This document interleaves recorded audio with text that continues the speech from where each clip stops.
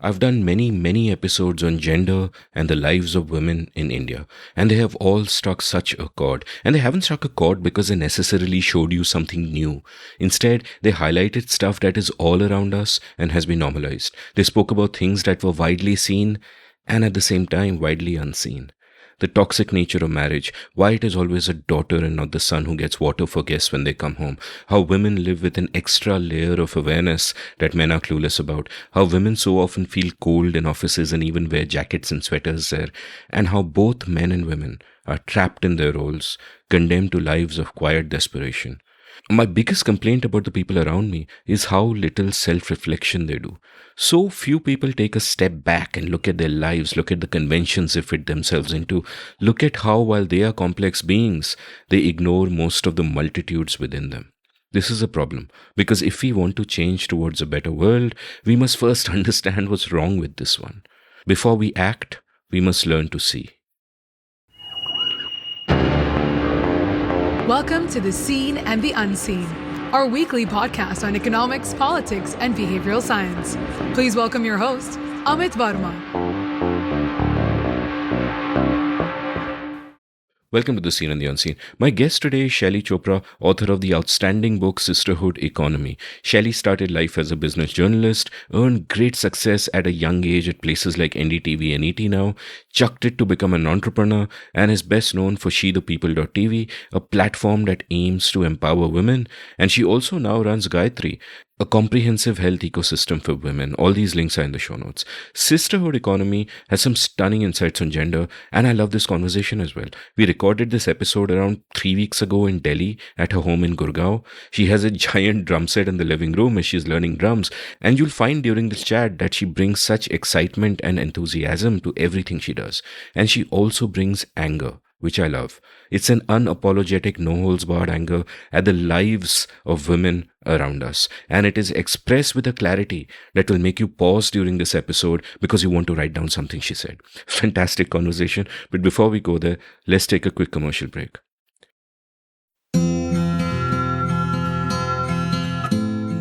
Have you always wanted to be a writer but never quite gotten down to it? Well, I'd love to help you. Since April 2020, I've enjoyed teaching 27 cohorts of my online course, The Art of Clear Writing, and an online community has now sprung up of all my past students. We have workshops, a newsletter to showcase the work of students, and vibrant community interaction. In the course itself, through 4 webinars spread over 4 weekends, I share all I know about the craft and practice of clear writing. There are many exercises, much interaction, and a lovely and lively community at the end of it. The course costs rupees 10,000 plus GST or about $150. If you're interested, head on over to register at indiauncut.com/clearwriting. That's indiauncut.com/clearwriting. Being a good writer doesn't require God-given talent, just a willingness to work hard and a clear idea of what you need to do to refine your skills. I can help you. Shaili, welcome to The Seen and the Unseen. Fantastic to be with you, Amit. Let's start by talking about your childhood, because one of the sort of interesting things I read about you is how well traveled you are. That by 18 you'd seen 10 foreign countries, lived in many different cities, changed 17 schools, etc., etc. So tell me a bit about that childhood. Like, I know you were born in Jalandhar in 81, but what's sort of the journey from there? What was your childhood like? What were your parents like? Take me through your early years. So it's interesting, changing 17 school. Yeah, that is a bit of travel, I think, within the school world as well. For me, the option to not travel was not even on the table. Born to a military dad. So essentially kind of saw the length and breadth of the country, literally lived there. So we lived in a small place called Chabua near Assam. In Assam. And then we spent majority of our growing up life that I have distinct memory of in Gwalior. This is, of course, all connected to the planes that my dad flew. He's a fighter pilot. So for us, stations and armed forces camps is where we literally grew up, which basically meant that you had only one shop that stocked everything you needed, or the one badminton court where everybody had to play roundels because, there was not enough slots available through the evening. So I think growing up was a great sense of shared living. We're a big one these days about the shared economy, very much so back then. Potlucks, the way to go, no calls to a delivery app that'll deliver food for you. Never thought about where people come from. They were people, and they all come from where we were, literally, right? So essentially, never really felt the creation of a stark identity of one's own in standard terms, who you are, what your caste is, where did you grow up, what your class is, etc. And there was also this element of being a multitudinous person who came from all kinds of places and identified herself very differently from, let's say, from where I was born. I'm a Punjabi by name and by birth, never lived in Punjab, right? So for me, all of these things really shaped the person I became. And traveling countries, I think for my dad, one of the things that was an early lesson from him, seems very feminist now, but was not something I really paid attention to, when he said that you grow up and you earn your own money. And it was clear to me from my early teens that money is an important factor of where I have to be in life, right? This is not about how much, it's about just being independent. And so when he took us around the world, whenever he got the opportunity to do so, he said, at least before you choose to find whatever is your definition of settling, you should have had a childhood where I did my best to show you what I could. And as a human being, I have valued exposure over education. Always. Even now, if I have the option of letting my children loose in a farm for 10 days and miss school, I'll miss school, So that was the kind of childhood I had. Get up and go, sit in a car in the morning, land up, on a new journey. We actually did a lot of driving journeys in India. We went from Gwalior to Kanyakumari in a car. And this was a tiny car, a Montana. So it was really fascinating for me to have a childhood which was very fluid. It didn't come with a instruction booklet, right? That at class 10 you do this, at class 12 you're going to do this, and at class 10 to 12 your parents will decide to freeze their location and just to finish your education because perhaps you need stability. None of that. Right? In class 11th, I changed 3 courses and 3 schools because my parents moved. And they moved in places where there was no commerce. I had commerce initially. Then I had to, move into non-medical. And I'm like, I don't understand non-medical. I'm not a physics person. I can understand chemistry, but not physics. Then I came back to India and I started commerce again. So, the teachers were very puzzled. How are you going to do commerce in 2 months? And I said, for me, it's like very clear. If I have a desire to do something, I will find a way. And it's just a bit about being from a standard middle class house where being resourceful is your second skin, right? The situation is given. Now, please find your answers, So I was sort of raised like that. My parents are both Punjabi, brought up in Punjab in a way. My dad happened to move into a Sainik school when he was 7 years old. So in that sense, just happened to be in Punjab, but not quite, right? My mother came from a traditional family. And so it was a marriage of a person who was extremely exposed, my dad, to a person who was moving out of a city for the first time with my mum. And when you move in the armed forces, it's a bit like going from the frying pan to the fire. Because, the armed forces are so fluid and open-minded and exposed that everything seems like a shocker. So I think to an extent, from what I remember, my mother telling me that was very much so her experience. Just casual parties and dancing, which is very, very normal in the armed forces. As a result of which we grew up, we're 2 sisters.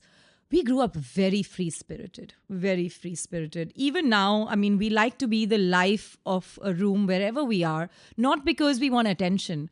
That's just how we were raised, that enjoy wherever you are, make the most of your circumstances. If your flights got delayed, enjoy the airport, meet new people. So a bit like that. So change was literally the constant that we live with.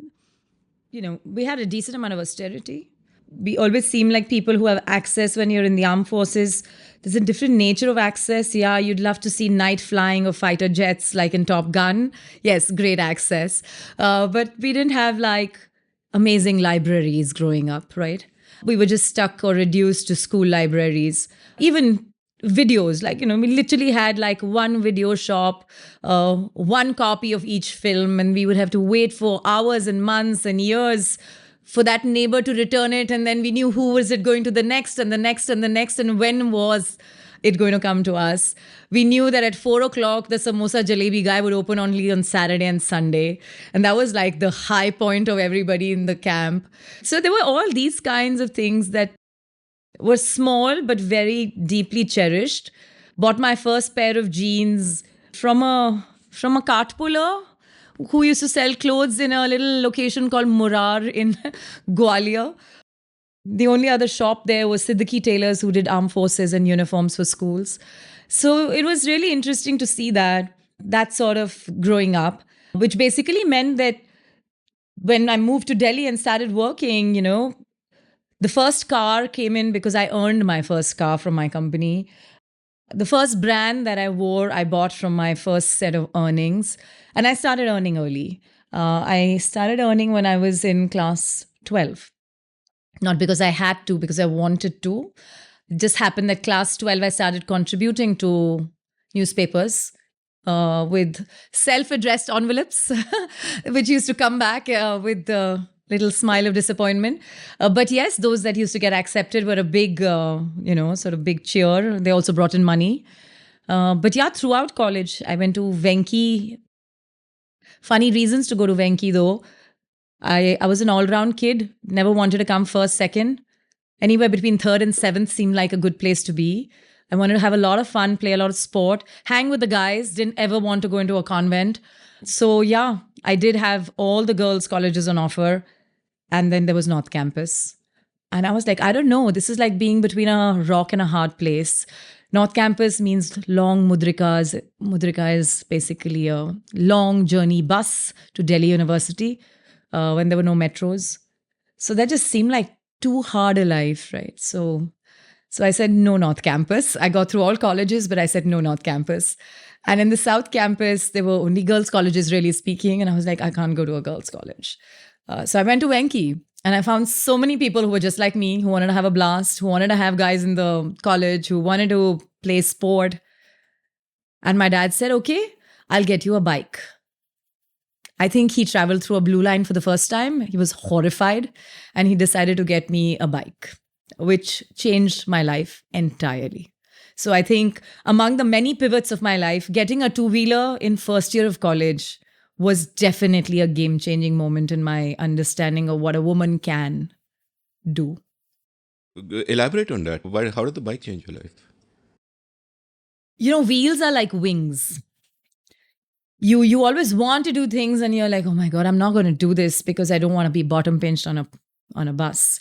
Or I'm scared of doing this, right? The fear of lurking around in some random street at 7 p.m. because the bus is late or the auto is too expensive, it doesn't fit your bills and all of that. So I think that fear, I grew up in that fear. I'll be honest. I mean, camp life, 100% safe.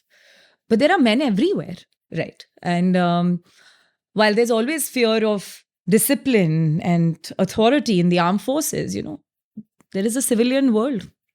And that's part of the world that includes your school's chowkidars, for example. Or you step out to a market and your parents leave you as two girls in a car that's locked till they finish the chores and come back, and you wonder what to do with all those stairs. So very much so was gripped in that fear growing up. And so when my dad gave me the option of that bike, I swear I would have just gone down to any damn college. I had excellent marks. I mean, I got through everything from Stevens to LSR. But I made my choices that I wanted to be in a chill zone college, which was in South Campus. And the bike was just what I was looking for because it helped me step out, find a life outside of college, find work. I worked every single day of my college life. I stopped taking money from my parents for a large number of things at that point. Felt a very different sense of belief and confidence.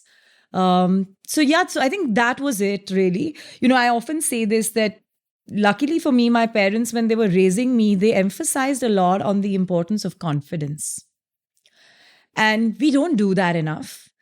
And I feel that that's a very important piece because it takes away so many intimidating moments of your life. And that confidence allows you to literally hop, skip, and jump on some fronts. And that confidence essentially took me out to say, okay, let's find a job. I don't have to stay near college to get a job, right? Which basically meant I didn't have to settle for a job. I could go for a job that I made a choice for. And I did. I found out from people where I could go. I could drive up to Bahadur Shah Zafar Marg to the Times of India office, meet the editors, get some work going. I could do that to the Pioneer, where I had also written quite a bit. Then I started going towards South Delhi, where there are a bunch of new age website houses coming up back in 1999, right? This is when, actually 98 to 2001, when the first era of Y2K, was it, right? Y2K was on the onset. There was an expectation of digital world emerging and all of that. There was that boom before the NASDAQ crash of 2000 crippled everything. That's right. So there was this massive boom and everybody wanted a website, like something called a .com, right? I think that's what they called it, the .com era. And so I found so much work as a writer and paid bills. But most importantly, paid bills for a party, right? In college, what did one want? We wanted a safe place. Safety comes with money, and I'll elaborate that along this interview. But the second thing that comes with it is that you're not answerable for anybody. So when people say, what does financial independence mean to you? I'm like, it just means 2 alphabets, N and O. I said, if I can say no to something, that is the power of money. And that is the reason I want to have money. So I think for me, the bike was a game changer because it helped me earn. And it taught me what money meant to me. And I never looked back. And that's such an evocative and poignant phrase earlier when you said, but there are men everywhere, which is, I'm sort of interested in the role of circumstance in changing us in various ways. Like one small thing is, of course, you're getting the bike and how that empowers you in different ways. I'm also struck by that itinerant life, the army life, the traveling life, because I think for someone like me, an extreme introvert, it would just be very difficult to be uprooted every year or every few months and have to make new friends. And I simply would not be able to do it. I would probably withdraw into a shell or whatever. But there are others who are more outgoing and for them it's easier. And it strikes me that some people can then be forced to adopt a personality or to perhaps to amplify a part of the already existing personality just to be able to get by and to kind of manage with this. It's that same Jugaru middle class mindset that you mentioned in a way. And, I want to ask about the impact of all of the traveling, visiting all of these countries from two different points of view. And one was in the shaping of you yourself as a person, that had you been in one static place, not seeing all of that world, I imagine you would have been very different. But is it easy for you to put a finger on the different ways, or to perhaps look around at the people around you who haven't moved around as much as you and realize that difference? And that's one part of the question. And the second part of the question is just about, did it make you look at the world differently? Because most of us growing up in the 80s and the 90s, the way you look at the world is so constrained, especially for a woman, but really for everybody. It's like you've been told a story about who you are and where you have to go and what you have to do, and you're stuck in that story, right? And in your case, it seems that the traveling is exposing you to different ways of thinking and different kinds of people, and you have the extraordinary good fortune of having a dad who's telling you that you have to earn money and so on and so forth. I remember I did a long 8-hour episode with the legendary Shanta Gokhale, and she spoke of how in the 1950s, when she was going to college, her father told her never marry. Right? Which is such a remarkably enlightened thing for a father to say to a daughter, and especially when you think of, back in that day. So elaborate a bit on sort of all of that, like apart from this, what were your parents like? What was your mother like? Because on the one hand, she is adjusting from what you said was a conventional upbringing to being part of this thing where you have to party, you have to do all of these things, you have to be more outgoing whether you are that way or not. And at the same time, she's mothering 2 kids. And I presume she's learning how to mother them as she herself is changing at the same time. Yeah.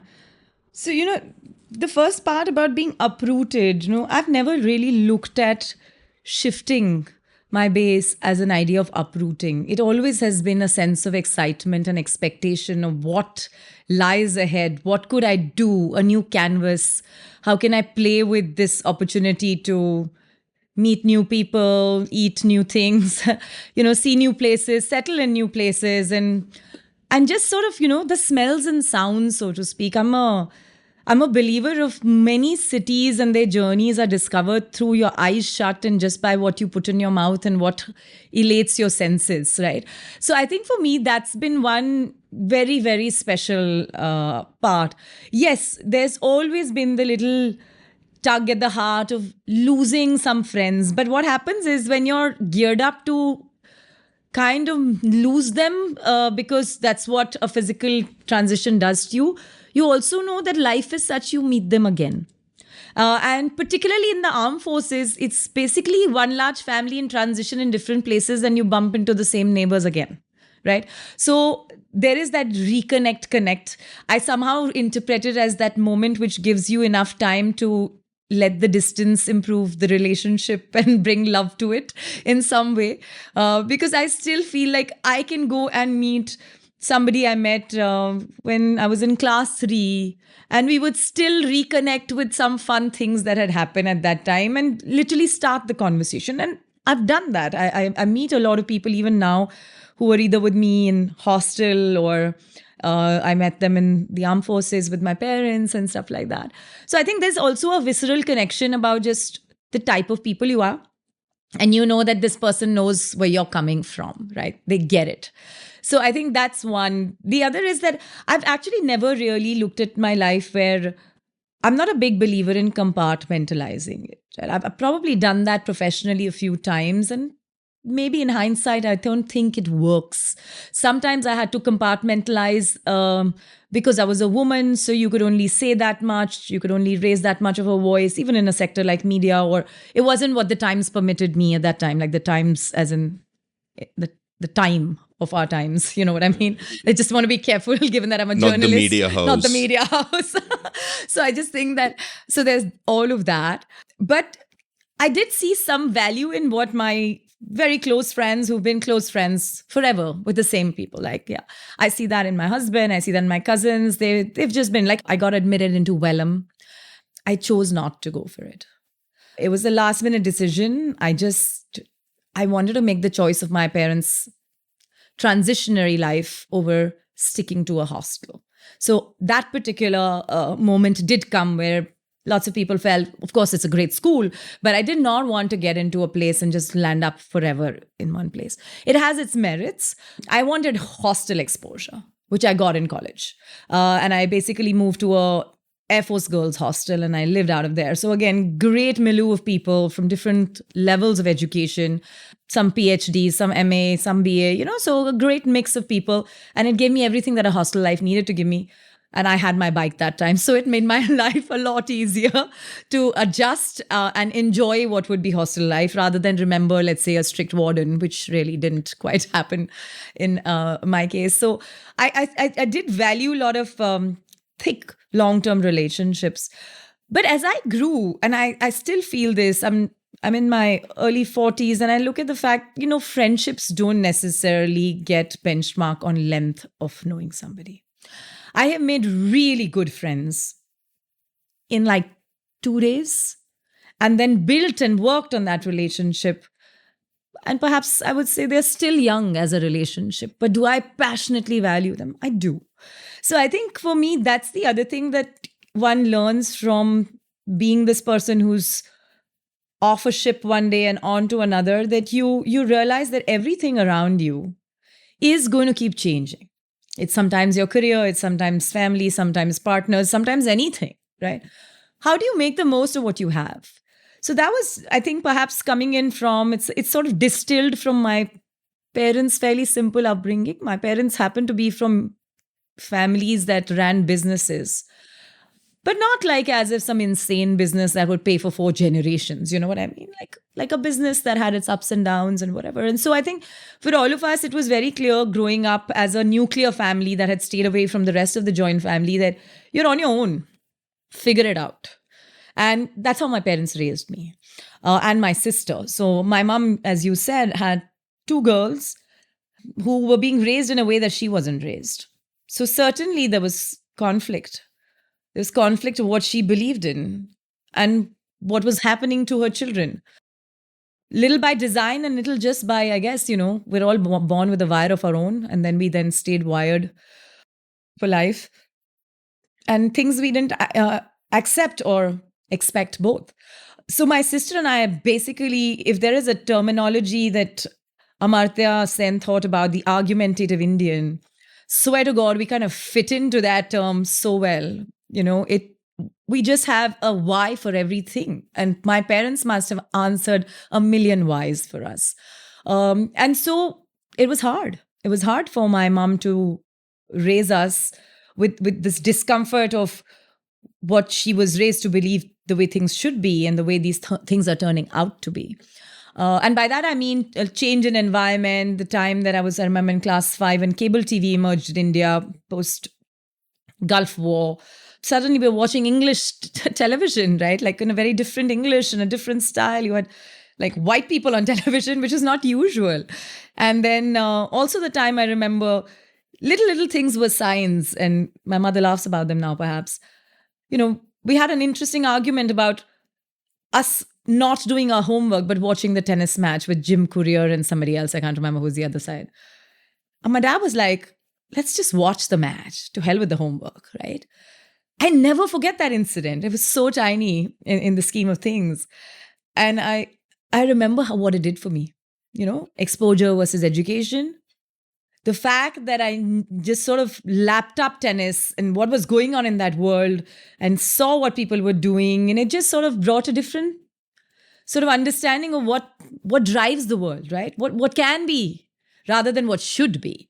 So I think that was another thing. This is also, by the way, the era that was certainly, it's funny that I'm saying that it's an era. I mean, I'm very young. Let me just contextualize that. I feel very young as well. This is like the 1990s, the early 1990s. And, we were essentially seeing only one kind of thing in the market and also on the streets. It was called the Dummy's Guide to a Career. Okay. And it were these thick books, right? And so early enough, my dad bought a bunch of them.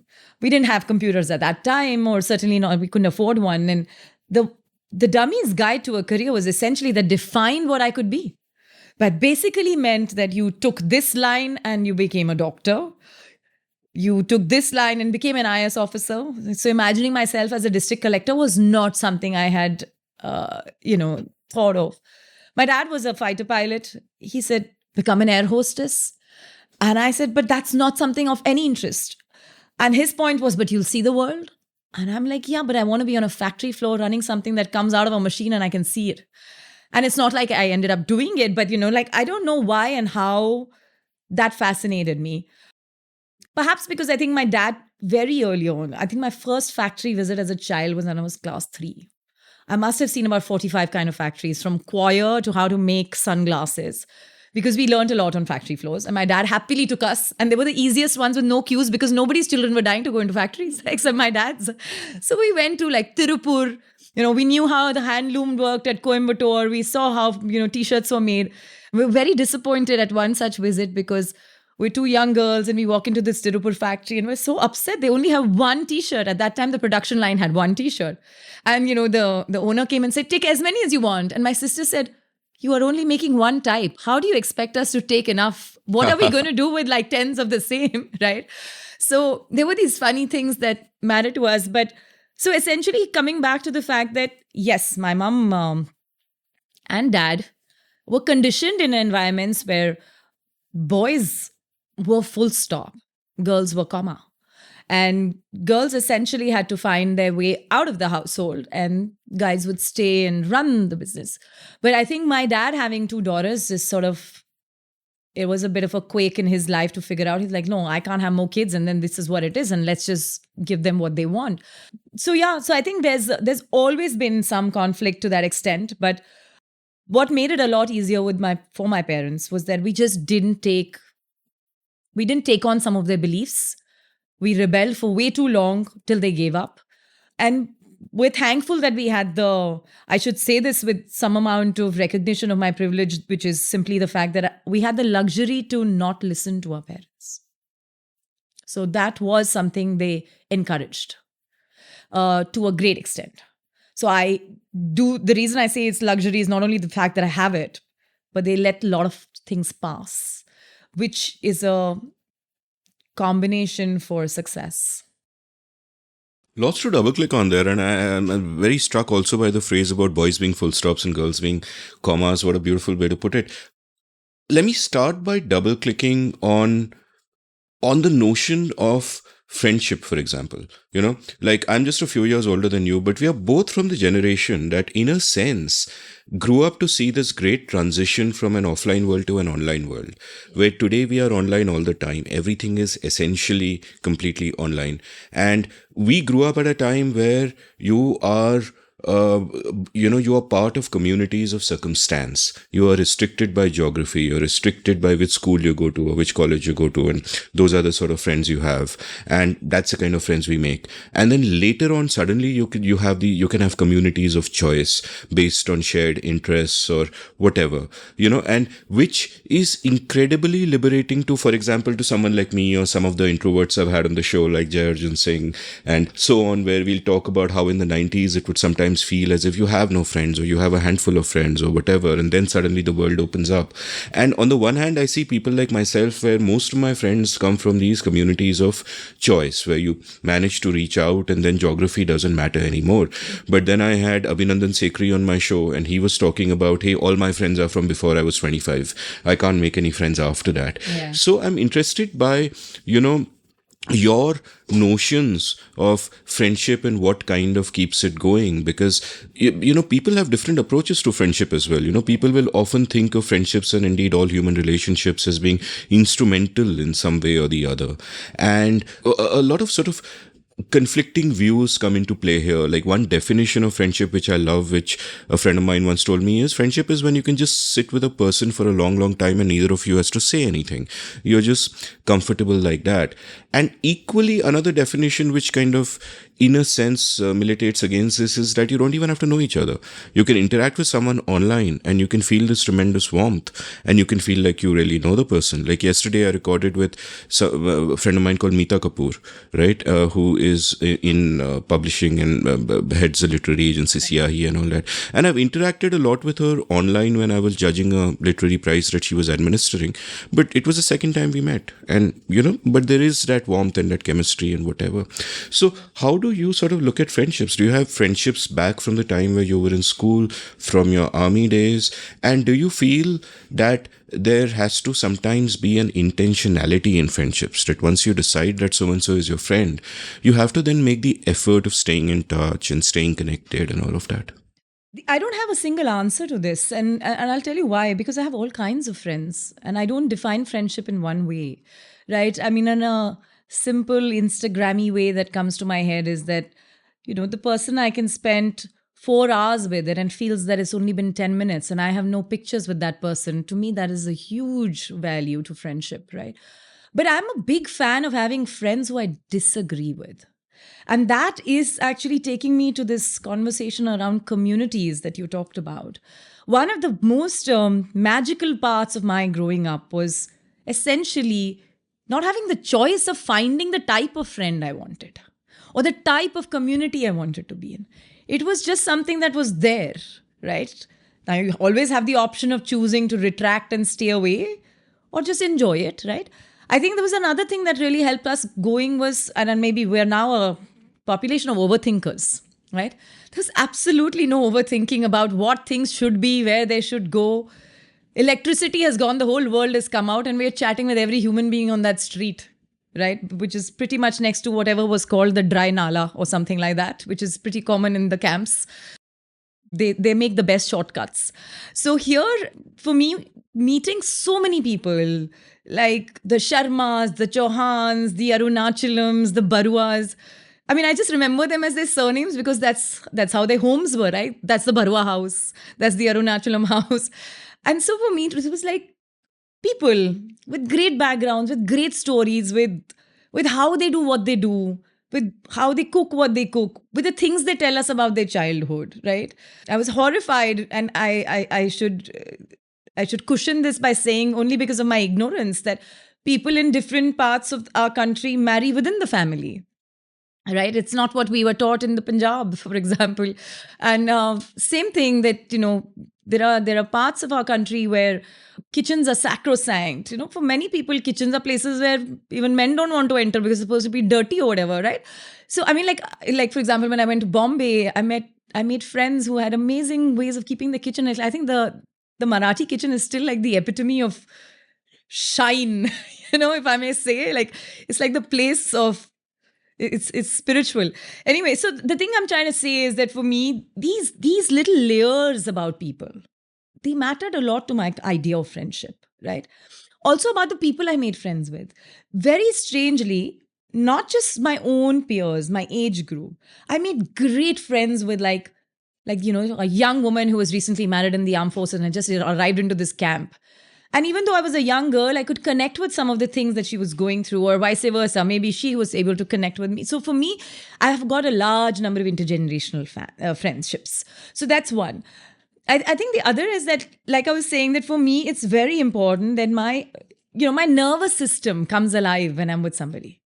And that is a big barometer for me for friendships. If I learn something from someone, if someone's able to just tell me a story of their life, not because I want them to sit there and narrate a story. I mean, it all happens very organically. You're grabbing a drink and somebody tells me about how they worked and at what point they stopped talking to their dad or what point did they do something else. Things that are just crossroads in everyone's lives. And to me, those are the friendships that stay. I love being with people who contest political connotations of who people should be, who shouldn't be, what they are.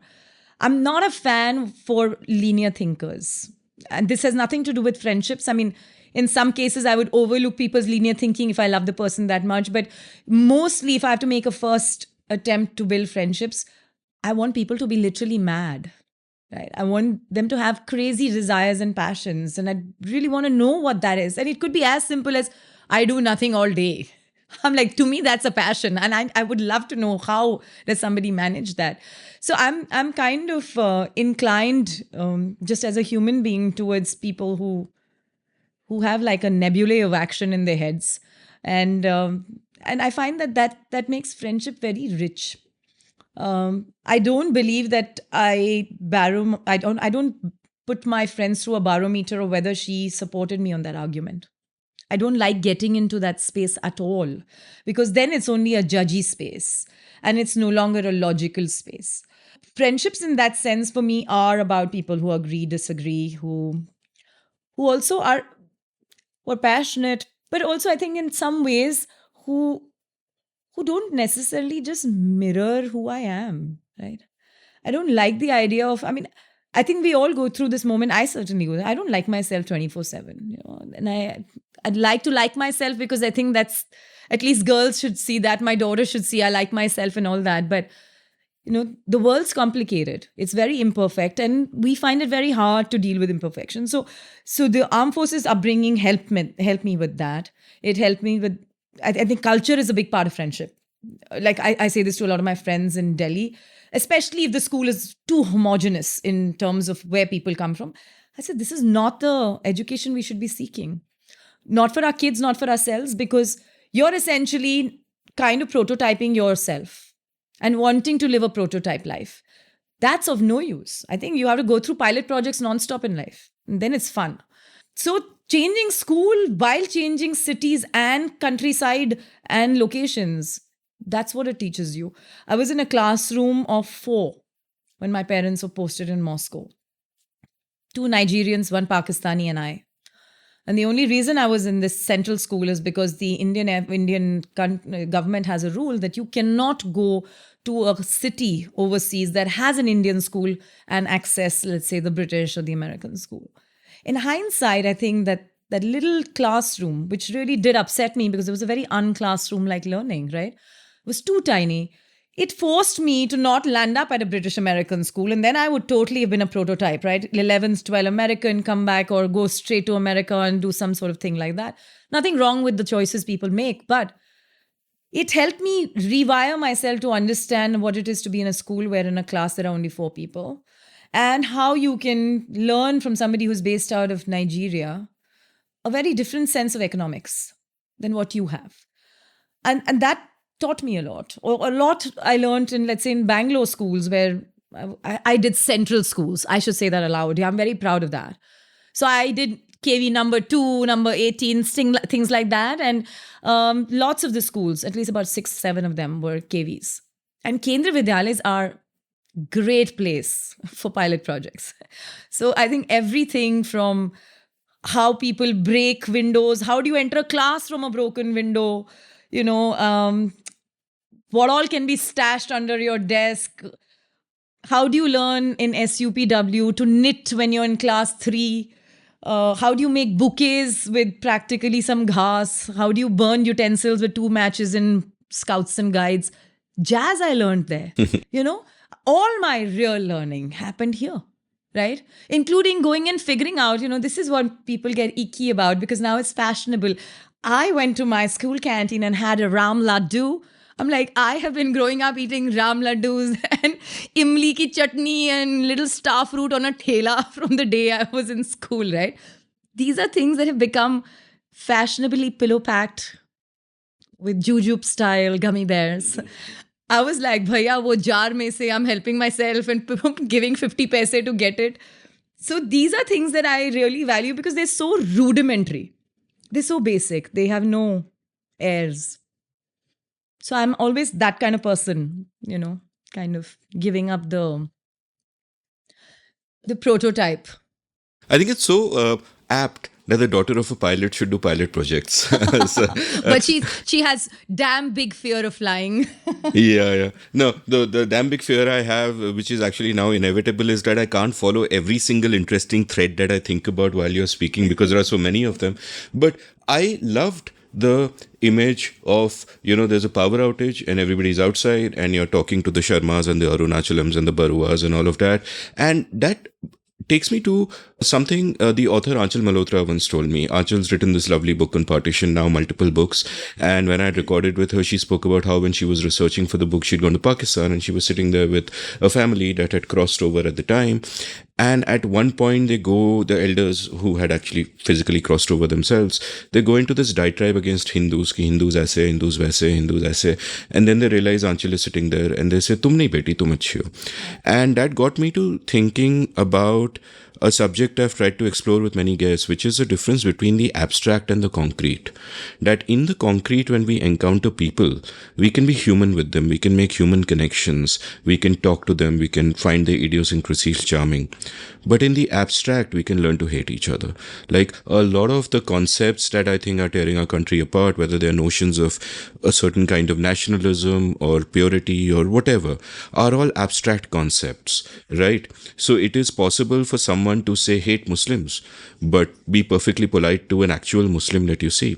And in your story, what I see is that you're constantly engaging with the concrete, and in the times we had to engage with the concrete in a sense, right? So you're out there and you're talking to the Baruas and the Arunachalams, you're being moved about all the time, so you have to make new friends and talk to people. You are going to the Thelawala and you're having imli ki chutney, and all of those things are happening. And in modern times, my worry is that even when we are with someone in the concrete, we can get lost in the abstract because you could just be looking into the black screen in front of you. Right? So you'll go to a nearby cafe and everybody who is sitting alone, and even most of the people who are not sitting alone, are looking into their phones. In fact, the one time I wasn't doing that and my battery had run out and I was sitting alone in a cafe, people were looking at me like I'm some kind of sociopath. And what happens then is that you lose more and more that touch of the concrete of those human connections. Like, why are other people's stories fascinating? They're fascinating because you're making that human to human connection and it's a concrete thing, right? They tell you something, it awakens something within you. And is that something that you feel we need to be on the watch out for, or that is a problem, this constant disconnection from each other, even when we are together? And we might be connected online, but a lot of the nature of that connection is an abstract thing, where especially on social media, you join your little tribe, you form your little echo chambers, and everything is so, to use another word that you mentioned, judgy, where you're always judging others, attacking others, because doing that makes you feel more knowledgeable and more virtuous. So what are sort of your thoughts on, the abstract versus the concrete in this sense? So, I have multiple thoughts there. Also because I don't want to take an absolute stand on this because I see a great value in my little black screen. It takes me places where my world hasn't. And that's really an example of why I wrote this book in the first place, right? I sometimes meet people, and that's only started happening after She the People was born, the platform that I set up, is because I realized I was making connections with people I'd never even seen. And they would either meet me or drop me a message saying, today I was able to tell my mother that what she was saying was wrong because I could prove it to her that, all of you who are having this conversation in this digital world on our black screen are trying to make an effort to change what has not had one-on-one physical connections. That's just a little context, and I'll keep that aside and come back to it. I hear what you mean when it comes to, what my example of when there's a light outage. I actually think that the fundamental problem is not about the concrete or the abstract. I think the fundamental problem is that a lot of people today are making some of these very stark, extreme conversations as the conversations of their identity. Many of them may come from certain places of severe discrimination. They have good reason to do that. Basically, make their issues their identity. These things were not very, very visible back then. Even then, the one thing that I even look back and say is that I actually see myself so non-religious as a character, as a human being. Because to me, there is no greater power than being able to make connections and be tolerant with people of different choices. So I think in that sense, having raised myself on that diet, I'm pretty unfazed by this incessant desire of people to find their identity through the abstract because it gives them an identity, right? It gives them the comfort of an identity sitting in a room like this, which is a happy study where they can comment on something that has happened in a part of the world that they've not even stepped into. It also gives me a big red flag because I'm inherently a journalist who kind of sees the necessary space today required for saying all sides of a story, right? So I think what is happening is that we are, as humans, becoming terribly lazy. And we want to be manifested in little squares of Instagram. And that is, to me, problematic, right? As much power as it has to change, it has that much power to make you conceited and silly because you're constantly seeing yourself. You put something out there, it's like a little release you've done, and now you have sort of left it for the world to deal with, and you feel very good about yourself. I just find that really transient as an idea. So I am struggling as much as you are. And perhaps, again, it is these days, I think generations change with 3 years or something like that. Because people who are 3 years younger to you have a very different view. And the next 6 will have an even different view. And you keep thinking that suddenly you sound like you belong to an era. But really, these conversations must happen in person. They must at least start somewhere and get to a physical space. Simply because they bring that humanity back, right? They bring back a sense of feeling, right? Multiculturalism to me has been just the way I live.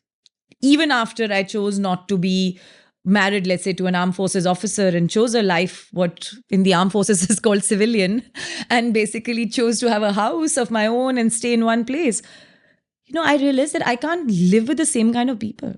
I mean, we at any point have all kinds of religions represented in our families, in our staff, which to me is sometimes bigger than family. And I find that life is so much more enriching than anything I know of, right? Anything I know of. So I am always at conflict to take a side on this abstract versus concrete scene, because I think both have their energies. But if somebody's trying to fake it, it's going to be the same in both sides. Fair point. And I wasn't condemning black screens per se. I mean, I No, think, no, I know. yeah. I mean, this I know. technology is such a huge boon We're for me. hoping we're being heard on somebody's black screen anyway. Oh, So heard on somebody's black screen.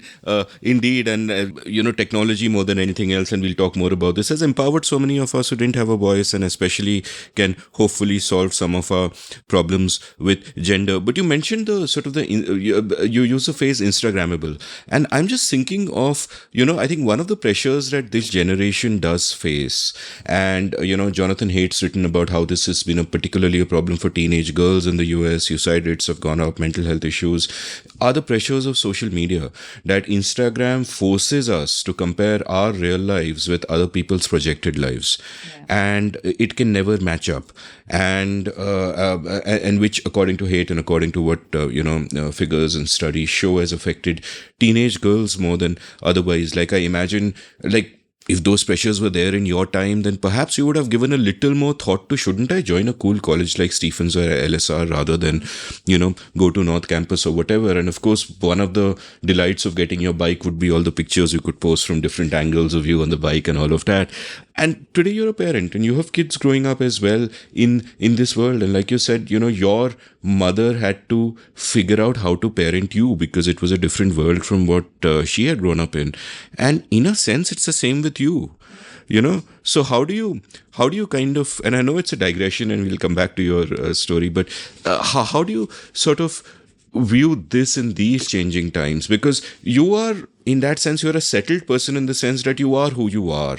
You've become what you were in a different kind of time. But now, it's a completely different world for them. So back when I was making college choices, my extended family was horrified that I was letting go of Stevens. Luckily, I was not horrified. It's a beautiful college, loads of friends, and I love the way the campus is. I just wanted a life that was more comfortable. And North Campus back then did nothing for anybody who wanted to earn. You could only go to Patel Chest and eat something, like whatever, I forget, Bhel Puri. So I wanted that to be my weekend life. And I let that be my weekend life. It's a different matter. I had to hitch rides, showing my thumb up for those of you who've been in the 80s and 90s and had to hitch rides on Dhola Kuan to North Campus. So it was a tough one. But brands have been no different. Today, the brands are called technology apps. Back then, it used to be like people in my college, I remember, they wouldn't be caught dead in something that didn't speak of a brand, right? I'm pretty positive that 80s was the time when the logo alone was driving t-shirt sales, right? It's probably true even now, but at least we are wanting to look beyond it, right? So I think it just comes in different packages. It's very much so alive. This constant question about who do you work for, right? If you're not a doctor engineer, I think they were all equivalents of what we called Instagram today, right? Or brands today. You all had to you had to get the green tick from society. As a friend of mine said, because I went to Madras to study, he said, I'm a Tam Bram who's choosing not to be an engineer. You have no idea the pressure I'm under, right? And the fact that he didn't choose to go to San Jose was like this death knell on his life and career. So I totally thought that women, and particularly people of our time, when we were our time meaning who went to college in the late 90s, essentially suffered this and suffered it in a big way. I had 90% marks. And I was making a choice in a college which was not, Hindu or Stevens, even though I had my courses there. So the question was, what is it that I was planning to do, right? I think that's the part you start becoming a teen to an adult at. When you say, I'm taking a decision, it's my decision and I will live with it. I think Mark Twain said this, right? You first collect your information, collect your facts, and then decide what you want to do with it. I'm a bit of that sort of person. So I wanted to define what I wanted to be. I did not want somebody else to define my identity, which, by the way, at that point to me, was going to Stevens would define my identity and not me defining what I was choosing. I've taken that decision at many times in my life with many large brands. So that's one. I think the part that you talk about, these kind of make-believe identities that we have. My worry is not so much about people who are actually spending copious amount of time on social media. My worry is people are busy making fake profiles of themselves and then believing that that's who they are. Right? When I say fake profiles, I basically mean that it's not like the profile is fake, but it's like that they're creating a fake personality for themselves, right? I think that bothers me. That bothers me and concerns me because that's really what I don't want myself or my kids to be, or anyone. I don't wish that for anyone, because the drop from that height is going to be irreparable, right? If your day is driven by checking who people liked, which people liked what I put out, and why did that person not like it? Hugely problematic. So I think it's about, and therefore takes me back to what I was earlier saying about kind of being okay to be uprooted. When you know things are temporary, you're like, I'm not going to stick with this like it's my life, right? I'm going to be here. I'm going to use this to what I need to use it and then move on. But the minute you make that your most important thing, you kind of lose who you are. And this plays into that idea of the importance of instilling confidence over anything else. Because if you're confident, you'll be fine when you're falling, you'll be fine when you're rising. And you know how much of that rise is temporary. I mean, at some point, I could say that about my own career as a person who was the 9 p.m., business anchoring star. The day I decided to get off it, I got off it. It's like my share of dopamine hit is going to be off. And how will I take it? My parents were not so worried. They might have said this to me at some point that, how can you let go of a salaried job? It's the way we're raised. It's the way my parents are raised. What do you mean you're going to do a business? Like all of that. But I think the most thing that they were worried about would not verbalize is that what if I regret not seeing my face on television? So I'm just saying, if one has been raised or one is convinced of who you are, this stuff doesn't matter. This stuff becomes secondary. And that to me is an important lesson. I mean, that happens to be a lesson that I personally had, but I think it's a lesson across the world. Instagram is not forever. It's probably going in a year or two. I keep asking myself, what is the next? Let me get onto it now. You know what I mean? But what I'm trying to say is that these things are in and out.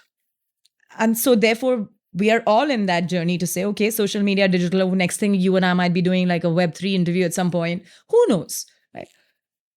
Fundamentals, therefore, don't change.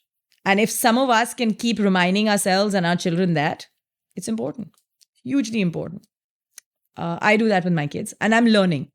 Motherhood for me has been a complete blast because I feel like a student. There is nothing that my children are doing to me which has been done by me to my parents. It is 10 times worse. Okay. My daughter has questioned me 3 times as to why her name is not first in the dedication in this book. Why is it her brother's? And I have not taught her the F for feminism yet. So I don't know where it's coming from. It only is very exhilarating to remind ourselves that children are born feminists. You don't have to teach them. Just don't teach them otherwise. I'm struck by whenever I speak with a guest who tells me about the decisions they took when they were in their teens. And, they tell me with such certainty that this is why we did it and there is so much clarity. And part of it is perhaps hindsight, but part of it is not.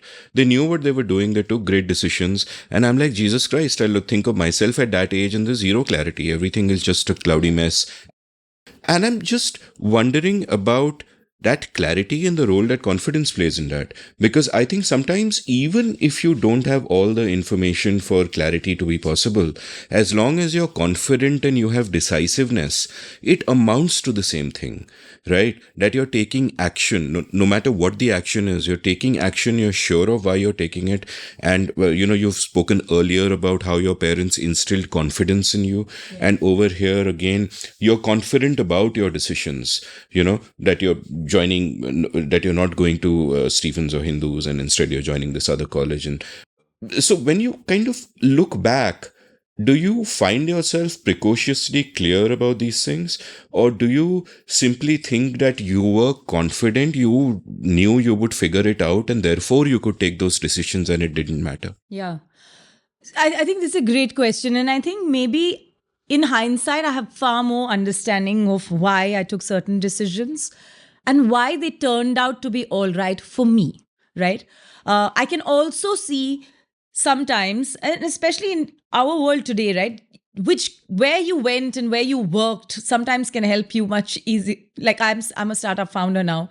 If I'd gone through certain colleges and schools and Ivy Leagues and had co-founders who worked in certain consulting firms, I might have found it much easier to raise 10x. But this is not what drives me from my childhood, right? If I have to be the same person who's doing what 45 others are, I'm part of the crowd. And I'm not saying that there's anything wrong. I'm just simply saying that I don't do this by design. I do this by error and madness. And it's very simple to me that the reason that confidence was, I sort of tilt so much on that term, and we can call it anything. We can call it self-belief. We can call it whatever you want, is simply because it allowed me to stand by my wrong decisions also. And I took many wrong decisions, right? But at least I didn't blame anybody. So I think being comfortable in your own skin is the only thing that brings you longevity in whatever they call life, really. Because I don't want to be stuck living a philosophy that somebody else has offered me. Just don't, right? I'm happy to interpret 10 of them and make my own, but I have to make my own. And I think that to me is very important. And I say this because I have never forgotten. And this is the practical answer because I'm putting the parent sunglasses on. We're a country of 1.4 billion people. Even if all of us are educated, who is somebody going to listen to? Why are some of our leaders who they are? Why do we listen to a certain kind of speaker and we don't listen to a certain kind of speaker? It's not about their language. It's not about their mastery or oration in English. It's about what they say, how they say it, how they take people along, how they make connections. And somehow, storytelling for me has been a very central part of life from the time I was a baby. And I'll tell you why. And nobody called it storytelling. My granddad is a basketball player who's completely in love with poetry, Urdu poetry. He grew up in Kapurthala and became India's first basketball captain. Really smart guy. Obviously, like most sports people, a 35 career was over, set up an industry which he aptly named Sportsman Rubber Industries, and he moved into business, right? He was terrible at business. Okay. And I don't know what his life could have been otherwise, but one thing he did well, he enriched his life with words and poetry. And I keep thinking about what is it that attracted him towards it. And I didn't have an answer for 35 years of my life. But I still now think he became this love of the city because of how he could appreciate or talk or deliver a share just at the apt moment. Not because he was some famous poet, but he just basically heard a lot of them. So I just feel like between sport and exposure, he brought out a personality of his that could beat any rich man of that city. Way richer than him. The same thing I think was true with my dad. He's a military guy who trained on Russian aircraft, then brought the French jets into the country. But he's a poet at heart. And even now, if he actually just for a moment stopped thinking defense, I know that he'll sit and write a really nice poem. So I think just kind of having the chance to see these oblique personalities of my own family in some ways or the other, or my uncles, or even my grandmom, who's, who I think is definitely almost 90 now. She is, she moved from Lahore in the partition time. She was enamored by Nehru and Gandhi, and, like the girl with two plaits would sit around wherever they were talking. But she came and she wrote and she spoke about things that she did. And what they told me was stories. Morning till evening stories, right? My parents lived abroad for some time. They left me with my grandparents. Again, stories. I think these things just reminded me that you can tell a story and grip a person. You don't have to be educated. You don't have to go to the best schools that people call the best schools. You can go to simple schools. I'm a great example of that. I don't know which school I am from. I just know the last school I went to. And I changed 17 schools, right?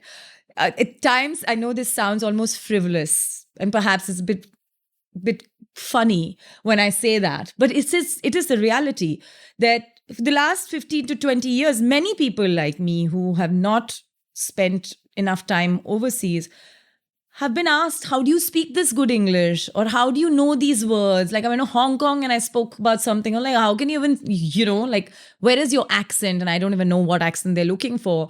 Or I went recently to Bangalore and I spoke at a startup event and they were like, these people were like, can you teach us how do you speak without fear on stage? And I'm thinking to myself, this comes so easily to me, right? There's always a talent gap in the world. At least I now know what is my ability to fill, because I keep looking at all of these startup guys and how do these guys do it, man? I really need to know how do they make big startups. But what I'm trying to say is that all of these realities and realizations took me back to that very point when my dad said, it doesn't matter what kind of education that you pursue. When I say education, I'm thinking it in terms of bookish. I'm not talking holistic education, but I'm just simply saying that it's stuck with me. And I raise my kids like that. We in COVID moved to a little patch on the hills, just told them to dig up earthworms and get to know them. Learn how to put a seed and grow it. Learn how to clean a village or collect garbage and show others how they can also join this, right? Go and eat in the villager's house, play with their children.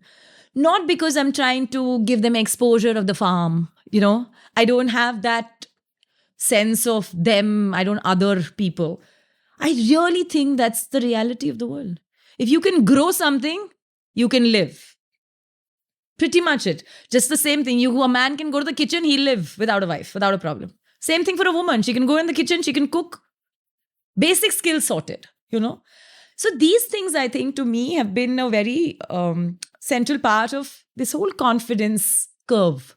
To me, it's not as if it's like it's a session I will buy on LinkedIn by paying 1,800 rupees. It's not that. It's just this sense that I am designing the person I am going to be. Whether it's good, bad, or ugly, I will deal with it.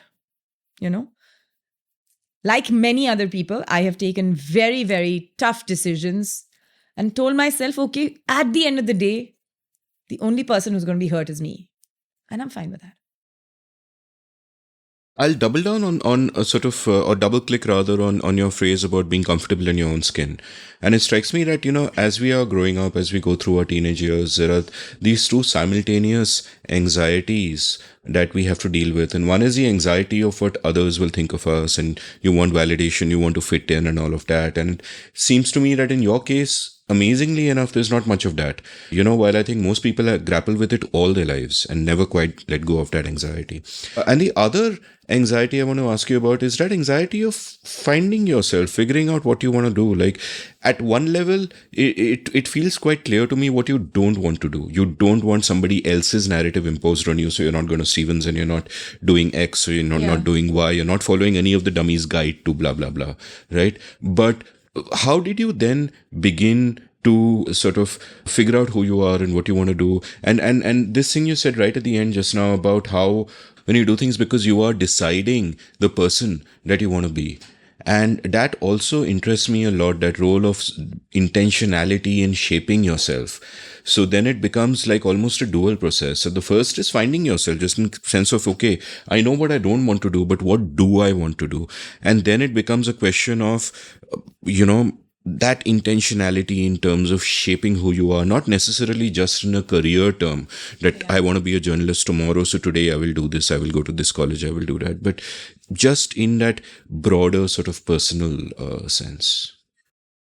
So I just want to add, I know we spoke about college and it's sort of become the conversation, but this was just a reference to say things that were referred to as branded back then, right? Or what was expected of me. Right, 90% or whatever. This is where you go. But I was making choices. My other choices were far more attractive. Like I said, my pair of wheels, or the ability to earn and pay my own bills.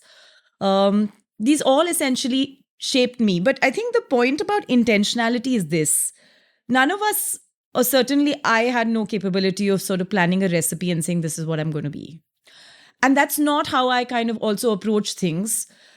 While I do make an extra effort to not kind of imitate or try be like somebody else, which is essentially to know what I don't want to be, I also don't have a simple experiment to who I want to be.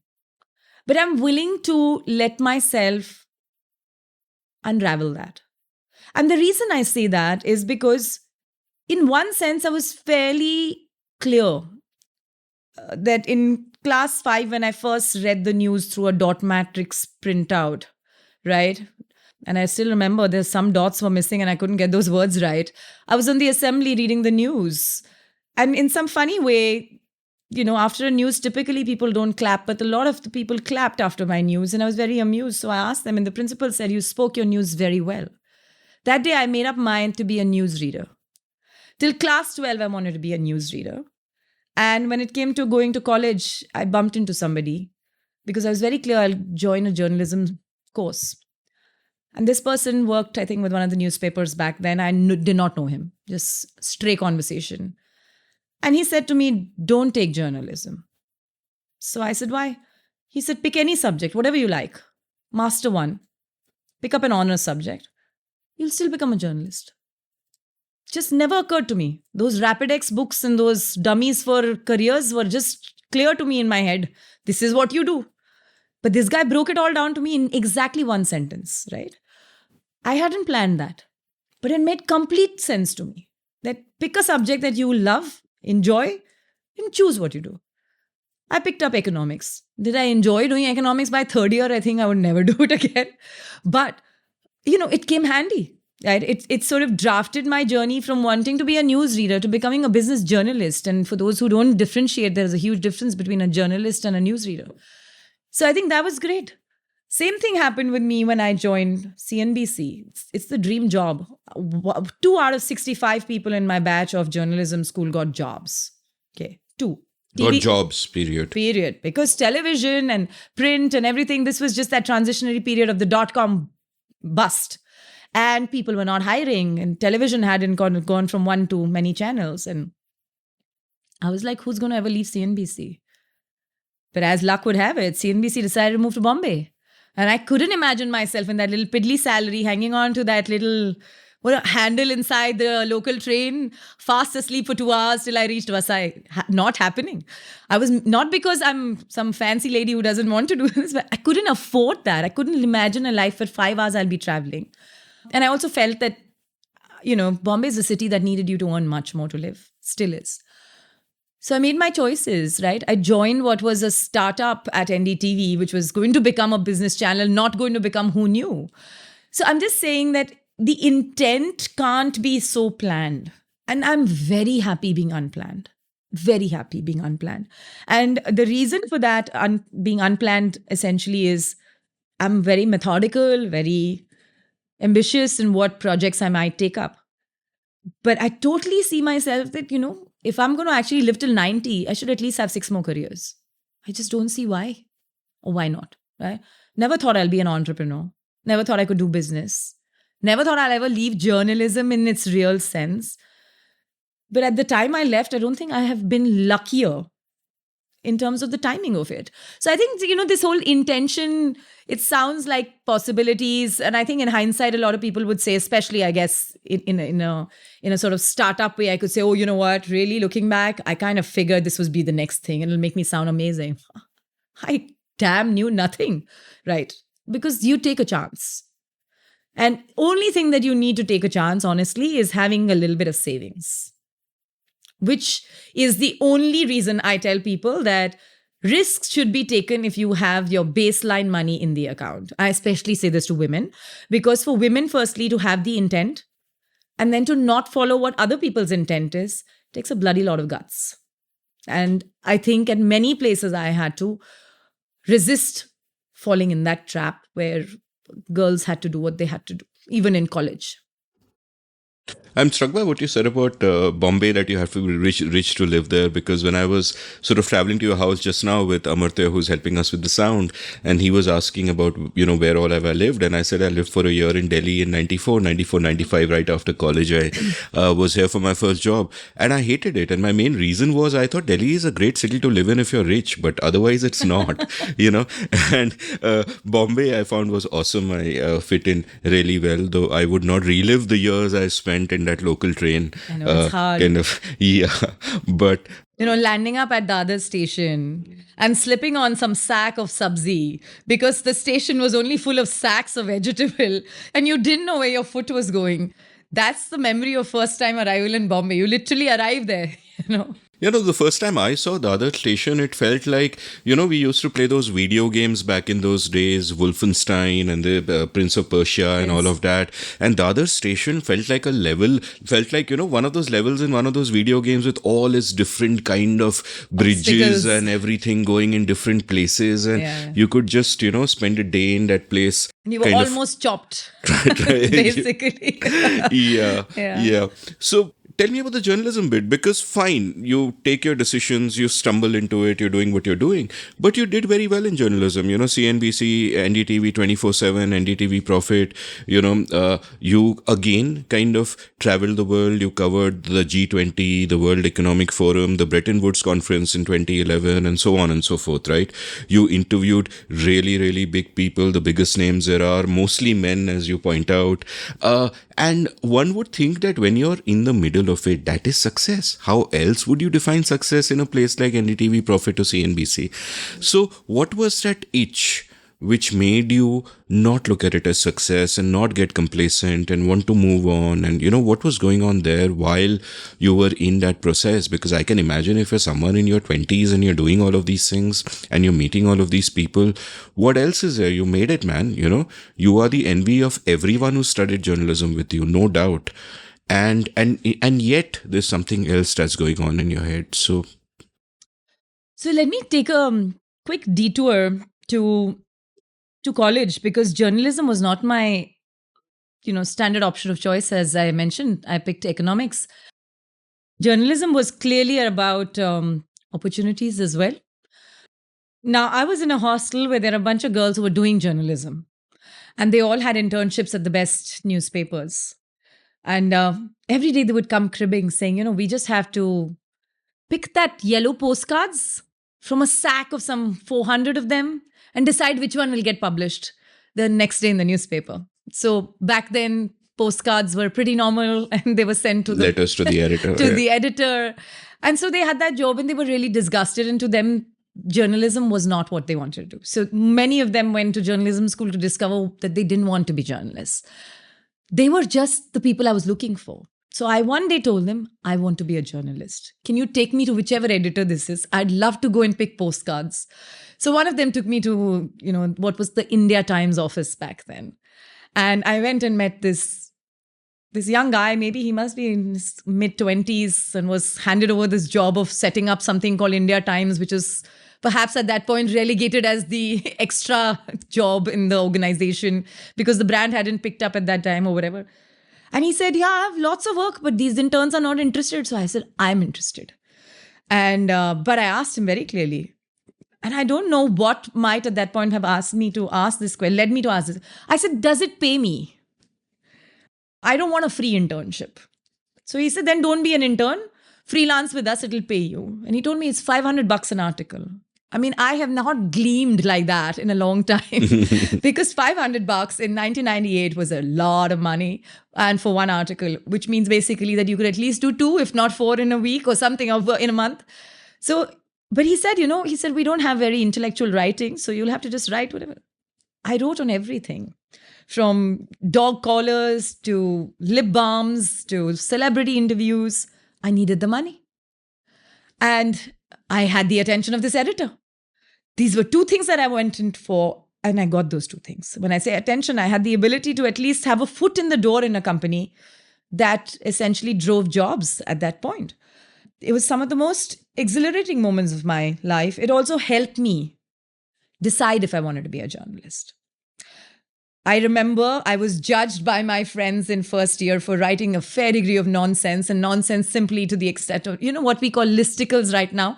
The Times used to do a bunch of those, and it did seem fairly unintellectual work, which I used to sometimes compensate through an occasional op-ed in the Indian Express. But for whatever it was worth, it was paying the bills and it kept me connected to the world. By third year, my father had seen my bank balance and said, if you don't want to do economics and an MBA, you're more than welcome. And I said, that's exactly what I want to tell you, that I'm not doing any of this as per our Dummy's Guide to Careers, I'm becoming a journalist. So he just told me, please go and figure out what you need to learn because I have zero connections in the world of journalism. I know nothing about it. And that's exactly how it was. So that's how my life with journalism began. And then I, of course, went on to study. And then I went to Asian College of Journalism in Madras. Madras is such a great melting pot in terms of stories. Literally melting also because it's so damn hot. And you go from Delhi thinking you've seen the worst of heat, and then you arrive in Madras and lose 4 kilos in like 10 days. And you're like, hello, Madras. Nice to meet you. So Madras taught me a lot of amazing things, other than the fact that we were trained by the BBC and never had a book, only a camera in the hand. But yes, getting to CNBC, again, an accident. I went to my dean. I remember at that time I was dating somebody in Madras, was very happy to stay back in Madras. So Aaj Tak offered me a bureau job. I was almost going to write on the dotted line. My dean called me and said, if you don't leave this city tomorrow morning, I will make sure you don't get any certification from this course. So I was like, why are you so passionate? He was like, no, I don't see you wasting your time here. Don't join a damn bureau. Go and take up this internship at CNBC in the headquarters and get on with it. And I did that. And I just heard him out. And I just said, if this guy is saying this, I'm doing this. And that's how my career started. And at CNBC, I joined as an intern who happened to see the news flash that Dhirubhai Ambani was in the hospital. The executive editor had met me as a ticker person and I was sorted. So what I'm trying to say is that, these were accidents. I was sitting there and just monitoring the ticker because that's what interns do. But when I brought this news out, even the editor wanted to know who took this news out and who noticed that this was important and he wanted to talk. And this was Senthil, I remember. And it was interesting because, now he knew that at least there's a smart person at the ticker. And slowly somebody was absent. Like, one editor comes, unfortunately, he's not there, Radha, who he used to work with CNN. And he said, that sport anchor's absent. Do you want to give it a shot? I was like, give it a shot. This is the shot of my life. Went in. It's not like I wasn't trained. Radha knew eventually I would opt for some sort of auditioning. But my one accidental live on television went so well that when Raghav saw me from wherever, I think he was office hunting at Kamla Mills back then. And some television showed that this was a new face that CNBC had put out because somebody was absent. He came back and I started anchoring. So they were just full of accidents, but great accidents. I was very hungry. And so the reason I constantly moved was, when I say moved, is that I'm a person who somewhat to an extent in her life will be defined by ambition. And that's a big deal for me. And it stems from many things, including the fact that when I was trying to join media, and I think I write in this book, or certainly I've spoken about it, and like a far-off relative thought that being a person on television was akin to being a prostitute. And I have nothing against prostitutes and I respect their profession, but I'm simply saying that, back then for somebody to think that, women who don't sit at home and do what they're told was uneasy for me. I met a lot of editors who would say this to me on my face that you can't become an editor. You're too young, right? That was a total no-gamer for me. I was like, you know what? You say it and I'm going to want to be it. And by the way, I'm not unique in that sense because I think everyone in that generation who was constantly pushed back would want to push forward. It's different what their circumstances permitted. So when I left NDTV, the reason I left it is because it's such a gorgeous place. You could retire there and become totally complacent. And I love it. But I couldn't have become complacent at 27. So I said, let's move. Then I went and applied for a job in Bloomberg International as a wires investment banking reporter. I wanted to get off television because I wanted to report. I get a high reporting on big deals, which is really what became a big deal for me because I did a lot of investment banking. And then came, Times of India saying, we're doing this. We need a face. We're not happy with what we have. Let's do something with you. So I am just saying these were all accidents. But what was fun was that I was always joining a channel that was starting out. Never a channel that was already established. And there are many reasons for that, but I think most rudimentary is the fact that you can help build it rather than go and whatever, be the dressing of the cake or whatever you want. Pilot projects, yeah. It's fun. But the only thing that people still remember for is that how short my resignations were. There were only 2 because after that I set up my own business. My resignations were 2 words. am of. That's it. At least you could have made it properly grammatical. I know, it should have said I am of. Yeah. Yeah. Well, no, but there's so many memorable sentences in what you just said. Like, if you ever write a memoir, the title should totally be, I'd love to go and pick postcards. Yeah, that's right. Such a lovely line. Yeah. So let's take a quick commercial break, and after that, continue with the rest of your journey and also your wonderful book. And there's a lot to discuss. Long before I was a podcaster, I was a writer. In fact, chances are that many of you first heard of me because of my blog India Uncut, which was active between 2003 and 2009 and became somewhat popular at the time. I loved the freedom the form gave me, and I feel I was shaped by it in many ways. I exercised my writing muscle every day and was forced to think about many different things because I wrote about many different things. Well, that phase in my life ended for various reasons, and now it is time to revive it. Only now I'm doing it through a newsletter. I have started the India Uncut newsletter at indiauncut.substack.com, where I will write regularly about whatever catches my fancy. I'll write about some of the themes I cover in this podcast and about much else. So please do head on over to indiauncut.substack.com and subscribe. It is free. Once you sign up, each new installment that I write will land up in your email inbox. You don't need to go anywhere. So subscribe now for free. The India Uncut newsletter at indiauncut.substack.com. Thank you. Welcome back to The Seen and the Unseen. I'm chatting with Shaili Chopra about her life, a wonderful book, Sisterhood, Economy, and all her insights. We had just reached the stage where you were in television, you're having a great career, and then you decide to quit.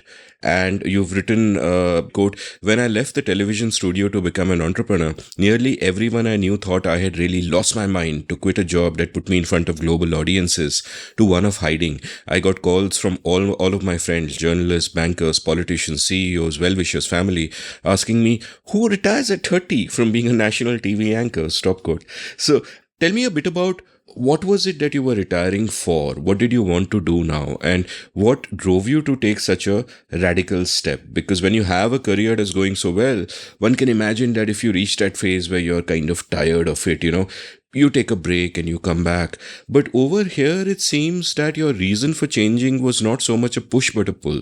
It wasn't television pushing you away, but it was something else you wanted to do, pulling you towards it. So tell me a bit more about it. Yeah, only others saw it as retirement, to be honest. I was just getting off one pedal and getting on to the other.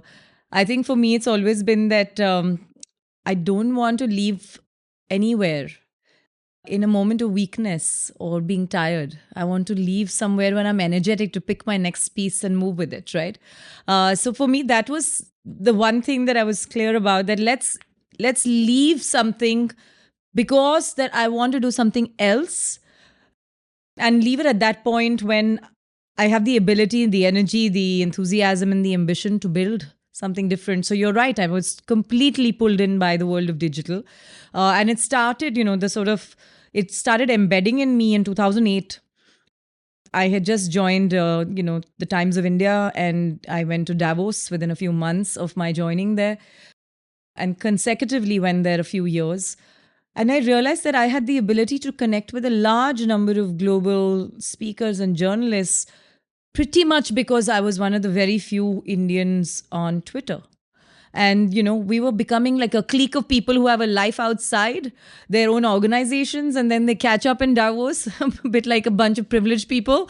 But it was very fascinating to see that we could actually see a trend, which was that there is something brewing and it has the potential of becoming big. And all amazing people were getting onto it. And I simply felt that there was like an intelligentsia that was emerging there. I mean, it's hard to say that about Twitter now, but I'm just simply saying that there was an opportunity to see that you could make connections with people in other parts of the world without being on ICQ. You know what I mean? So I think it was a very, very interesting turning point of my expectation from what digital could do. And by this time, for those who did watch television would remember that I used to kind of dabble a little bit in a sport called golf, which still quite struggling in India. But for me, it was a very big deal because, it was considered an elite sport. And I ran a show on television for nearly 10 years to remind people that Indians who made it big in golf literally have a rags to riches story. Their first checks came from the game. So I think for me, that part was very interesting. And therefore, so I'd started a blog, which is picking up in the digital world. And I don't understand, like, what does picking up in a digital world mean, right? I would ask myself. But there was a parallel universe getting created. So much so, it kind of cemented my thought when one of the editors I met who said, "You're way too much on Twitter. You need to spend more time figuring out what's happening in the channel." And I'm like, that means that somewhere people are getting uncomfortable with what Twitter is doing to them, or whatever else there was back then, and people were noticing that. Right. I remember people's contracts in some media organizations being reworked to say you will tweet everything that the organization tells you. These were signs that there was something scaring people, and a great place to be when you can kind of, intimidate with technology. So I think it fascinated me. And so 2008, 9, and 10 just went by. And then 2012, I got an opportunity to go to the United States for 2 months and cover the re-election of Obama. And in this period, all hell broke loose. Vikram Pandit had to step down from City for his reason. Rajat Gupta was in controversy for his reasons. The iPad mini was coming out. And I was seeming like a girl with a mobile phone creating her own studio. And I'm like, wow, I don't need those crows to set up that studio. I don't need flow managers and camera people. My little phone, the original Chotu iPhone, was not worrying anybody. They were talking to it. They were giving me sound bites on it. That was magic. I literally came back from one of those trips, and I remember this was in a hotel room in San Francisco, and I announced, that is my new studio. The question is, what content am I creating? I'll get to that, right? So it was literally a bit like that. And I struggled a little bit to decide what I wanted to be. Like every journalist, and I say this because it's happened now so much that I can say it's a bit like every journalist, I started the Shaili Chopra show. And I decided this isn't something I want to do very early. I just did not want to do another news thing that somebody else was going to do. And so I started thinking about these conversations around women, something I was always passionate about, but just never really paid enough attention to. And along that US trip, I remember going for a bunch of theater shows and seeing the voice of women, being talked about, etc. And came back and said, you know what, all my life I've interviewed men. Let me at least give women a chance and see what I can build with them, because they are not the corner office holders. So what can I do? And I think in 2015, people did laugh at me. And I still know some of these people, and they've all proven wrong, and they still smile back and remind me how they laughed at me, that this was a hobby. That when you do a platform for women, it's nothing but a hobby. It's a bit like the Silai school, na? When you're in the camp and then you're like, acha, inko Silai school bhej dete hain. Like, ye kuch to kar le. At least they'll be little capable. So it was a bit like that, the tone. But again, I survived that because I was like, somebody's got to do it. Even if one fails at it, at least I'll know, right? Somebody will be proven wrong in this exercise and somebody will be proven right. So it was like that. And so the people actually did start with literally interviewing everyday women. The first person I interviewed was my neighbor. And she was a woman who had 3 big struggles in life. She had moved from Calcutta to Bombay. She was in the stock market. So she was fighting tooth and nail with a male-dominated industry. And she wanted to lose a lot of weight because she was obese. And I was like, this woman comes with a 3-year-old daughter, right? So there was a lot on her plate. And she went about fixing each part of that life to her own way. In like 4 months, she was sorted. I mean, she had a path. That to me was hugely inspirational, right? I looked at her and I said, if she can do this, yeah, even I can take a chance, or I can build a hobby, or whatever one wants to call it. And I said, if I'm thinking that, somebody is not even supposedly in the eyes of the world as successful as me, she'll find her a rock star, right? And that's exactly what we did. We just went around. I mean, we meaning it was me and one other colleague. And then, slowly we built the team. Went around just meeting women. My own colleague's mother was such an inspiration for me. Just to see her. She lives in Prabhadevi, runs a little idli thing out of her home, has polio, partly sort of disabled, has had many falls. She keeps going, yeah. She just keeps going, right? So I think all of these stories, I mean, we've done 1.5 million stories on She the People. And it just tells me that not 1 million of these would have gone viral if they were of the usual suspects. So now we leave it for the usual suspects to want to be on the channel because they want to be where the everyday woman is. They're tired of having to carry the superwoman cart for themselves.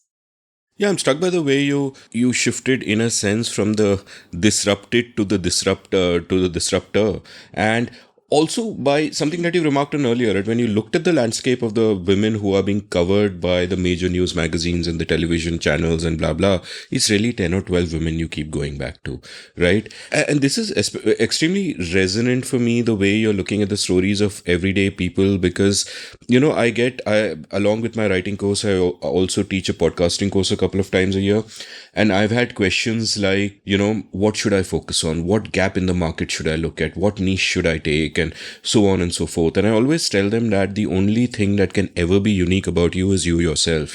Just be authentic to yourself.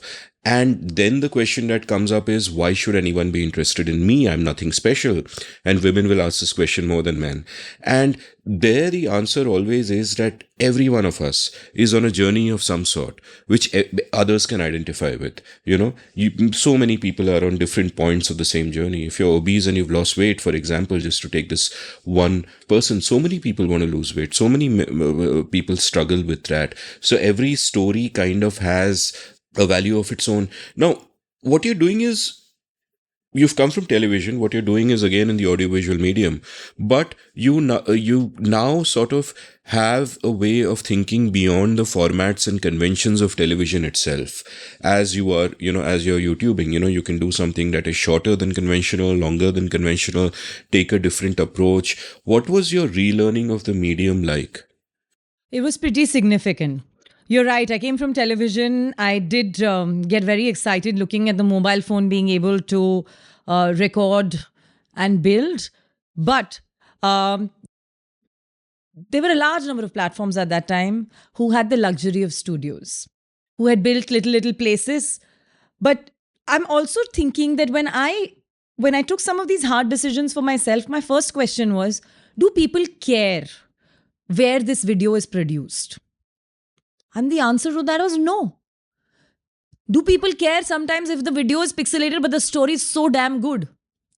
People are like, I'll lap it up, right? And then I realized that you can't create something which is not sustainable. It's a very rudimentary concept for me.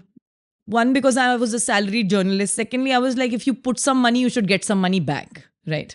It's pretty simple economic theory here.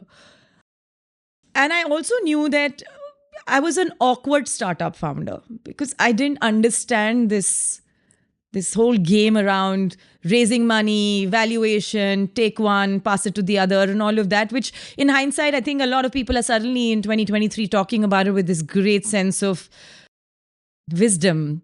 But honestly, for many years, I was fed that if you have money, spend it, build the brand, go and advertise, do this, that, and the other. So I was very clear I had to make money. And if I would make money, that would mean that this can run, which basically meant that costs had to be controlled. So I went literally with a machine approach, lean, mean machine approach, and said, keep our costs at bay, fix 10 interviews a day, hire camera for those 10 hours. Fix the number of hours you're going to spend per interview, cut to cut, literally, so that we can make things work. But I think the reason all of this ended up working for me was that I think it really needed somebody to come out and say, and I don't know how many people at that point were doing this, because I saw a lot of them trying to say, we'll build the studio, you come there and we'll create for digital, right? Somehow it didn't seem right. I'm a big fan of going to places where people already are, rather than getting them to places where they should be, or where it'll cost me to get them, right? So that was one good reason for me to just say, I have no money. I'm not even going to try. I just need to find a way to make money. That math I know. Make it on the phone, put it on the phone. Pretty much as simple as that. The second thing that I did was that YouTube was a very big deal that time. I did not put content on YouTube. I did not want to spend my day and night thinking, when are my views going to hit 1 million? I just did not want to get into that rut at all. So I just straight went to companies and said, put your money behind this content. For every 10 who said no, 3 said yes, that was good enough for me to move. So I didn't again want to get into, how many app downloads, how much this. It's like it makes you breathless and then you lose it, right? There's no plan to lose it. I didn't want to do it. So I think some of these basic lessons really helped me, which were kind of common sense, and somewhere those economics of economics honors finally played a role here to say, let's just do something. If you make money, you don't have to depend on others' money. If somebody wants to give, you take it when you need it, that sort of a thing. So I did go through a bunch of ups and downs, torn apart with this thing that, okay, to scale, you need lots of money. To scale, you need to do lots of whatever, bus stop advertising and whatever was the equivalent back then. And I didn't fall for the trap. And as some luck would have it, we were creating content that nobody had created. At some point, practically 2 other organizations around the world may be talking about these conversations, right? And to go with your own gut, that was one thing. The other thing we did, which is what a lot of people ask me, how do you guys create new content every single day? Like, how do you tell us these stories every day? And I'm like, these are not my stories. They're your stories. And because you are telling me these stories, they're relating to you. So literally one day when we said, how do we just literally, break out this story? We were 5 team members, all sat down, spoke for 4 hours. There were 40 stories on the table because of the experiences we faced. And our experiences are everyone's experiences.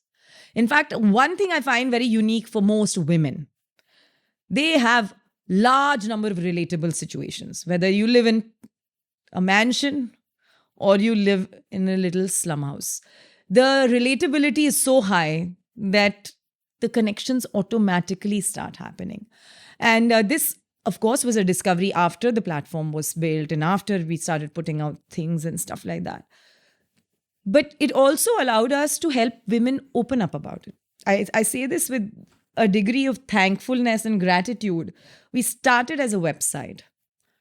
We started as an idea. We became a website. But today we're a movement and we don't need to go and find content. It comes from our audiences. And to tell people what our audiences are going through is almost like giving them an embrace and saying, we're all in it together, which is very different than editors sitting in organizations. And I've sat in many of them in the edit room saying, but this is what our consumer wants to hear. We're going to feed them this, but our consumer already knows what is the technology scam. I'm like, that's not your consumer. Your consumer wants to be told everything simply in the language they understand, not what you think they understand. That was one part of my learning from hardbound media editing schools. Editor schools, editor-oriented schools that I just let go. Can my mother understand this? If she can, let's put it out. Literally.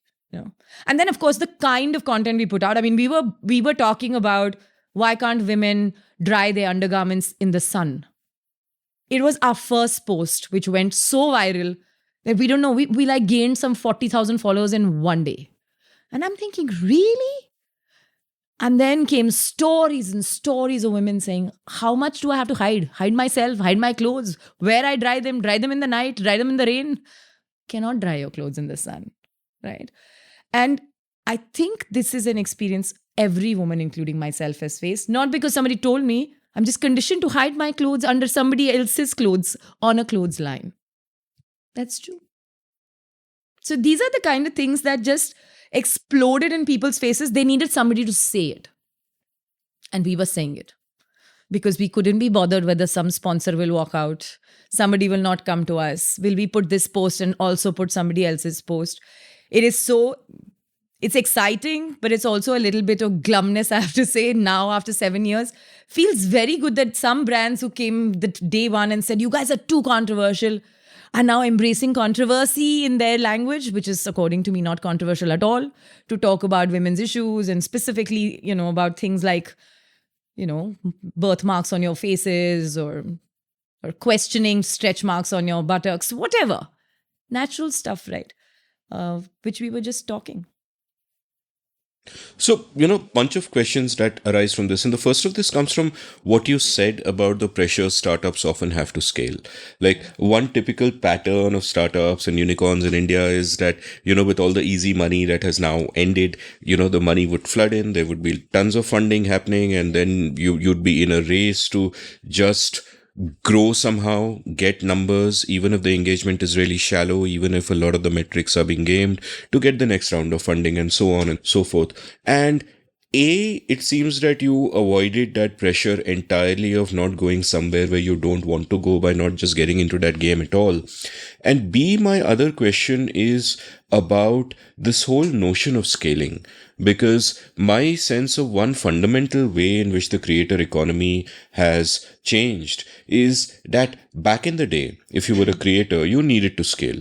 1% of the music out there is, going to be super hit stuff, and the rest is going to be nothing at all. 1% of the writers will make money, the rest will make nothing at all, right? So therefore, everybody is thinking of scaling in that sense, and therefore there becomes a danger that everyone is playing to the lowest common denominator.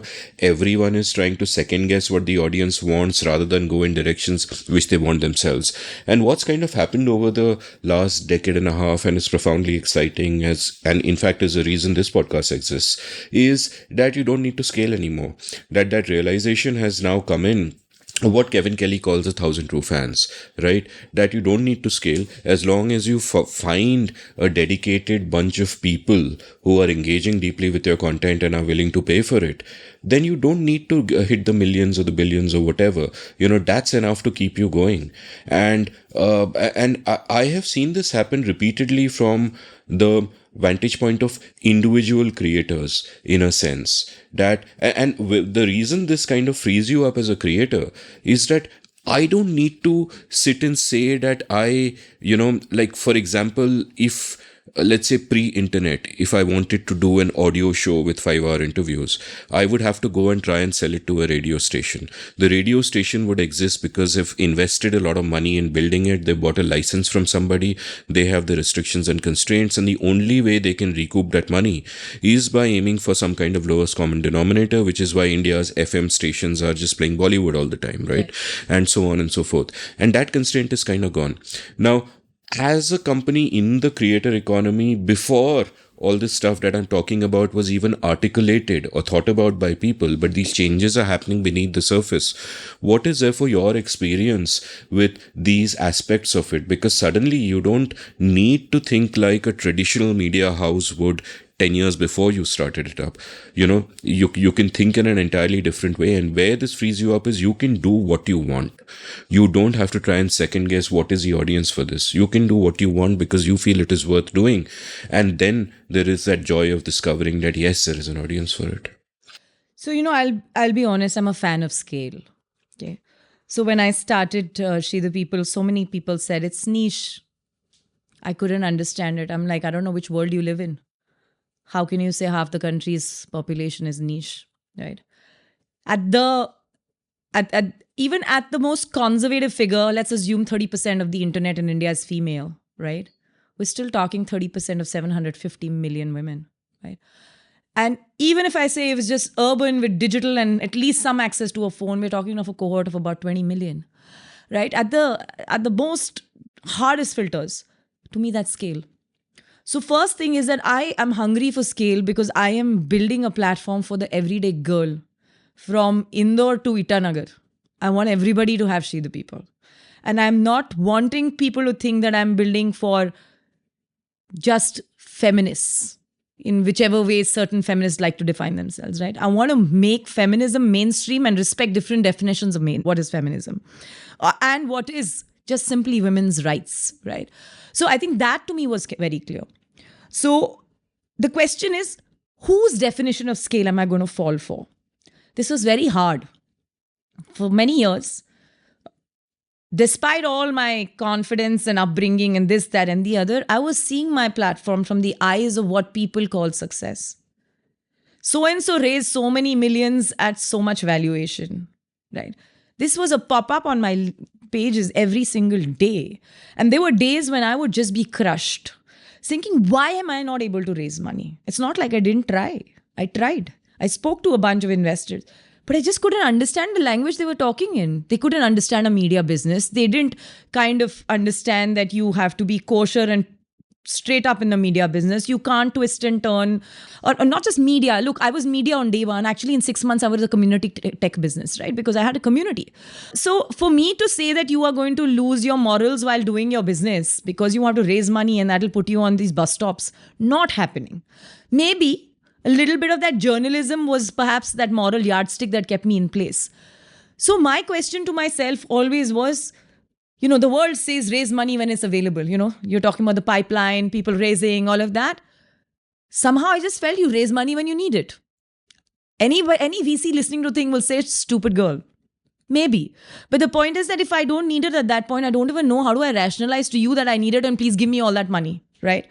So until I knew I needed it, I didn't go to the market. By the time I hit the market to ask money for She the People, it was too late. And by the way, at this point, from day one, even before the She the People website was born, Anand Mahindra had given me a little pool of money to start it out on an idea basis.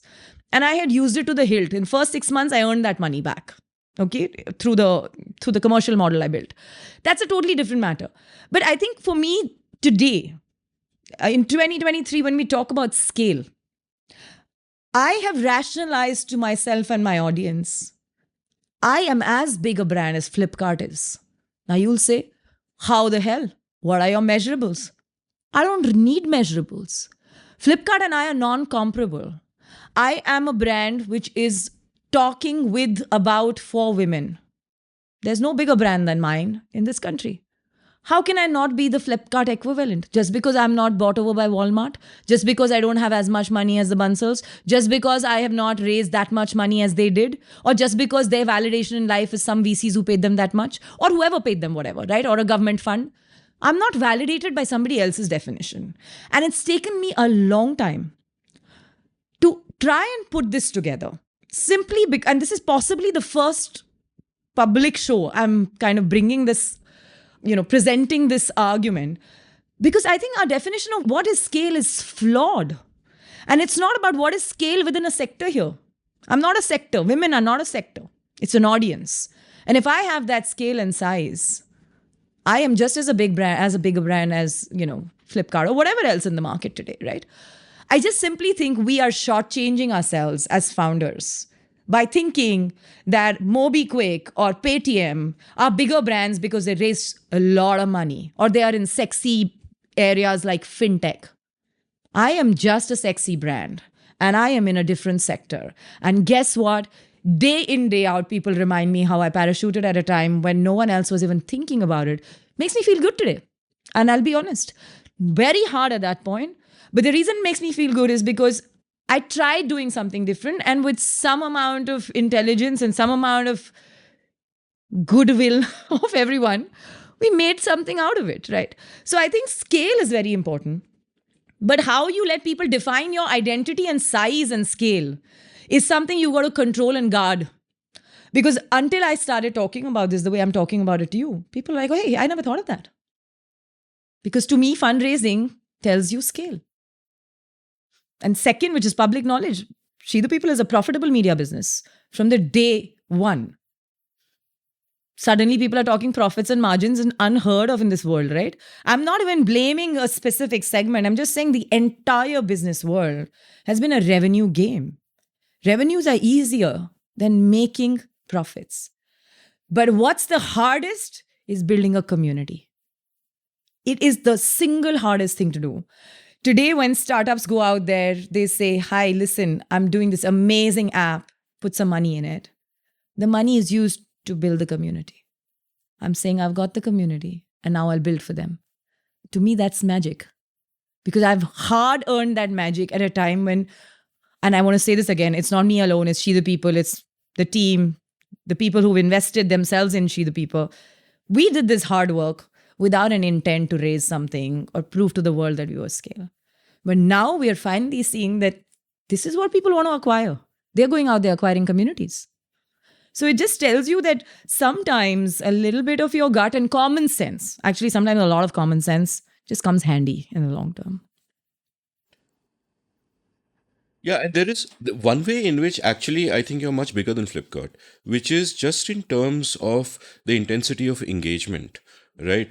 Like, I think one place where VCs, advertisers, many people who just look at the raw numbers get things wrong is you look at the absolute numbers but not look at the depth of engagement. Like, just in the podcasting world, I like to say that I'd rather have 100,000 people listen to an episode of mine than 10 million people watch a video I put out, because on YouTube you're getting engagement that is really thin. 15 seconds, 20 seconds can often be the average drop of time, while for this show it's 40 minutes per session and people listen across multiple sessions, and podcasts get that kind of insane engagement. And similarly with you, the fact that you built a community, people who are loyal, people who'll be suggesting subjects, adding to stuff and all of that, that depth of engagement is something a Flipkart can never have. There it's a shallow engagement. So I'm absolutely kind of with you on that. I think a lot of people who think in conventional ways haven't yet kind of figured, this aspect of it out, that it's not just the absolute numbers that count. It's also, what is the depth of engagement? What are you doing with it? And building a community is bloody difficult. And what companies spend money on when VCs tell them to do that is really not even building communities, is customer acquisition. But if that isn't deep enough, you don't have a community. It's a shallow, you enter, you leave. Yeah. Point you made about how people think of women as a niche, or used to think of women as a niche. And you've pointed out in your book that, quote, at approximately 50% of a country's population, women were being called a segment, and that just didn't go down well with me.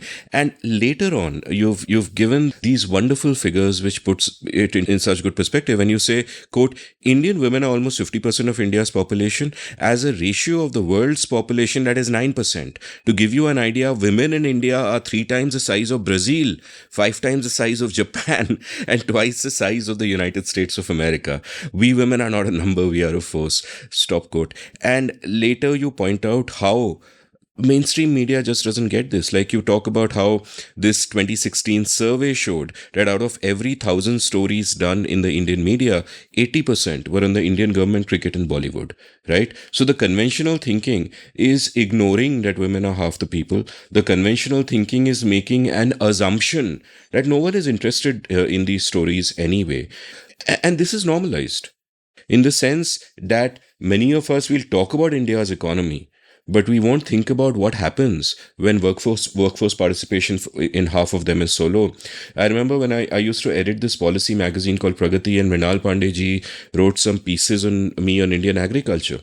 And she pointed out something that is very wise and that people don't think about. And you've pointed out a similar thing in your book, where she said that in every crisis area of our country, you look at the agriculture crisis, you look at, healthcare crisis, education crisis. Beneath all of them, there is a deeper crisis, which is a crisis of the women in there. Like, what happens to women farmers? You've mentioned in an evocative talk you gave on anger about how we notice farmer suicides, and the story ends there. You're not then reporting what happens to their wives, what kind of debt spirals they get into, what kind of mental health issues happen there.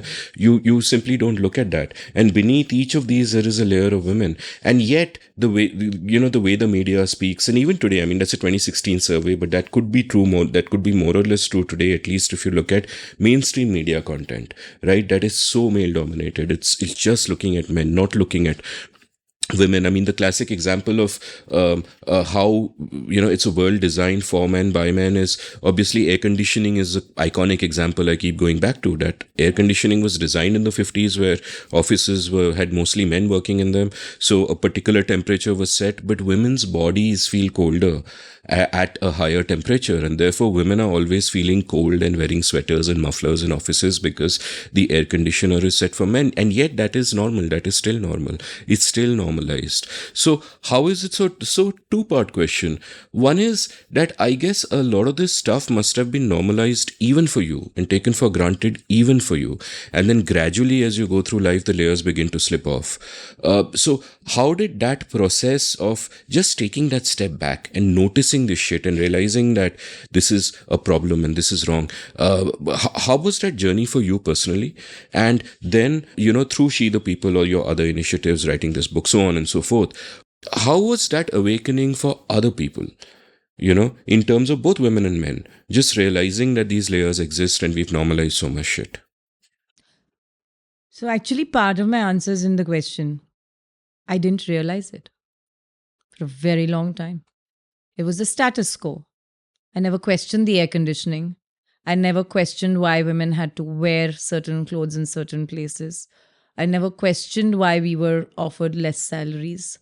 I never questioned why we were told to serve the water when somebody came home and not a guy in the house. I just did not question it. And therefore, I didn't have the realization. And so I think when I finally started telling these stories, I didn't realize how often women put themselves through self-doubt. And the reason I say that is because the first time when I went around talking to women on the road, they were like, why are you asking me? What have I done to be featured in your platform? I'm like, but why do you think your entire journey is not important to me? She said, मेरी journey में क्या लिखा है? कोई normal journey है. Grew up, शादी हुई, काम किया, मोटे हुए, पतले होने की कोशिश कर रहे हैं. Some random thing like that. And I'm like, by the way you've managed to move your life around is actually inspirational. And she started laughing. This was true of every woman I met. At some point or the other, they were apologetic. Maybe at some juncture of my own life, I realized that I have just been immune to a system that has been created not for women. And some amount of anger erupted in me when I had just joined a new media organization and an editor came out to me. I think this was his second meeting. The first was a cursory one. And he said to me, don't ever think you'll get that cabin there. This is a male-dominated newsroom, and I was a poached entry, so I had kind of ruffled a lot of feathers here. Only the management kind of was pretty much backing me. I suppose it's standard in office, right? When you bring somebody and then on top of that, a woman who knows her jazz. So when he said, don't think you'll ever get that cabin, this was 2008. I don't know what came over me. I said, editor, that cabin is for you. My face is for 9 p.m. television every night so that audiences can see me. And I'm very clear. And I was shaking under the table. I don't know how I said it. First, the fact that I had the realization that what I was being dished out was absolutely patriarchal, stereotypical nonsense happened for the first time to me. Second, which is absolutely stupid, the only thing I thought of what I could do was like, I'll go to HR, And I told myself while walking to the HR, if you walk into that HR, the only person to lose anything is you. And I walked back. I didn't go to HR. Finally confronted this with another editor and said, get this solved. But the only thing that got me going, that listen, girl, you swim with the sharks, be one. And be comfortable with it. And these are things that started helping me question my world around me, which I hadn't questioned till then. And truth be told, it takes some time for your general confidence to get cemented in professional confidence. Because you're like, look, I'm here because I am cat's whiskers, get it. And sometimes you say that to yourself in a mirror because you're like, let me be humble, let me be humble, let me be humble. No guy says this to himself. I think we need to learn from them. And that is a good starting point. What this man did to me, other than making me feel ridiculous, is he showed me how you can use your arrogance. And I think women are under arrogant. They need to be a bit straight-faced with a great deal of plain speak, telling people when they are bullshitting at their face that I'm not going to let you pass with this. And the reason I say that it takes a little bit of professional confidence is also because, you know that these people need you more than you need them. And I came as a poached person, so I felt very good that, listen, they got me here. They better deal with me now, right? It wasn't easy because you're constantly second guessing when you can be that person when most people, including women, think that being that person is not ideal. So I think there was that. So personal experiences absolutely have helped me realize the need for having a space that's speaking my mind. Because there are too many naysayers in the system. And that system starts from home. Somebody said this, Ratna Parakh Shah said this to me in a conversation. Shaili, patriarchy begins at home. And that is absolutely true. Home is a nursery for patriarchy. I think that was the exact quote in your book. So the reason she says this, to me, is a very simple mathematical logic. We are 50% of the population. We raise the other half. Actually, we raise both halves. That's much worse. We get one wrong and then we get the other wrong too. So here's where I think some of my conversations, I remember, started breaking down for me. And then it sort of kind of brought in that little rebel that I was born as, to say that, you know what, let's start questioning our mothers. Let's start questioning our fathers. This is very sacrosanct an area. It's a line you don't cross. But to me, this was really rattling me. The same thing with anger. I mean, you heard my TED talk on, let her be angry. Why? Because I really don't see without anger how you can do any change. And this persistent encouragement to women to lower their voice and not be angry. It's not about lowering voice. Sure, you can be angry with a lowered voice. But, if I want to raise my voice and make myself heard in a country that has 1.4 billion people, I've got to be loud. And I've got to let my anger loose. So let people know that you better take me seriously. I never forget that. We're a country of crabs, right? We love to pull each other down. We're so many of us. Standard theory, it's so real, even now, right? And this is not just about men, women. Women are doing this to each other, right? So I think there are things that we need to ask for ourselves, that there is a cultural context in which you're growing. There's a reality in which you're growing. And if you don't normalize the importance of being angry and unleashing yourself, you're not going to be heard. So be angry, be comfortable in your anger, and don't feel guilty for being angry. I'm tired of this possibility. Do they see me as an angry leader or do they see me as a nice leader? I don't want to be nice leader. I just want to be myself. When I'm nice, I'm nice. When I'm angry, just like any other human being. And this again, by the way, was a learning from newsrooms, where when male editors take the newsroom, it's called a town hall. When women take the newsroom, they're like, oh, she's giving some lecture and she's way too loud. Maybe we'll just leave it for another time. And I saw this with many iconic editors. I mean, I actually think I was an admiration for most editors, female editors, because they could speak loudly and command. And I never had any filter. To me, loud is not a bad thing. Anger is not a bad thing. But no revolution in the world for anything good, for any humanity, has happened without anger. We have picketed fences with anger. Great example. We say that the Indian independence movement was led by these men, all of who we know from our history books. When these guys were in jail, their wives and sisters were at the picket fences protesting. Where are the stories of those wives? They are not there. And I keep thinking about it. We keep making such a big deal out of these stories. These women were angry. These women were out there with their Quit India movement piece. Very few of them got documented. Only the privileged few. So I just think that both anger and just simple experiences of stereotypes. I mean, I'm not even going to give you a list of the times, like any other girl, one has got molested on a bus or got an absurd sexually random comment from a boss, or a random guy on the road who's singing or whistling while you're crossing by. Life has been about looking back with one third eye. And I'm no different from any woman who has had to do that, right? All these experiences remind you that if we just get out there and start verbalizing them, one, it makes you feel lighter. Second, it reminds you that there's a sisterhood out there who's facing it. And third, somebody will watch your back if you are able to at least be with a gang of girls. I mean, I'm talking figuratively, not literally. That makes a big difference, yeah. I mean, today I feel very good with the notion that I have such a large gang of women around me who are just busting ass, literally doing stuff.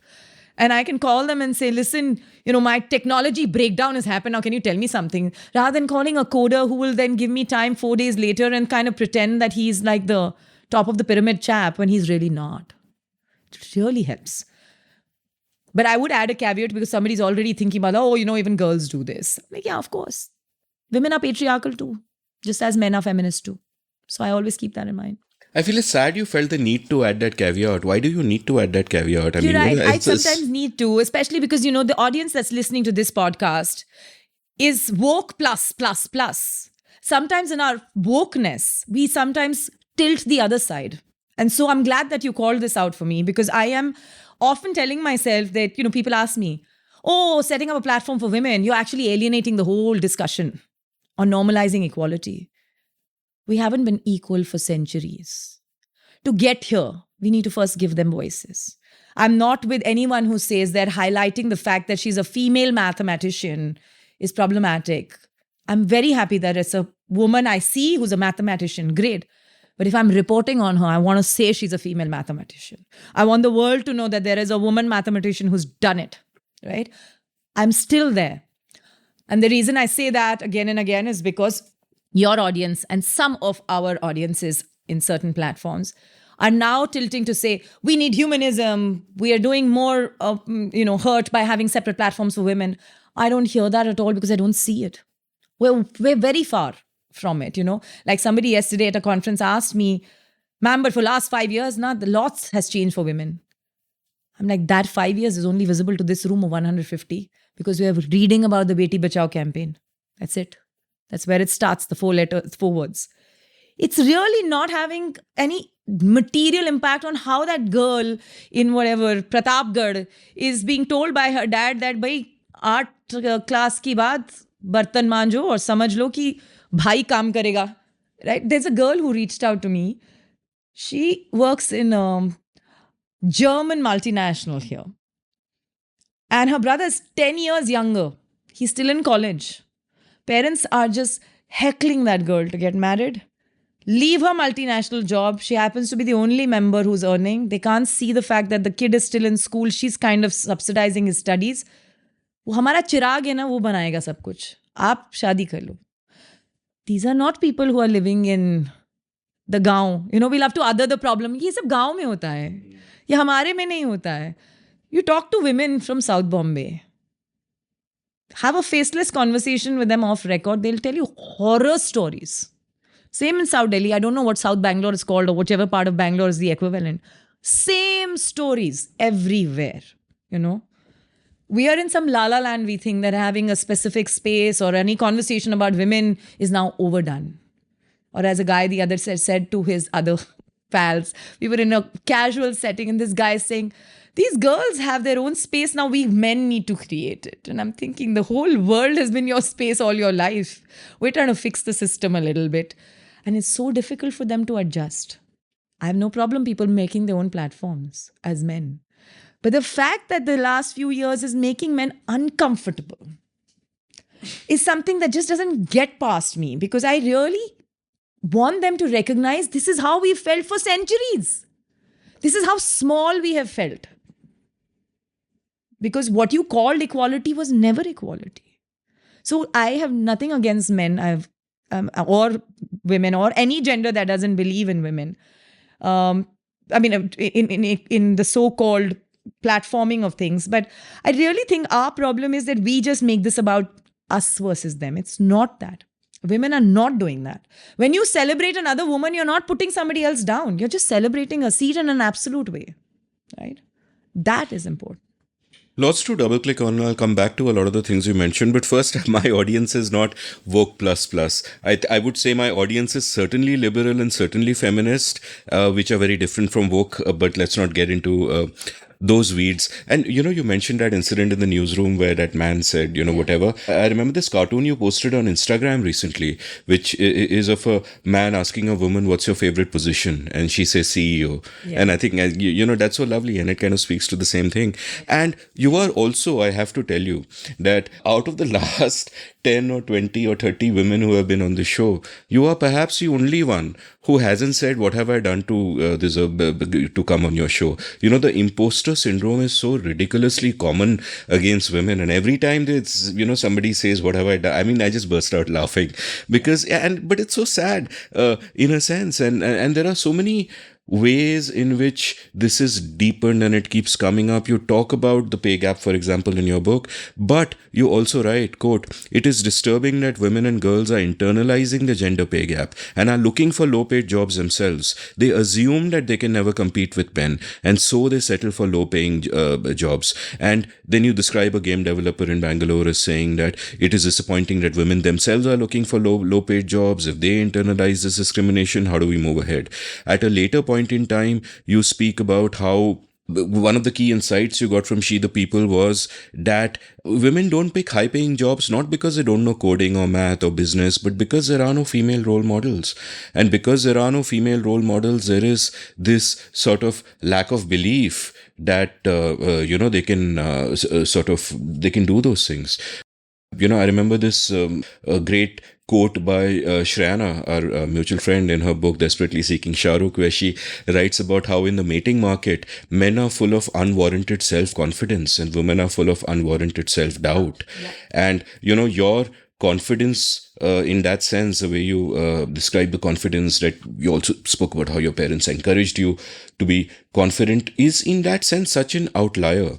And even when you kind of speak about anger, like I want to follow up on that. And this is a question I have asked other women on this show. How do women deal with this anger? Because what you've pointed out and what every woman I've met has told me is that essentially there is no woman in the world who hasn't been sexually harassed or assaulted, who doesn't live with this third eye always looking behind them. When you walk down a street at 11 p.m., women have a level of a layer of awareness that men don't have. When I enter a lift at any point in time in a big building and there are 8 other people, I don't need to look around to see who is there, and you do. And just everything about a woman's life, the fact that you're so constrained that there are these guardrails you have to walk down on, the roles that are forced onto you.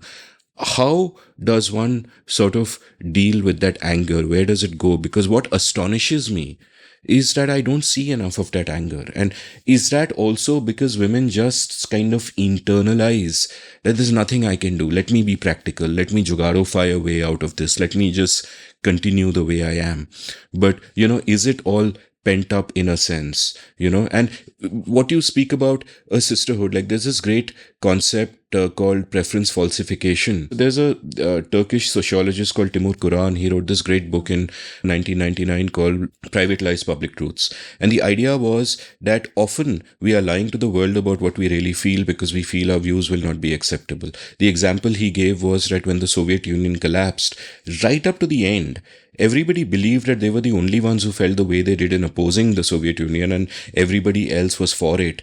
And then as they realized that everybody feels like them, there was what he calls a preference cascade, and we've seen a similar thing perhaps with social media, with the rise of Trump and Modi, where people realize that they felt a way about women or about Muslims that they cannot express politely. But then with social media, you kind of have unclehood becoming visible, and then there's a preference cascade into that ugly direction.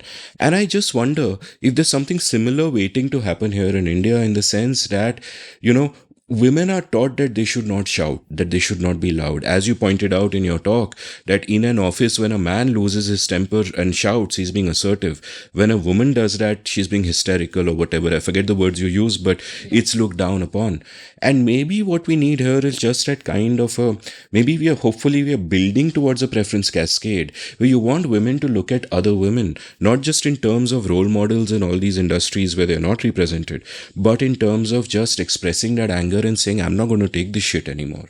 So do you feel that there is sort of a journey towards that? And India, of course, contains different centuries at the same time, the 19th, the 20th, the 21st, and maybe there is one corner of the 21st century in India where it has already happened and women assert themselves. But in most of India, they just can't speak up. What are your thoughts on this from all you've seen? So this thing about self-doubt, right? So all our parents inherently want their children to grow the way they want, in a good way, find their feet. ये तुम्हारे भले के लिए है, I think the intent is all there. The way one takes one's parenting and runs with it as an individual, to an extent, is dependent on could you become an independent thinker. Okay, so the reason we've been talking about this whole thread of confidence, I think one of the things that helped me think out of the box was the fact that I could think out of the box because my environment enabled that for me. Not everyone has that opportunity. Also, it's much harder, and I have gone through fair degree of hardship for being the person who, what they call the outspoken woman or the outspoken child or niece in the house, who would always say things or ask people like, why are you sitting on my seat or whatever, and kind of got the wrath of it for being somebody who didn't have her graces. So growing up, I was repulsed by the term elegant and graceful. They're beautiful words in the right setting, like a butterfly on a flower. But I'm just not interested in these words being expected of me. And the reason is not even the fact that maybe somebody noticed, oh, why are you sitting like a man? And I've seen my own relatives, perhaps even my mum only, who must have said, oh, sitting like a man. I'm like, have you ever asked a man to sit like whatever else? I mean, there is for anybody to sit like. And the reason I give you all of these is that some of my anger and this confidence and this fact that I don't want to take any more of people's arguments that women should have that self-doubt is because I am extremely aware that people who are listening to me can go back and fight the fight better and not fall for the fact that even she went through this, yeah. It's okay, I'll also have some things. I'm angry about the fact that sometimes we just want other women also to go through that suffering that some other women have gone through. It's a very funny example, but just somebody recently brought this to me in a very inverted way. She said, you tell that girl that she can do it and she'll do it. Don't tell her this is going to be tough. We are so used to giving a reality check to each other. It's always helping us stumble further. And that's why for me, I want to be the person that my daughter should see is inspiring her without doing anything. Just by being who I am, I should be able to inspire my daughter to be who she wants to be, right? This is a very big ask.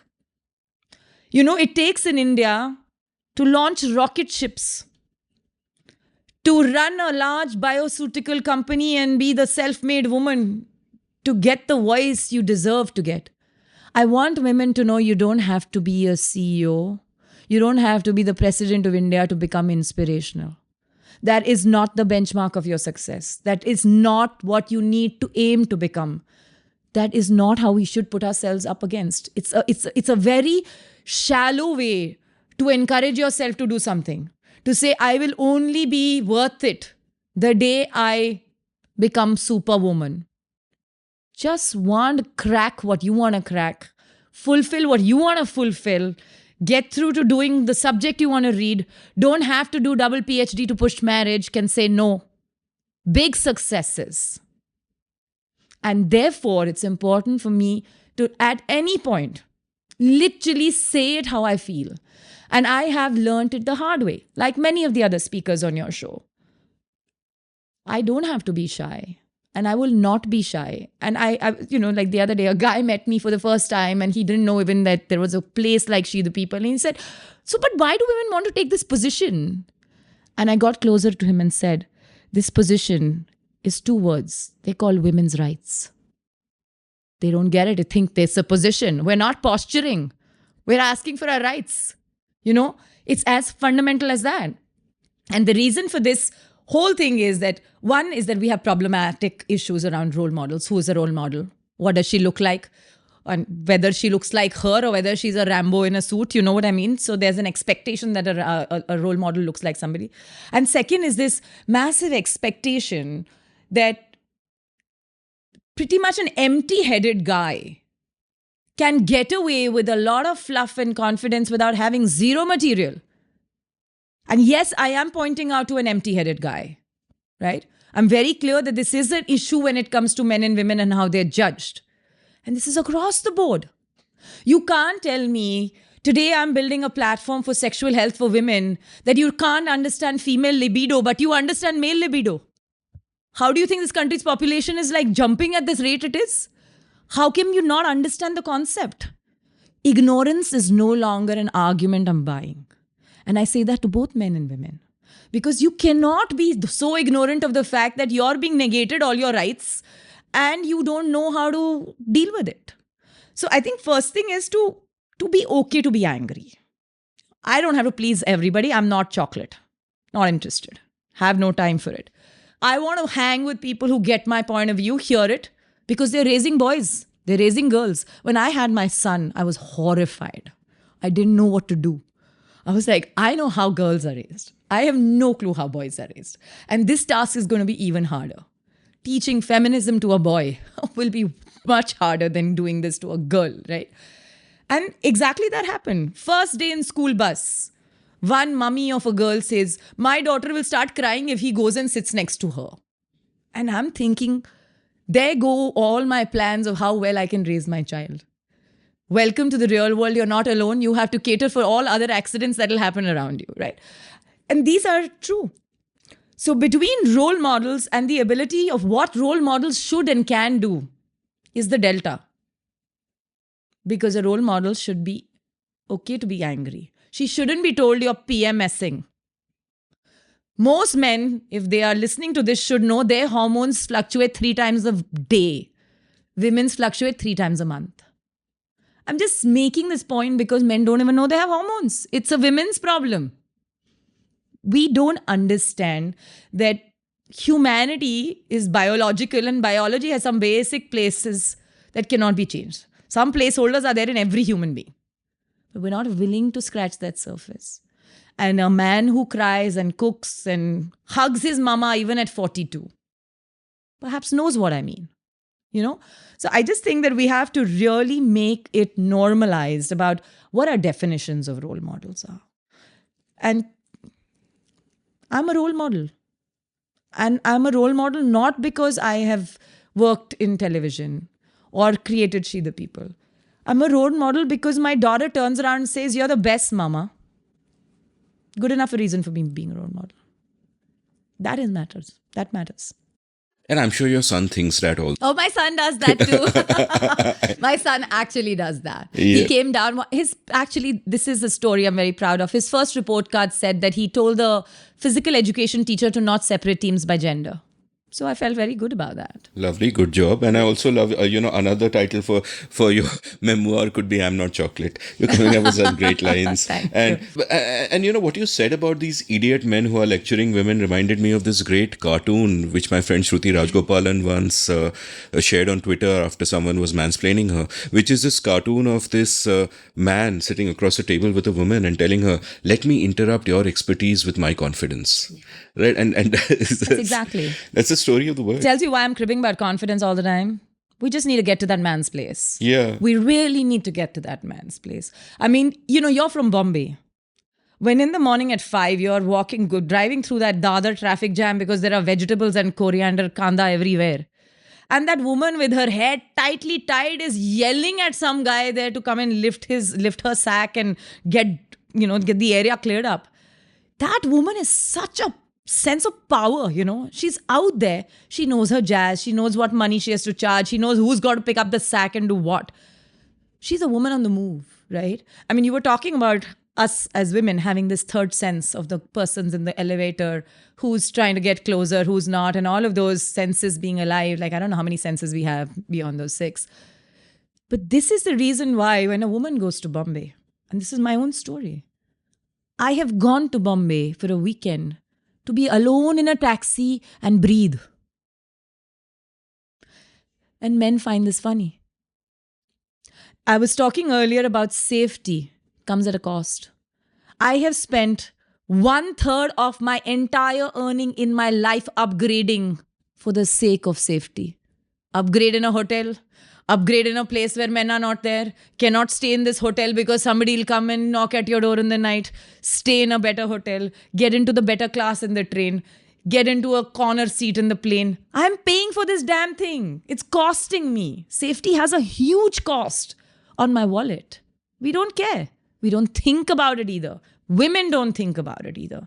Each time I go and get that taxi in Bombay and I'm able to roam around at 12 in the morning, it's pumping up my confidence. It's literally the portion that I need to make sure that my confidence doesn't slip. Can you put an economic value to that? You can't, but we should. And that's exactly what I argue with every single chapter in my book. We're not putting economic value to things that are not seemingly economic on its face. They have huge value. Huge value, right? I mean, housework is the most obvious and widely reported conversation. Sexual rights, rights to pleasure, the ability to just say no. These are all economic decisions I can take. But nobody's letting me take them. Worse, there's an economic cost to it.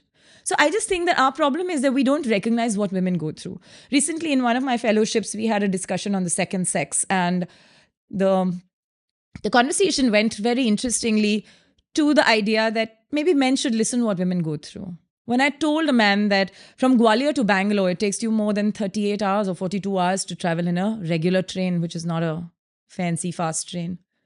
And I went to the loo twice to pee. They're like, oh, how does that even happen? I'm like, buddy, because you can just like use the window. I can't do that. In your book, you mentioned a lady who for a 36-hour train journey didn't go to the loo even once. I have aunts who do that. I have told my daughter, this is on our first train journey. She said she wanted to go to the loo. And I hadn't factored in this conversation at all. I'd forgotten that we were on a train. So I asked her for the first time, are you sure? She was like horrified. She said, you asked me, am I sure? She said, you say go to the loo like 10 times a day. And, you know, of course, when you take a child to a bathroom in Indian Railways, they're going to come back traumatized. I mean, they don't feel tremors anymore because they've felt the train. So the point I'm trying to say is that the mothership shakes suddenly because when she's put through these precarious situations where you're doing what you've done to yourself, you're like, shit, you're right. Yeah, I shouldn't have said this to her because I'm giving her books every day. Do not hold your pee. This is what happens in the train or whatever jazz. And she's like, you're doing exactly opposite of what you're telling me. But this is the situation. Thankfully now, there are some rules about using restaurant loos and you don't have to wait your drive extra miles to get to a loo. It's getting better. But what I'm trying to say is that things can be really lopsided on the women's side. And all that men need to do is learn a little more. It's very simple. Not be ignorant. Very simple. These are things that I find common sense for men to just pick up. It's a skill they need to have. Small skill. Listen, understand, help. How difficult can that be? You know, you mentioned upgrading hotel rooms. I remember something Nikita Saxena once told me on the show that as a reporter, one of the things she was really wary of when she would go out to report is that a lot of hotel rooms don't have a latch on the inside. You know, so they can be open from the outside. Now, I had never noticed this till she told me about it, you know, and I don't even notice it now. Why should I care? Aane do. But, you know, and the scene and the unseen right there. And you speak about men being less ignorant and you speak about men figuring this stuff out. And there is a pessimistic side of me, which is, I guess, simultaneously optimistic in the long run, which goes back to that old and famous quote about how paradigms change one funeral at a time. And one of the things that sometimes we have to get used to is a glacial pace of change, where the sense is that there are some people who will never change. Your RWA uncle is never going to become an enlightened feminist. He's never going to listen. But the hope is in the next generation. Let it take time, something changes. And you've mentioned, for example, the term role model. You know, you've spoken about how you try to be a role model. You've spoken about that woman in Dadar station saying, uthao, go uthao, kya kar rahe ho? You know, being a role model in sorts. And in one of your chapters about, you know, how daughters are brought up to be gharelu, you have this beautiful section where you point out, where you write, quote, here are some things no daughter should have to see her mom do. And the 4 points you make, I'll just quickly read them out without elaborating. I'm sure everyone who listens to this is going to buy your book. Number 1, accepting unjust treatment in the name of adjustment. Number 2, sacrificing career for family rearing. Number 3, asking for permission. You know, kids ask something, can I go out? And the mothers say, ask your dad. And number 4, putting themselves last. And the example you give is at children's birthdays parties, women are in the kitchen cooking, men are having their single malt or whatever shit they're doing. And you've also earlier in this conversation, at one point, you said something to the effect of, I want to see my daughter doing this, or I don't want to, you know. And And I find it such an interesting sort of way of being intentional and aware that there is a long game being played here. That even if you can't change the RWA uncle, you could change his son, which kind of makes such a difference. And all of these four cautions that you gave, right? Don't behave like this in front of your kid if you're a mother. All of these are within the context of a marriage. And that's what I want to ask you about, because one of the conversations I've been having with guests on this show increasingly is that more and more it is becoming evident to me that marriage as it is, in a sense, is an incredibly toxic institution. It's really like office air conditioning. It's designed for men. It is incredibly unfair to women. It sort of enslaves women. And at you referred to this recent Instagram post which went viral, which said, ambitious women really have only two options: a super supportive partner or no partner at all. And 100% true. yeah, and there's another social media graphic you referred to which says, quote, they want to marry you off ASAP because they know that as soon as you hit 25, you will realize you don't actually need a man. And at another point, you've quoted how, Sania Mirza who had won 6 Grand Slam titles at the time, she was being interviewed and a journalist asked her, and this was before she was married, and a journalist asked her, when are you planning to settle down? And Sania's fantastic answer was, I'm already settled. Right? And so what is your sense of just this institution of marriage and just this fact that women are just brought up to believe that the default conditioning is कि शादी हो जाएगा, बच्चे हो जाएंगे. This is just a default conditioning. You never even question it. It's just so normalized. It's like part of your DNA. That's the way it feels. So what do you feel about, just what is the future of this institution? Does it need to be redefined? Like, personally, the other thing that I realize now about marriage is that we have a very homogenized concept of it, that this is a man's role, this is a woman's role, this is how it plays out. And I think that, like, when I say marriage is sort of outdated as a concept, I don't mean marriage itself per se. I mean in this conventional sense. And otherwise, I think any two people, or any three people for that matter, should be able to come together and arrive at any kind of consensual relationship. And as long as everything is consensual, it doesn't matter what the boundaries are, what the roles are. You kind of know what you're doing. But we are, of course, a long way away from that sort of libertarian paradise, as it were. But what are your feelings on marriage in India? The stresses under the fact that at one point, I think you had a stat about how 90% of marriages in India are arranged, and people point to that with pride and say, see, there's only 1% divorce rate because of that. Yeah. While I remember getting trolled for a column I wrote 12 or 13 years ago, where I argued that the biggest sign of women getting emancipated in India is rising divorce rates, that it is a fantastic thing and we should celebrate it.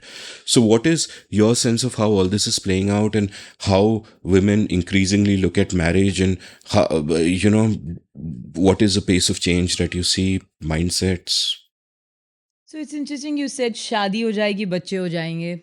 But, one of the things I think is even more problematic than that. पढ़ाई कर लिए, job तो मिल नहीं रही है, अब शादी कर लो. ठीक है, हस्बैंड और तुम लड़ रहे हो, बच्चा पैदा हो जाए, सब ठीक हो जाएगा. फर्स्ट चाइल्ड नथिंग हैपेंस, और एक बच्चा पैदा कर लो, बिल्कुल ही ठीक हो जाएगा. So I think certainly that narrative exists, and it exists in every part of the world. And certainly in India, in every part of India, right? Now, I think to an extent, this narrative from parents' point of view is like they don't want things to break. But I also find it such a lazy argument. Parents just don't want to see things not go as per what society. I am tired of society. I have always been so disgusted as to how people live together for society's sake. I'm like, is that a joke? Somebody just pinch me, right? It seems like common sense that we live for the outside world. We don't live for ourselves at all. I mean, I think even that 1%, I think 99.9% of India lives for log kya kahenge. And log ko kuch kehna nahi chahiye. And that is true everywhere. Even to an extent in the woke and the social media, this, that, everyone. But I think institution of marriage, according to me, should go through an earthquake. And why? Because I just don't get the logic. And, we debate this conversation a lot at home as, people who just want to kind of wonder where the world is going. How can human beings be expected to live with that same one person for their entire life? Just seems problematic. For those who make the choice because something works for them, great. But actually, it just doesn't work for most people. At some point, you're going to say, this is just way too boring. It's way too slow, or I need out for some reason, and so on and so forth. Now, I'm not saying that this should be, a system where people can just leave people and keep getting married in a sort of law sort of way, right? I think all things equal, people should have rights to live that one life the way they should want to live it. Now, whether they make mistakes, they want to make mistakes, totally. And everybody's definition of mistakes is different. So I just think that it has to be looked at in a completely different perspective. For one, I don't want my children to even think of the word marriage. I just hope it doesn't exist. And, I just hope they live their own lives, have their own bank accounts, enjoy their own world, become teachers, become scuba divers, whatever. But having said that, one thing I find really fascinating, and, I kind of cover this in a fair bit of detail in the book, is what, for example, Harini Kalamu talks in my chapter in Single and Rocking It. She's like, when you see people's marriages, pretty deadpan, right? Which she calls like marriage to her in her home was past the salt. I mean, it's just such a moving picture of two individuals on a table with a newspaper, perhaps an ashtray and some namak. And yet it's got zero spice. I'm just saying there is a problem and we are not willing to see it. And more women who confess and confide amongst each other are basically talking exactly this. They don't understand their parents' marriages at all. They don't know how they've made it till now. They don't know things they have in common or don't have in common. I, for one, am just fascinated by people who have no marriages or defunct, dysfunctional marriages, but can happily have coffee together, read a book, live their own lives. Much better to be hostel mates, and at least not pretend to be in this lovey-dovey marriage, right? Marriage in India is a bit like a social media post. You look much happier in there than you really are in reality. And it's a puzzling moment.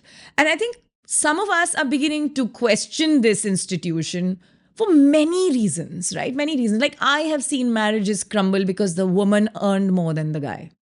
She didn't say anything. How many times a woman has been told, मैं पैसे कमा के लेके आता हूँ. अरे एक बार किसी औरत ने भी बोल दिया तो सुन लो यार. गुस्से में लोग बोलते हैं, just like men's gussa is justified, right? But how can a woman say that? She's showing off that she earns more. Dude, this is the reality. I mean, working women half the time are scared to get married because this issue is a big issue. And parents are reminding girls, I have seen this in my own extended family, you're overqualified for marriage.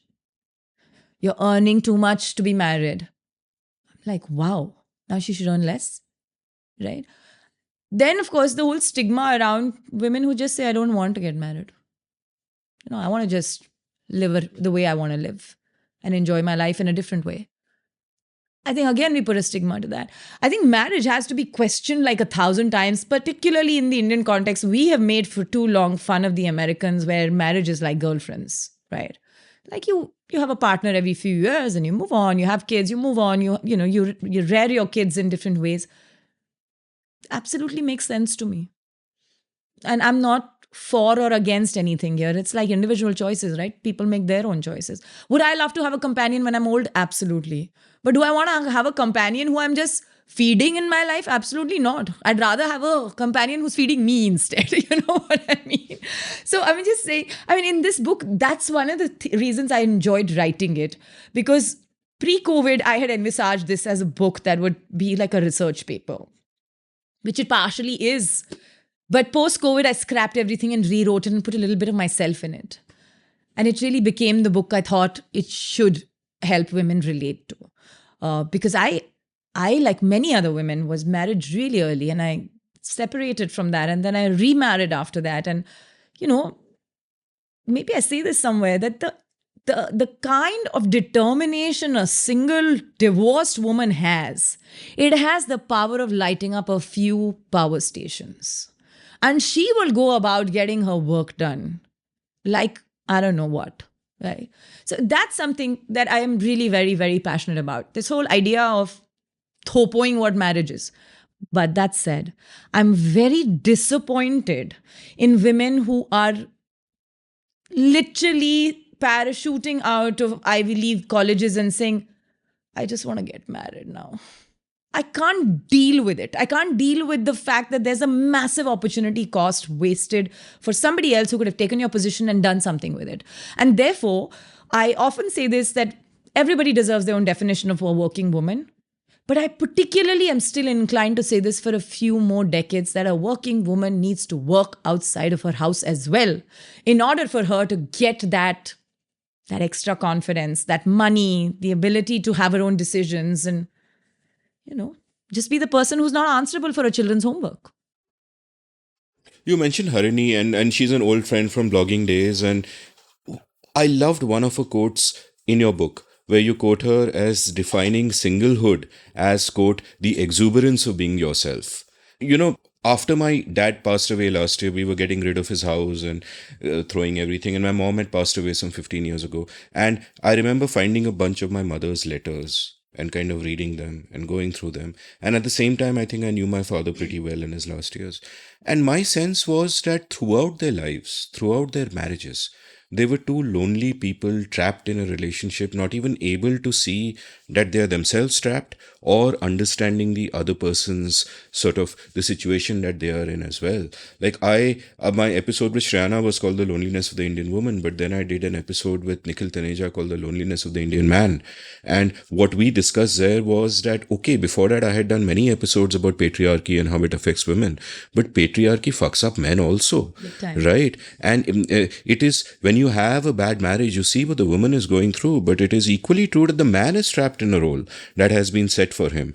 And the women, interestingly, at least are beginning to realize the situation in the sense that you can go online today and you can see some role models and you can hopefully access She the People, and these feminist frames are around you to be able to, situate yourself in the world and understanding what you're going through and articulate that anger. Men don't even have that frames mostly. Most men who are, all men are trapped, most men who are trapped don't even know that they are trapped. They wouldn't be able to see it that way. You just kind of play those roles, sort of go through the motions, live life that way. And, you've referred to it at different times in different ways, but overall, what are sort of your thoughts about it? Because somehow that feminist vision is not just about freeing women, it's also about freeing men. It totally is. I'm so glad you say that, because I say that every day. That feminism is actually, it's applicable to every single person who's fighting patriarchy. It is not men versus women. It can be women versus women. It can be women versus men and men versus men. And we don't seem to get it, right? I don't know how much abuse I get in my DMs every single day about, trying to break marriages. I'm like, I'm not breaking marriages by telling women about their rights.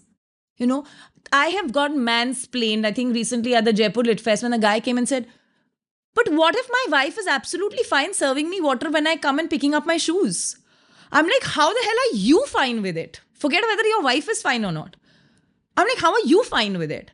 And then the guy didn't know how to respond to it. So what I'm trying to say is that it's inherent to them that this is how gender roles should be, right? But in the book as well, I say this so many times that my parents expected me to be in the kitchen, but they found my husband there. And they don't know how to react. It was very funny. In your book, you mentioned he was making a biryani in the kitchen and you were having a gin and tonic. Yes. And truth be told, that I didn't budge from my seat.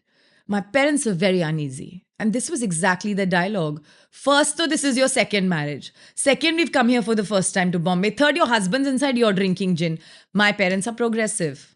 Just want a gentle reminder underneath that. Now, what were my options? I said, this is what I'm saying, that this is the thing that women don't give themselves a chance at. Try not getting up. Just try not to. Hold the seat And just make sure the seat doesn't let you get up, even if everything in your body wants you to get up and do this. Just try it. You will normalize it. Our problem is we will fall for this drama and we will go behind and do a little some karchi hilawing. If I'm terrible at making biryani and I don't want to offer you khichdi, may as well let's stick with a guy who knows how to make it. One of my friends who's been on the show, Mahima Vashisht, writes this newsletter called Womaning in India. And one of her most popular posts is about the Raja Beta syndrome. That when the boy's parents come visiting and if he's in the kitchen, oh my God, Raja Beta kya kar raha hai, you know? Listen, the Raja Beta syndrome is the syndrome that Indian men have. Okay, with all due respect, Indian parents have, Indian mothers have. Lots of them don't even get it. So you can keep trying to explain to them what's flawed with the Raja Beta syndrome. They don't get it. There are only two ways to solve these problems. One is that women shouldn't budge. Second is they don't get it. Just move to a person who gets it or eject that situation. Because, it is not the onus of fixing people's problems cannot be mine alone. We also have that problem. I will fix this system. And then you will spend the next decades gizzoing that fixing of that system and it won't fix itself, right? And by the way, I hear this, and in the book as well, I hear this from women who are like hotshot consultants, married to hotshot consultants, who come back and say, we live in the same house. Our lives are completely different. And one day I asked her, I said, can you scratch that out for me a little bit? What does that even mean? She's like, we don't know how to talk to each other. Our only common conversations are work. Our friend doesn't believe in going out for a coffee or a musical concert. I want to be with somebody who actually even wants to hear me out, right? Apparently, you can hire people now for that. But the point I'm saying is that women essentially are asking themselves, if I'm in a relationship with a man, what am I getting out of it? There is some research recently that the second relationship that women opt for is with another woman, whether or not they are gendered that way. And there are many such women around now, I can see even in my own circles. And I'm just trying to be honest and logical about it. If you find empathy and love, which are basically gender agnostic concepts, then I don't know if women really need men for most things. I'm just saying this deeply honestly. And I'm not saying this for myself because, well, I still like men. I'm attracted to men, but I just feel that somebody who's had really tough experiences of a certain kind and is opting out of it, absolute legit reasons to do that. And in our world where acceptance is finally coming in some parts of the world, let's put it this way, I don't know if this will be okay in some parts of India or most parts of India, but I really think that, these gendered roles need to be swapped. And sometimes kitchen is a great place to start. And even though it sounds like the argument is jaded because every man should cook and this, that, and the other, nothing hits home like the role in the kitchen. Or sometimes there'll be this posturing where a man actually does go and cook something and then everybody is like, वाह वाह बेटे ने क्या काम किया, अच्छा help कर रहा है, Sunday में कुछ बना दिया. I overlook that sometimes. I'm like, chalo, there's a starting point at least. Chalo, you can praise him for the right thing. You know what I mean? Because we know how it is that some legacy is still continuing among people. So I think COVID saw that as well, like this exuberance of Instagram posts. I thought COVID was very interesting in the sense that it had the potential of breaking down a lot of facades. That you have people living together who probably can't stand each other or who probably live different lives and suddenly they are forced to be together all the time. And you might realize that you cannot keep this shit up anymore. Or you might think about it for a moment and say, I really don't like this guy or I really don't like this woman for that matter. What am I even doing here? And I think one of the great tragedies is that men and women just don't talk to each other, in the sense that I think what women want and what men want are often not related to what, it's a pretense, right? A woman wants something and she's with a man and a man wants something and he's with a woman, but they're not getting what they want from each other. And it's just this pretense and it's just these sort of personas that are living together while the real people are kind of cringing inside. That depends on how much self-awareness it is, which there isn't much of in men. Here there's something I want to just mention. Again, some things are really about men versus women. Men don't ask and they don't listen. It is a problem. Women are conditioned to listen and conditioned to ask. Men have not been conditioned to do that. And I think it's high time they start recognizing that. They don't listen to somebody. They don't want to know what other person's needs are. They want to not ask. Most men around me, I see, even in their common relationships, professional relationships, too busy telling us what they're doing. And too busy to ask how the other person is. Very annoying.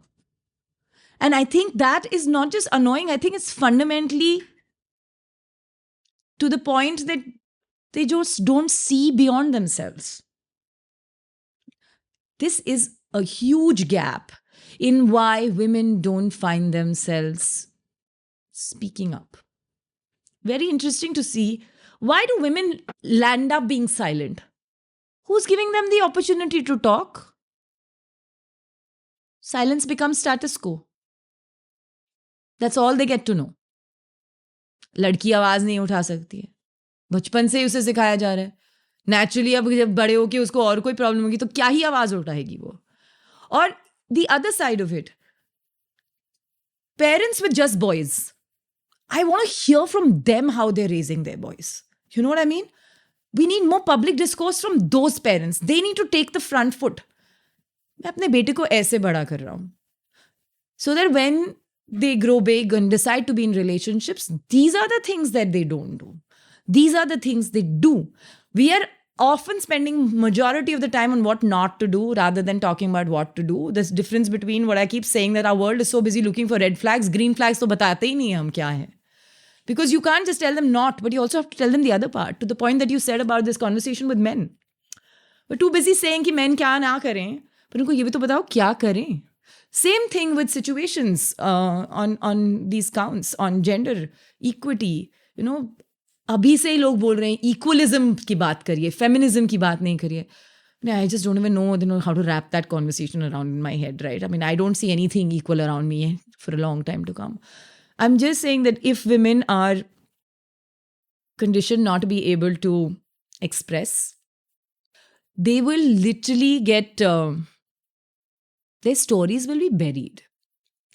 And some women, including myself, that fear is at my face here, right next to my nose. I'm like, shit, we can't let that happen, right? We don't want the invisibilization of the female and her ability to do so many things. You know, it's just really ironic. I mean, we're in a country where we worship women. When we see a powerful Kali, whatever, Chandi woman, Durga, सारे लोग क्या, 99% of the priests in Durga Puja men, na? But that worship is posturing. Yeah, I don't know posturing है कि नहीं है. My point is कि visibly क्या power है. I mean, majority of the guys who are managing Durga Puja are men, who are the ones who bring the Pratima and put her in there and bring her and invoke the goddess in her are men. They love her. They wish good. Everything happens. चलो लक्ष्मी तुम्हें I understand selfish reasons है. बहुत औरों के लिए तो selfish reasons नहीं है. But I'm just saying कि हम इतना कुछ कर सकते हैं. But that same woman is angry. She lets somebody bleed in the house. So बस हो गया. She kills somebody. कोई issue पे लेकर. तब हो गया. Why? That means a woman has to be Durga to be heard. Huge problem. We don't have to be that. That's an incredible point about listening, and it reminds me of this quote by Stephen Covey where he said that too often we listen to respond, we don't listen to understand. And the difference there is the act of the ego, right? You're listening to respond. And I think that's why women are silent, because the men who are listening to them are listening to respond. They're listening with ego, so it's going to become adversarial. There are very few men who actually learn to listen just to, sit back and chill out and kind of try and understand what's going on. I've always stated this as a human problem, but it's probably a problem that applies more to men. It's this whole main character syndrome, Immanuel Kant, his categorical imperative is that don't treat other people as a means to an end. Treat them as an end in itself, And too often where we suffer from the main character syndrome, where in our story, I am the main character. Everyone else is a prop or a side character. I am the main character. I'm only thinking me. I'm listening to respond so I can show how smart I am or how right I am and, all of those things. And I think that's a default.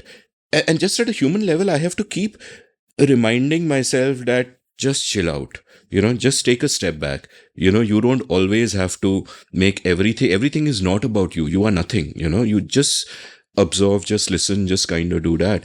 And everything that I just said, I normally say it in general that we are like this. But would you think, and I'm just thinking aloud here, that is it the case that mostly men are like this? No, because there are lots of women who behave like men, right?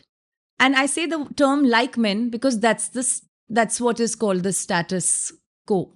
Okay. Hopefully, in another generation, in another world, we will perhaps say like somebody else. I don't know, like a lion. But I'm just saying that this isn't about behaviors of men alone. Just as large number of men, I find are actually docile characters who are dealing with other men who are basically alpha male, right? There's an alpha female as well. I don't think that is something that I'm, sort of ignoring. But even there, the acceptance levels to an alpha man versus the acceptance to an alpha female. Just look at the disparity. And this attachment of labels, right? An alpha female is a label, an alpha man is a description. Okay. I think there's a problem for us to just constantly have these conversations and early enough, which is I think we're very early in our discourse on gender equality. We're already hearing people saying, oh, she's the alpha male type. Why is she alpha male? 99% of men I know will call me alpha female. Why? Because I'm just talking my mind out and I'm not succumbing to that self-doubt conversation that you were earlier alluding to. Somebody will turn around and say, oh, she's the girlfriend type, not the wife types. This is the conversation that's happening around us 24/7. And I'm thinking, who the hell are you to give me a label? I don't care which type you want me to be. I'm not interested in your label at all. I am who I am. But it's not easy. And I am saying this, and I'm sure thousands of others who are listening to this will say, Are Shaili, you can say this. Because, nobody behind you is sitting there, and your husband, when you walk out, is not going to question you about what you said and how you said it. Your father-in-law is not going to question you on how you said it. He's perfectly okay that you talk to him at an equal level. This is not happening. This is not their situation, right? Now, I can say I'm privileged. I can fight with my husband. I can request him to cook when I'm tired, whatever else. The other way to think about it is maybe they hadn't seen the person who could seek this out of them, right? I think that's the part that women have to do. The thing about sitting and not budging. I'm married into a Bengali family. I cannot eat the same dal every day. So I told my dad-in-law, I will not eat a yellow dal on a daily basis. You have to give me 5 colors of dals through 5 days a week. Sounds silly, but Bengalis are very territorial about their food, right? As you know, they love to get the yellow dal. So I said, you know what? I can't do it. So give me a solution. Next day, I got my solution. Somebody gave me a different color dal. I didn't ask for it. Or I would have just festered with the thought that this is what my life is going to be about. I have to do this because I'm in my in-laws' house. I will not raise my voice. Small things become big pebbles in your shoe. We don't give ourselves the chance to seek our rights. All women are expected to change into their daughter-in-law syndrome when they move. What is a daughter-in-law? It's your label. I'm that same girl. I asked my father to help me out with something. I'm going to ask you. I need extra money. I'll tell him, you go pay this. I'm going to ask you the same thing. We also dawn ourselves into some daughter-in-law as arriving somewhere. We have to stop doing that. I treat my in-laws like my parents. I expect them to treat me like their daughter, which means when I'm upset, I will scream. I will answer back. I will disagree. I will tell them that children's homework is not my job alone. I will say it. I have an equal relationship. I have leveled the plane. It's tough. I'm not denying that. If you make a start, 20% of your issues will be solved on day one. So the problem of patriarchy setting up expectations from us is one. Us agreeing to those conditions is another one. We don't fix that, we're a problem. It's really genuinely true. And I often tell women to say that before you crib about this situation, ask yourself, what have you done to seek? Same thing. Want a promotion? Raise your hand. Want something at home? Raise your hand and say, I want this differently. And don't buy into thing, अरे वो क्या gift दें, कौन wrap करेगा, girls के काम है ये. नहीं है. Go get the gift. Okay, I'll help wrapping. Done. I'm just saying that there are small things. Actually, in majority cases in conversations in marriages, other than rare circumstances, it's these stupid things that are bothering women a great deal. And I really think it's amazing how small, how accurate, how little it should take to solve these.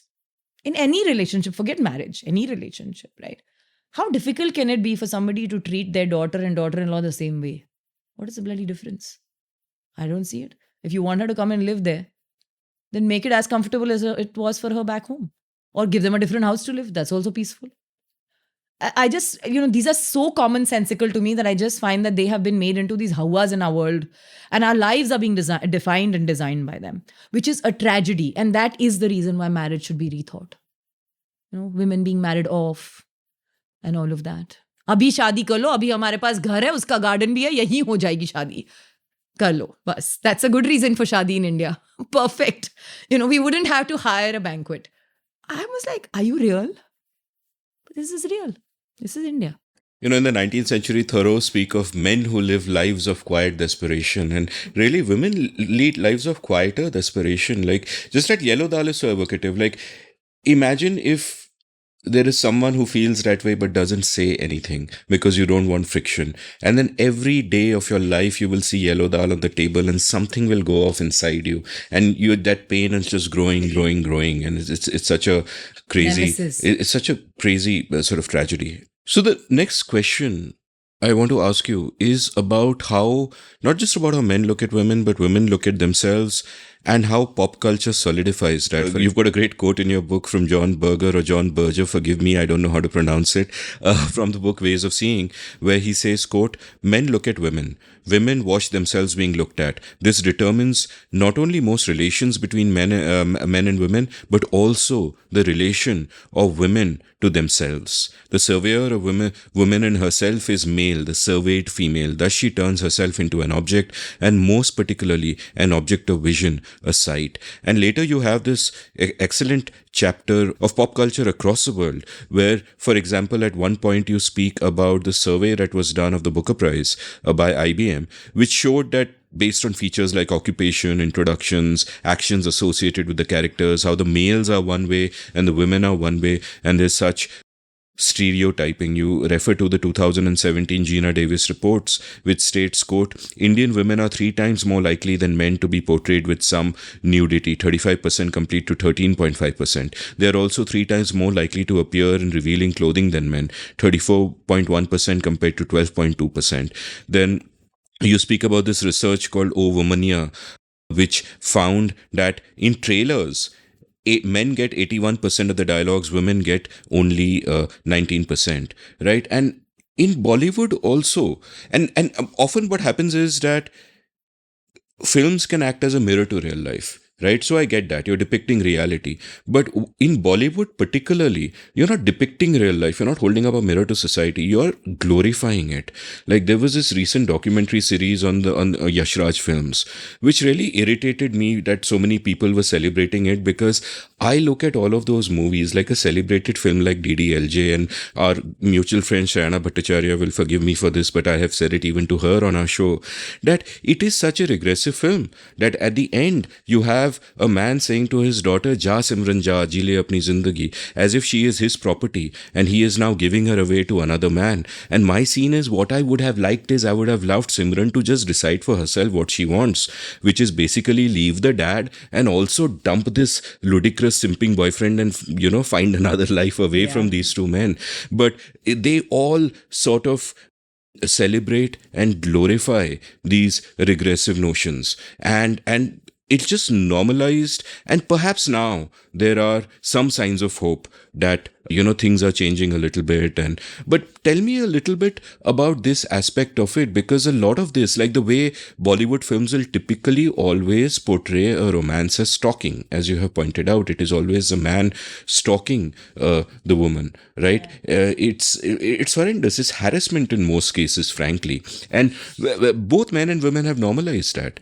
So much so that men feel so entitled to that then they lash out with anger and throw acid and whatever, because they have been denied something that they are entitled. And this goes back to, honestly, this goes back to in popular culture before Bollywood. Like, I once jokingly and provocatively remarked that all of Urdu poetry is really a lament of incels, right? That they're not getting any, and it was meant to be provocative, and luckily lots of people responded to it by posting poetry that was not like that.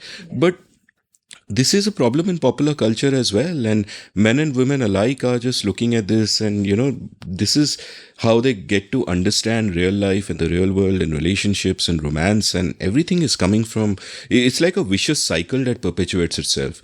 So you've written a detailed chapter on the arcs of this, the various different arcs. So tell me a little bit about that how big a problem is popular culture, is it changing, etc., etc.? So I think the symptoms of all the things that you have manifested in that question, whether about how women see themselves, how men see women, how they're portrayed, what's wrong about that portrayal, actually has a 3-word answer. It's called the male gaze. And why is that so important in our dialogue or in any form of writing is that we have been defining the notion of what and how through that very gaze, right? You mentioned how Amrish Puri leaving the hand of Kajol. It seems like he's doing such a big righteous act. Finally, it's dawned upon him. But I'm thinking about even today, that movie, and I kind of watch that movie now and then pretty often. It still stirs an emotion in me. And I ask myself why. I'm that hardened person with multiple magnifying glass and she's not going to let anything oblique pass her eye, which is trying to be demeaning of women or their rights. But the truth is, it strikes a chord with me because I still see this around me all the time. And so we say her husband's a nice guy, he allows her. The father is very, very progressive, he let her. The mother, she doesn't stop her. This is the language we've been growing up with. And this is not, I'm not from a alien century. The girls who are in their 20s right now are telling me this. The girls who are 15 are telling me this. Therefore, it's very easy for us to think that this is changed. It's not changed. That's exactly my point. Everywhere I go saying the same thing. Nothing is changing. One female director launching a really progressive film that bags awards, absolute celebration. Kudos to her. How many people are watching that film? They're celebrating her on Instagram. But how many are watching it?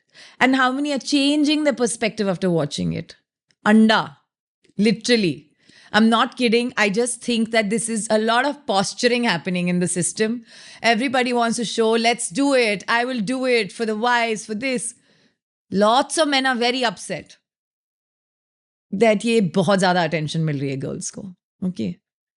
अभी सिर्फ conversation attention है. There is zero execution happening on the ground. I'm simply making the point in the book with the chapters on pop culture. There's nothing new here. What is happening in pop culture has, mirror to society, this, that, and the other. You talked about heroes and how they get space. I have heard heroes get this in the contract. In the poster, 2/3 of the poster will be my body. In fact, in your book, you write about this hero who demanded that I think Tapsi Pannu's dialogue be dubbed differently. He was determining what she should say. But that's exactly why we should remember how many heroines thank heroes for making them into heroines. I don't know much about the film industry, but I have read enough as a common person to know 30 heroines in front of my lifetime have said, thank you for Salman Khan for making my career. Why? He must have had a view, no? As to which heroine is going to be in the movie. What will she do and say? I'm just saying, put ourselves in Dabang. Make Sonakshi Sinha the police officer. Make a guy, one mushy fellow. That girl with a little, ability to give a little smart aleck comment. That picture will be flop on script level. We just don't have the appetite. How do we garb all of this by saying the market's not ready for this? Standard dialogue. And this continues. So therefore, have a woke script, go to OTT. Have a commercial script, come to theatre. Now, all this said, I'm at least happy there is somebody putting something out. Today, I think Mardani is called, Rani Mukherjee's. I think that's what it's called. It's a film that was accepted. Vidya Balan is the hero of her films. I just feel so goosebumpy saying this also. Because I can watch any film which has Vidya Balan. I don't care about heroes. Few years ago, I would have said my favorite actor is Amir Khan. Today, I don't have a favorite actor only favorite female actors. I love them. They bring so much life to their films, right? Why am I excited about it? Not just because it's a woman. I'm not used to seeing her do this stuff. The thing is that we are wanting to suggest that, oh, this, when a woman does it, how many things can a woman do? I'm like, she hasn't done this. If she does it at least 1 crore times, that's when it'll get normalized. We do it once and we've checked the box. So film industry has its own problems. Film industry has not only the problems, they now are raising, which ये acting नहीं, ये बोलती भी बहुत ज़्यादा है. Why do we need an actor to say, acting करिए? Why do you have to be an activist? There are all kinds of questions. So it's almost like saying, do you want to act? Come here. Just do what you're told, right? Do not have to go out and speak. You ask actresses. I'm sure you've met so many of them in Bombay. They have to live a life for their profession. They have to live a life outside of that profession. They have to be very conscious of what they say.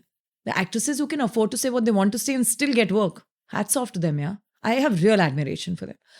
And there is another lot of, our film industry's elements that I'm now appreciative of. And here also, we never had a conversation about an actor who was pregnant. That's a change, right? We finally realized pregnancy is not a disease. Right? And second, I do remember, for example, when Juhi Chawla got married. As of today, even I still don't know who her husband is. But I know that now finally people know that she's married. Such a hush-hush thing. Because nobody wanted people to know that she was married, right? And that's changed. That's another good thing. Now, of course, I'm kind of overdosed with how much Bollywood is getting married, and they're just like adding to another stereotype, right? You have to have a big Instagram wedding. There's no other way to get married, which is a totally different discussion. But it's just nice to see that women can be women, still act and still talk. Looking at Neetu Singh, who's constantly been accosted for being like a person who's really enjoying her life even though husband's dead. She's not dead, yeah. She has a life. Let her live it. So there are some things that are getting normalized, but not without the labels, not without the baggage that comes with it. It's a bit like the Me Too story. Ask an actor who came out and spoke about it and find out how much work she got after it. Not happening. So I think Bollywood is a great way of bringing change. Any conversation, like lovely movies, Badhai Ho, Badhai Lo, all of that. But I think even in this building, if a woman is pregnant at 45, it's going to be a viral case, right? I don't know how many Badhai Lo's will happen. And you had Neena Gupta on She the People, and she's so great. She's amazing, right? But these are women who give me so much hope, right? I was telling you earlier in the show, I want to have 6 more careers if I live up to 90. I really am in great admiration. Madhuri Dixit made a comeback on her terms. Couldn't have happened a few decades ago. Couldn't have happened. Neena Gupta has made a comeback. Like how? How, right? Same with like so many other people, I just am amazed that there is that space finally created, right? Well, anyone who's listening to the show, please, if you have anywhere you can cast me, I'd love to be cast. It's a tick box I also want to do in some form. Only because I just feel like there is such great ability to create different characters, right? In different formats today. And talking of formats, we should praise what social media has done. In short format, allowed a safe space to say what we want with characters we don't care. So that's the other thing. I think the reason a lot has changed about our world is because we are putting, at least majority of audiences are putting less and less emphasis on who and more on what. I think that's a good thing. Right? But will our industry change everything about how they treat women and what they portray. Very hard. I mean, Kabir Singh is not such an old movie. My sense is that I am pessimistic about Bollywood changing very fast, but I am optimistic about change coming because I think Bollywood will just get more and more irrelevant. And I want to read out this quote of my friend Paromita Vora, who also did a really memorable episode with me, and you've quoted her in the book as saying, so when we say popular culture, we must include all of these, where she's talking about social media, web series, short format, TikTok, where she says, so when we say popular culture, we must include all of these. Unfortunately, all of the conversation online tends to cherry pick only, say, 5 movies, and then it's common to say item numbers are bad, so is objectification. This is a kind of undergraduate level of understanding. Stop quote. And the words Paramita chooses sometimes, she's just magical, undergraduate level of understanding. And my question here is, and my sense is, going back to what we were saying earlier, when we were talking about scale, that you don't necessarily have to scale. And a related thought to that, a sister thought to that, is perhaps that the mainstream is dying. Everywhere I look, the mainstream is dying. In media in the 90s, there used to be a consensus on the truth. You had gatekeepers. There were only a few places. And over the last 30 years, that's opened up. The creator economy looks drastically different. We have the means of production. The consensus to the truth has vanished, which means that there are narrative battles everywhere, and that's a negative side of it. But overall, it's an overwhelming net positive. And I also see that in the space of entertainment. Like, to me, Bollywood, for all the numbers and the scale which it achieved due to the structures of distribution and all of that, was actually hopelessly outdated and out of touch, right? You had either the incompetent children of old school producers who were still there, or people who had gotten educated abroad and come here with their out of touch attitudes. And for me, the great hope, and it's a pity TikTok got banned, but TikTok was a window to what's really happening out there for me. It came simultaneously with Jio taking broadband all over the country. And initially with TikTok, what you just saw was, the low-hanging fruit of, hey, you're imitating something, or you're mimicking something, or you're recreating a meme. But the kind of creativity that was evolving there, like even in the context of gender, I briefly even taught a course on Indian society and TikTok. I put it together because I was so excited. And even in the context of gender, you had so many videos where women were wooing men, where the men were clueless and women were doing creative things to woo men and just turning the whole thing around.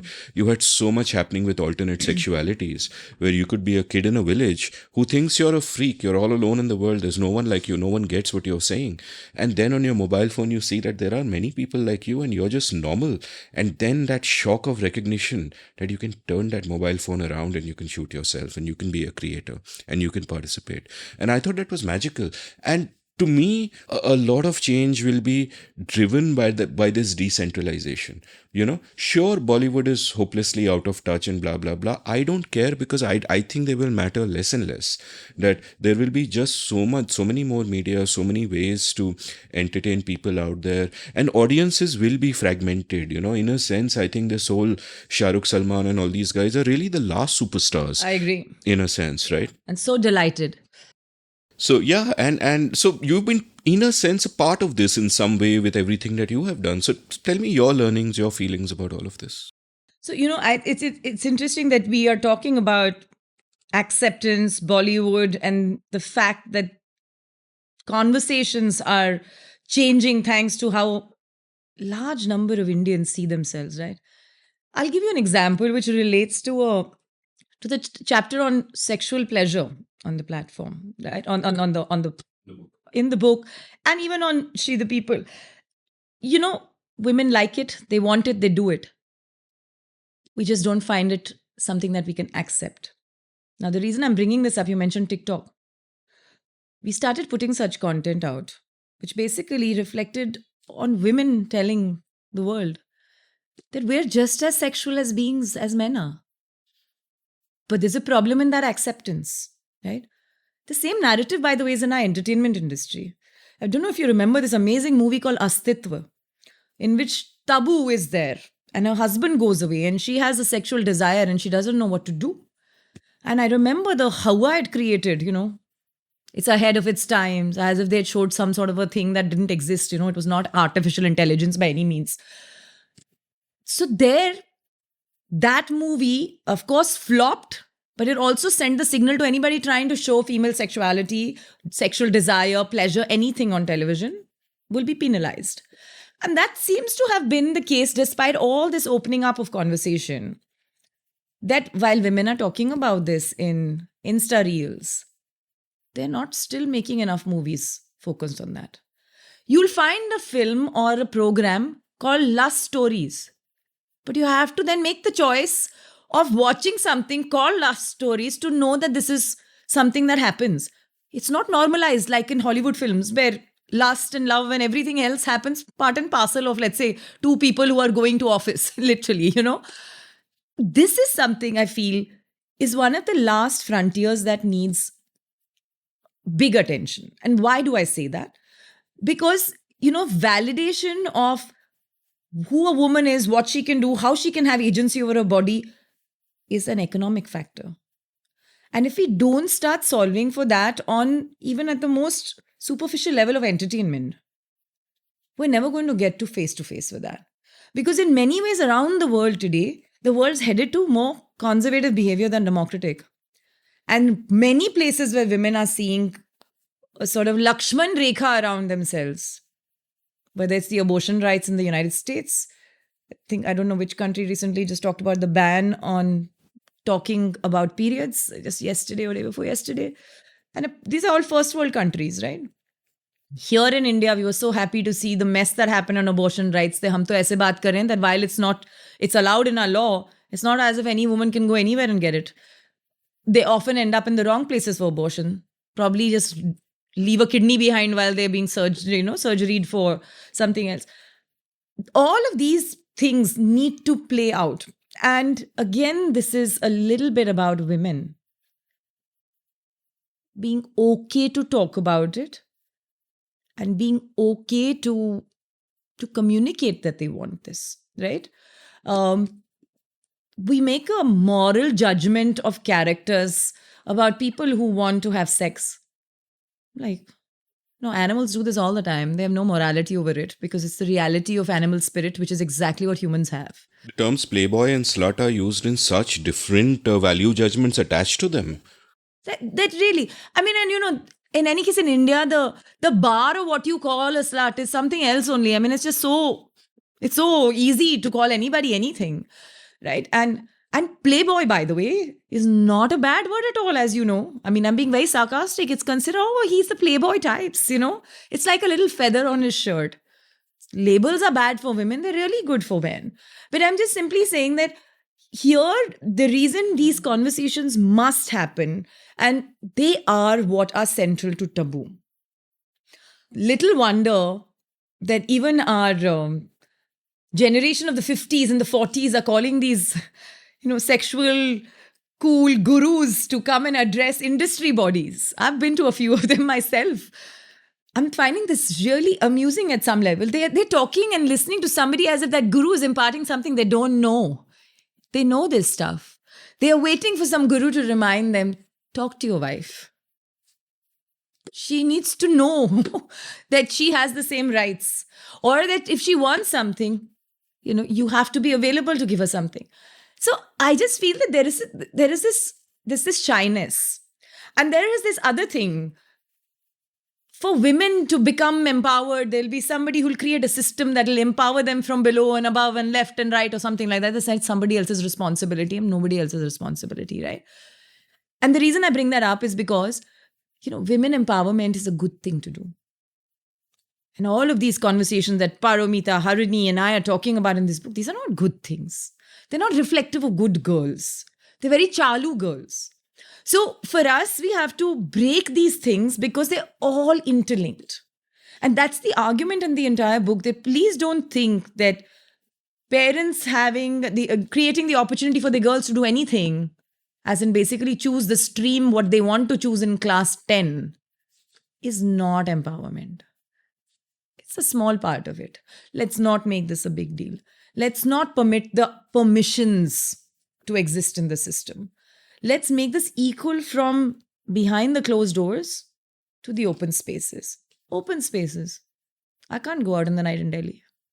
I have a different wardrobe for Bombay and a different wardrobe for Delhi. Wow, that much. Of course. I cannot wear the clothes I wear in Bombay on streets in Delhi. Cannot. Impossible. I thought I was the only one. I just met a woman in Bangalore who literally told me that. I was like, I thought I was the only person. She's like, no, we are loads of us. And this is true. Rights to open spaces, rights to do nothing, rights to having coffee without looking into blank screen. Can't do stuff like that. One of the initial thoughts when this book was getting curdled in my head was exactly this. Then a woman sat in the first Starbucks in Bombay back whenever it came. She was alone. And I was waiting for somebody to come and meet me. And in this 10-minute period, 4 gangs of office people had decided what this woman was like. Because she was drinking coffee alone. She's a male, the alpha male, bechari. Maybe, the guy didn't show up. Somebody stood her up. Maybe she should not come and have coffee alone, gives other people ideas. I mean, everybody had something to say about her, right? And that's amazing because when She the People was starting and we were missing content, content was walking around us, sitting alone on tables. Content was trying to go get themselves a bottle of rum from a theka. This was content to us. We didn't have to look far. Like, just look at your backyard. Kya ho raha hai? How does the guard check that girl out when she's going up? Who is she going up with?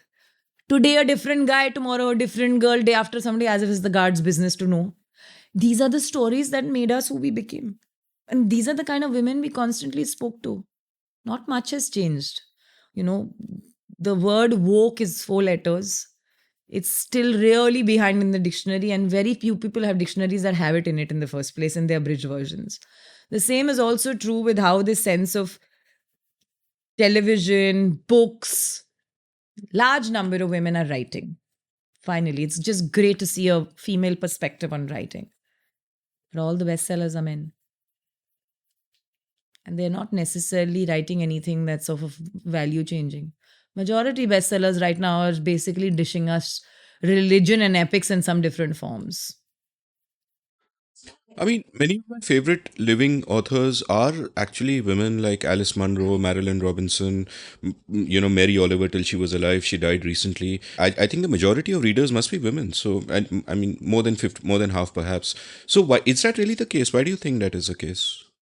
No, Or are you talking about India? No, I think world over. Why J.K. Rowling is a great example of how she succeeded under a name that sounded like gender neutral. But everybody knew she was a woman. So who's everybody? I mean, the logic for having that name at the start might well have been that make it ambiguous. But when she succeeded and became a phenomenon. Because success is very obvious a reason for somebody to come out and talk about it, right? Most importantly, if she hadn't succeeded, people wouldn't have known. It's a woman. I think with success is masculine in nature. And therefore, it gives people the energy to come out and speak. Feminine success is what? Look at how much controversy has erupted ever since Jacinda Ardern has stepped down. At one point, even I was conflicted. I was like, oh God, we just had her. We shouldn't let her go. I wish she wouldn't step down. Why? Because I wanted to hold on to that energy she brought for everyone, right? At the same time, by stepping down, she normalized something, which is making a choice that she does. But the number of men who have interpreted this as weak leader, phenomenal, right? So I'm just trying to say that we do have discourse that is trying to change a bit, and it's a good starting point. But you and I can think about the fact how many readers are reading women. How many readers are there in the first place? We're talking about a small sliver of people, right?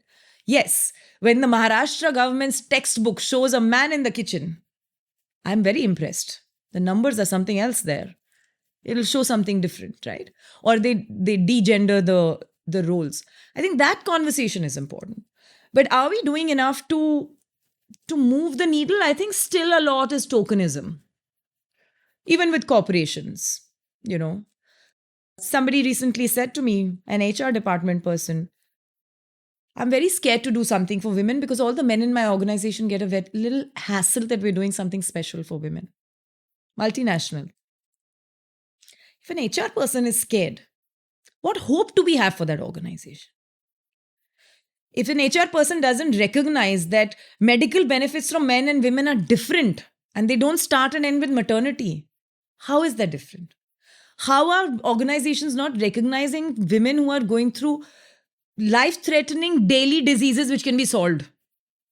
Whether it's PCOS, whether it's perimenopause, whether it's just stress and mental health. No. These are things I think are not changing. And I again find this almost like mocking the idea when somebody says, why do women need something? Why do women produce children and men don't? These are fundamental questions we're not asking for ourselves. So, Bollywood will tell us something. But after how much detail can Bollywood also bring us? And there is only that much where we are still making fun of girls and how they dress and what they say, and our girls are making fun of themselves. Often, that guy likes me or doesn't like me. I've seen these stupid things in colleges. Girls will take one of those leaves and break them. He likes me not. He likes me not. Like, what nonsense. Somebody will ask in a room of girls, how many men will marry an outspoken girl like her? I'm like, why is this a conversation? Ask these women, na? How many women want to marry this lallu who's not going to go to the kitchen and give me an equal hand in the kitchen? That's the question we are just not asking. We are asking questions where we are victimized. Stupid. Wasting our time and opportunity. So when you spoke about lallus, you spoke about one aspect that he doesn't give a hand in the kitchen. I would say lallus contain multitudes. They are lallus in various different ways. And one of which possibly is sex. So let's talk about that. You've got a fascinating chapter in your book on that. And earlier you sort of referred to the asymmetry of consent, as it were, if I can use that term. And you've got a great quote in your book where this lady says, I give in every time my partner wants sex, but he's probably very comfortable saying no to me when I really want to make out. It's amazing how easily men say no and just how easily women give in. The whole idea of sex being something for the man's pleasure. And of course, the posturing it's part of the family. We are producing kids and all of that. And women's pleasure and desires are just completely underplayed. You have another great quote about orgasms where someone says, quote, I never knew what a big deal an orgasm was because for the first 6 years of my life, I had never experienced one. Penetrative sex is so overrated. Stop quote. And your words later, which I found again really poignant and, spoke to me, where you wrote, quote, many women I spoke to admitted to living two separate lives. One where they toe the line, live by family rules, don't talk about themselves or their personal and sexual needs. And then there is a life they have on the internet hidden behind avatars and personas. Stop quote. And which is kind of so poignant about this double life that you need to lead. And there's this great book by Sage Stephens-Davidowitz called Everybody Lies, which is essentially about what he does is he got access to data from Google and a bunch of other sites. And his thesis was that people are most themselves and not posturing when they're searching for stuff. So those search terms will indicate what they really want and what they really desire. And a lot of it is bizarre. And some of it speaks to the needs of women, that women have sexual desires too. Women also search for, different kinds of pornography and all of that. And you see some of these secret lives kind of playing out. What is your sense of whether this is something that can change because of technology, in the sense that once upon a time you could really have believed that if you're a woman and you have a desire, that there's something, it has to be a guilty pleasure, you should feel bad about it. But now we are surrounded by media where from all over the world, where women are accepting and even celebrating their sexuality. And do you feel that in the long run, that will lead to a kind of preference cascade, the term I used earlier, that women can sort of have more healthy approaches towards this and not just, normalize that whole... So I think there's a very big Indian context to it, right? As I mentioned in the book, sex is just something we pretend we don't do as Indians. This is the land of the Kama Sutra. We just export it. So I think largely the issue around this has been that we are just too shy to talk about it because it's not appropriate to talk about desire, right? We are not interested in being priests and priestesses. So I think for us, the huge challenge is that we are not going to get to a point where women will seek their claim for a long time to come. We are just conditioned not to. It's so much easier to suffer in silence and enjoy pleasure in your other part of the world. Because There is a life you live on a daily basis, and there is an underbelly of your life which you live somewhere else. And I think that the person who did that Google research is 100% bang on. I don't think, pleasure is gendered. It's only the pleasure discrimination is gendered, right? What that woman said, that it's so easy for a guy to say no. Not only is it easy for him to say no, it's very easy to make him, that guy, make her feel shit because she wants to, because she's aroused and wants to make out. And this is normalized because we have only seen that, this is the domain of a man.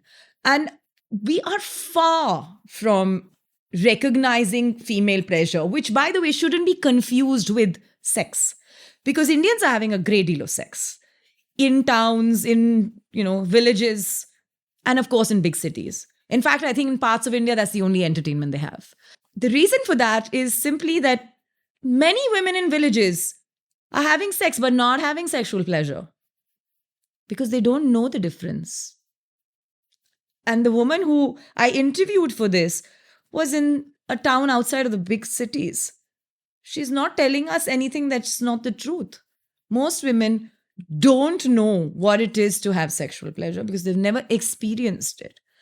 Now, to the point that you're making is that could we come to a point where people will normalize this conversation? Very hard, because I can't have this conversation in my drawing room. And even if we do, the chances that out of the 50 people, 42 are actually living the life of suffering is 100% true. Takes us back to the discussion about, will the institution of marriage survive? I think this will be a big role player in terms of whether marriages sustain. Because more women start recognizing that they have one life and they don't deserve to miss out on whatever is their source of pleasure. Huge issue. Marriages get broken because families come and say, "Aap chicken nahi kha sakte, aap ye garlic nahi kha sakte, aap alcohol nahi pee sakte." You're like, I am coming for a marriage, I'm not coming to change my entire lifestyle here, right? But large number of women have to do that in the name of love. What love is this? I don't get it. Large number of men who make women do this go out to a ship in Sardinia and will have everything in the world they want to have. But they'll come back and make others feel guilty. So to me, this whole thing is that any kind of guilt, which is a problematic word in the first place, to me, pleasure is not guilt. It should never come together. Pleasure is a right and everybody deserves it. And we will, if we don't normalize that, and we don't kind of call it the gandhi baat, that will take us a long time. As Indians, we are very uncomfortable. We can publish 10 books which talk about this. We will read them also. And we'll be like, acha, theek hai. Back to square one. It is so deeply entrenched in our caste system. We're taught purity is top, impure is below. And everything in the middle is, as we know, there is serious amount of sex from bottom to top and top to bottom. We know how people who are privileged treat sex. They're the worst offenders. They know better, apparently. We know the Vatican stories. Celibacy has a definition only for textbooks. So I just think that this la la land that we've created for ourselves about what's okay, what's not okay, how much skin to show, how much not to show, whose skin showing is okay and whose is not. We are not asking ourselves real questions. Why have I landed up on this earth? If I have to live up to my life, I have to be able to have experiences of every kind, right? What experience is good, what is bad, I don't know. We are not, these are fundamental questions. Therefore, I think the challenge is that we will end up using this, the right to orgasms and equality in the bed sheets as a very thin crust of a conversation that happens to just please each other in the drawing rooms, knowing fully well that those people are just sleeping with somebody else because they just know it's a fucked up marriage or there is a fucked up situation. But we're not willing to admit it, right? The other thing, pleasure is directly linked with ability to have money. Because it's also linked with ability to have agency over your body. We have, as She the People, 200 million video views on the female body. Video views that only show a doctor telling you what your body is like, right? Where you bleed from, where you pee from, they're different. Left breast smaller than right breast. Why? Talking about biology here. Women don't know this. Men to definitely don't know this. But why are these important conversations? Most women don't know what is okay and what's not okay to be done with their bodies. If they don't know that, they will settle for less. They will settle for bad. And that is an economic cost. We're not talking about that. Therefore, pleasure is actually at a level of profitability, if you ask me, based on this whole scenario, because women are like, that's extra. I'm able to get it, which is very different from saying I even know what my body is and what I will allow to happen to my body. Like that woman in the book says, men think that women and marriage gives them the license to have somebody to go make out with. Not even make out. Make out sounds like something done by two people to have sex with. We don't look at that as an economic issue at all. Somebody who was interviewing me during my book tour kept saying, I still don't get it why this is economic. And I said, I just don't understand why agency over your bodies is not economic. It is economic. And to me, a person, and it's not even as simple as somebody who has good sex as a happier person will be happier at work. I mean, that's a simple equation anyway. But that's true for men also, right? If you're just happy, you're happy. It's your hormones that have kicked in. Now you go for a happy work. But I think for women, it's much more than that. It's like saying, hell, you know what? I could say no. Wow, that's power. Is it a horrendous truth ignored by everybody, and the biggest reason that marriage is toxic, that so much of sex within marriages is therefore rape? Because even if the woman doesn't protest, she's not really consenting. She just can't say no, and that's what the situation is. So there is a part in the book that says why sexual pleasure is such a taboo discussion is because many women have direct or indirect experience of sexual trauma, including in their marriages. Simply because it's not something that they've given consent to. And you've pointed out 30% of violence against women is domestic violence. And to me, that must be an understatement because most women would not be reporting it, right? And this domestic violence figure probably is about physical violence. A lot of the sexual violence is actually garbed under the right of the man. It's not called sexual violence. It's perhaps normalized by the women themselves, right? That's And what they're... because they're conditioned to believe that that's normal, right? I find it absolutely ridiculous that mothers and mother-in-laws are waiting to know whether the people made out or not of the first day of marriage, because apparently they're looking like plums or something after that. I'm thinking, these guys have just got married yesterday. So in case there is any confusion about this is exactly how our film industry has fed us, right? The whole world needs to know what happened. It's no different in Egypt. They put out a flag outside after the woman has, had sex for the first time. Like, what are these rituals? What is this thinking? We obviously have it all wrong. I mean, the book also says there's a little more conversation about how women were called hysterical if they were not having babies because apparently their ovaries had lost it.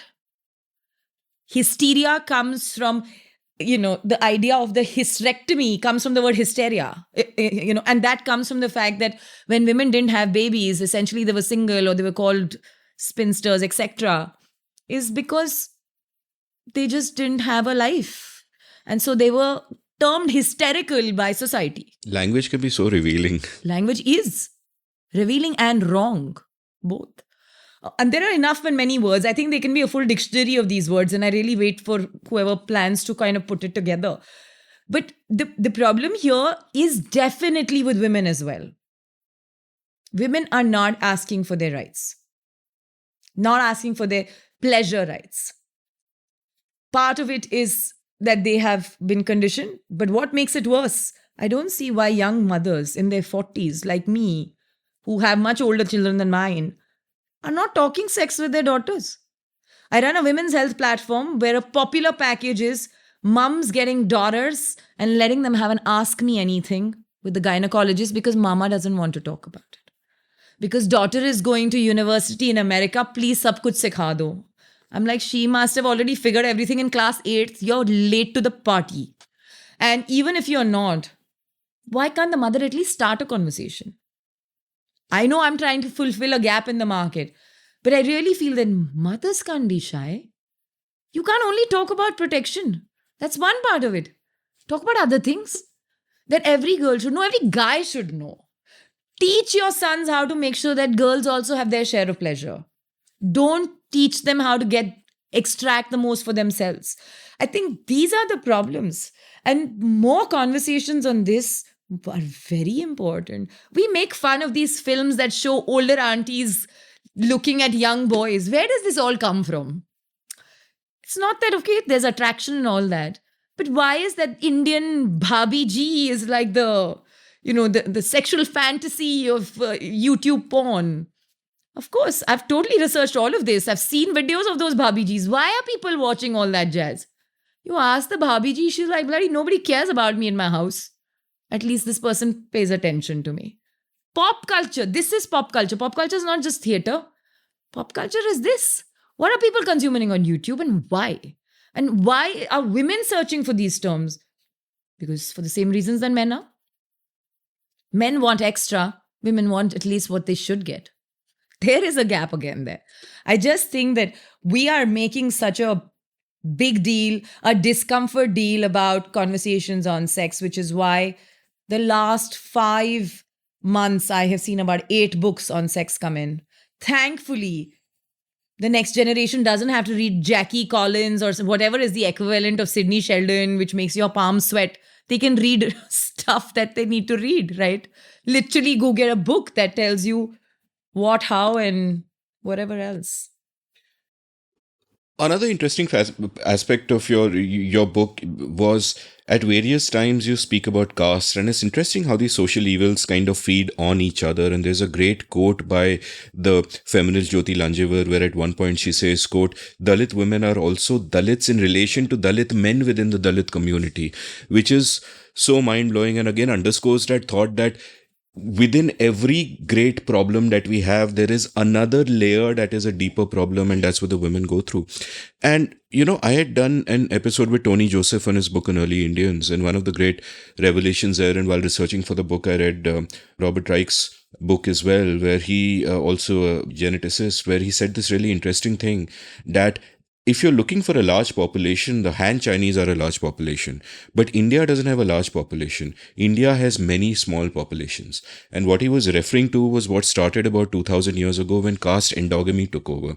And there is so much caste endogamy that everybody is marrying within their caste. As you pointed out in your book, you'll have these matrimonial ads which will say so and so, so caste looking for so and so. And that endogamy has also led to what the economist Alice Evans on my show elaborated upon as the drive to female seclusion. That marriage becomes key to this. You have to marry within your own caste, so controlling women's sexuality becomes key to maintaining the caste system in a way, and therefore you have these restrictions that women belong in the house, you're not allowed to go out, blah blah blue, all of that. I mean, one of the many reasons for women's workforce participation falling, in fact, is that once families get above a certain level of income, they feel that it is no longer necessary for the daughter-in-law to go out and work. She should now stay at home. It's they can afford honor in a sense, right? And I've discussed that female labor force participation with various people, Namita Bhandare, Shrayana, Alice Evans, Ashwini Deshpande on the show before, and you've also got a great chapter on it in your book. And it's interesting how all of this is linked. So I've taken a lot of your time in the last section of your book that I want to kind of focus on is something that your startup Gayatri is also about, which is health, women's health. And you've spoken at length about how it's so normalized that a woman has to constantly, prioritize others and deprioritize herself.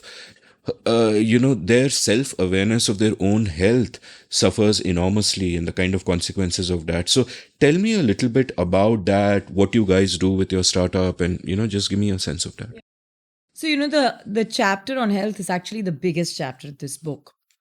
And to me, it's also the biggest area around women that has been ignored, both in conversation and also in any form of access to solutions.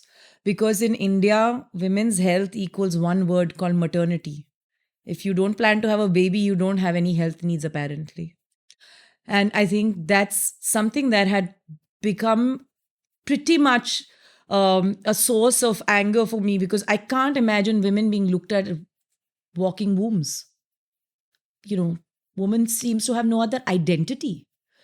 Even back when I was starting She the People, number of people who came and said, ki aap diaper bechiye, lipsticks bechiye, you'll get faster fundraising. I said, why? I said, because, that's what women want, right? And I don't think much has changed about how people think about what women want, including women. आप vibrator बेचिए. आप vibrator बेचिए, बिल्कुल, right? So I'm just saying that this notion that women are, their needs are very, very specific to vanity is so deeply problematic. Other than the fact that what vanity sells them is even more problematic, but their desire to have it in the first place is problematic. So for me, Gayatri, which is written as GYTREE.com, Gayatri, but it's pronounced as Gayatri, very much so as the idea of Gayatri in India, is to create this space that is safe, confidential, private, for women to come and talk to health providers in a way that they're not judged. I'll give you an example. First gynecologist that I've met, and thousands other women have met, their first question is, did you breastfeed your child? I'm like, how does this matter to my question? The chances of this problem happening, this problem not happening are much different. I'm like, to me, this is a very loaded question. You solve for my whatever requirements I have. Don't ask me these loaded questions. Don't, young girls these days, don't have time for sex. That's why they are getting so much cancer or cysts in their uterus. I'm like, doc, why am I here? I have a problem. Why are you here? Offer me a solution. Cut the drama, right? Enough research has been done in India. More will happen. Gynecologists, among others, are judgy. They make you feel guilty about the choices you make. I remember a gynecologist telling me she had a patient who came with a gap of 2 weeks with a different guy. She said the one reason why that woman literally fell to my feet is like I didn't judge her with who she came when and who she came the second time. It's none of my business. And for her, as a doctor, to take that decision went against a lot of her other doctor community people, because they're like, oh, you've got to tell them this is not okay. We're not going to doctors to ask them to be our mums, right? So I think the problem has been, one, that there is judgment. Second is that we just think that any doctor should be okay for a woman. But that shouldn't be the case. If women have certain calcium issues, they need to have a different protein. They cannot have the protein that men have. Same thing with various other things. Doctors have specialization. The female reproductive system is so complex. We need somebody for every part of it. And the female reproductive system automatically has an impact on other health that leads to mental health issues. We don't talk about that. Half the time we're trying to delineate the health system as this is the doctor for this problem that cannot be connected with the other. So when we started Gayatri, for us, the goal was very simple. Everything can be looked at with a lens from 4 different doctors in a female body. Nutrition, dermat, gynecologist, mental health. And that's how we've tried to build everything. That women should know symptoms equal problems, not disease and lumps equal problems. Wake up early. Second, there is a problem of access, we're creating it. Judgment-free doctors who are constantly trained, inherently non-judgmental, and offer you a solution instantly. Third is that we constantly remind them that they need to have access and availability along with awareness. So our doctors actually spend a lot of time asking them, if you have doubts around this, please ask. The hashtag we're using in our initial months is called Khul ke Poocho. Beautiful hashtag. Huh? So it's simple, it's very simple. Because हमें हमेशा बोला है चुप चुप बैठे हो जरूर कोई बात है, that ad that used to come about period sanitary napkins. Because women have to be quiet about their situation. We're saying just khul ke poocho, ask whatever comes to your head. Any question is no stupid question. Including the question what to ask a gynecologist on the first meeting. 10 million video views on one video like this. What does that tell you? Women have zero knowledge of their own bodies because nobody gave it to them. Nobody's offering that free conversation with them. So I think for me, this platform emerged from the She the People community. We have issues. We don't know who to go to. I put a bunch of people who are using these videos to learn and a bunch of doctors who are helping me provide, saying, shall we create something? And then we ran a few surveys. And I think I must have done an empirical, sort of piece with close to 30,000 people in different touch points over 2 years of COVID. That's a damn solid experiment.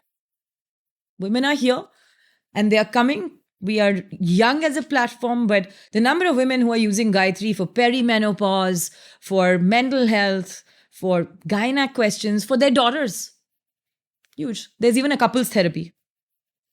Because couples should know, men should know what women are going through. And couples therapy really is useful to iron out very stupid things. Well, men was like, hame to pata hi nahi tha.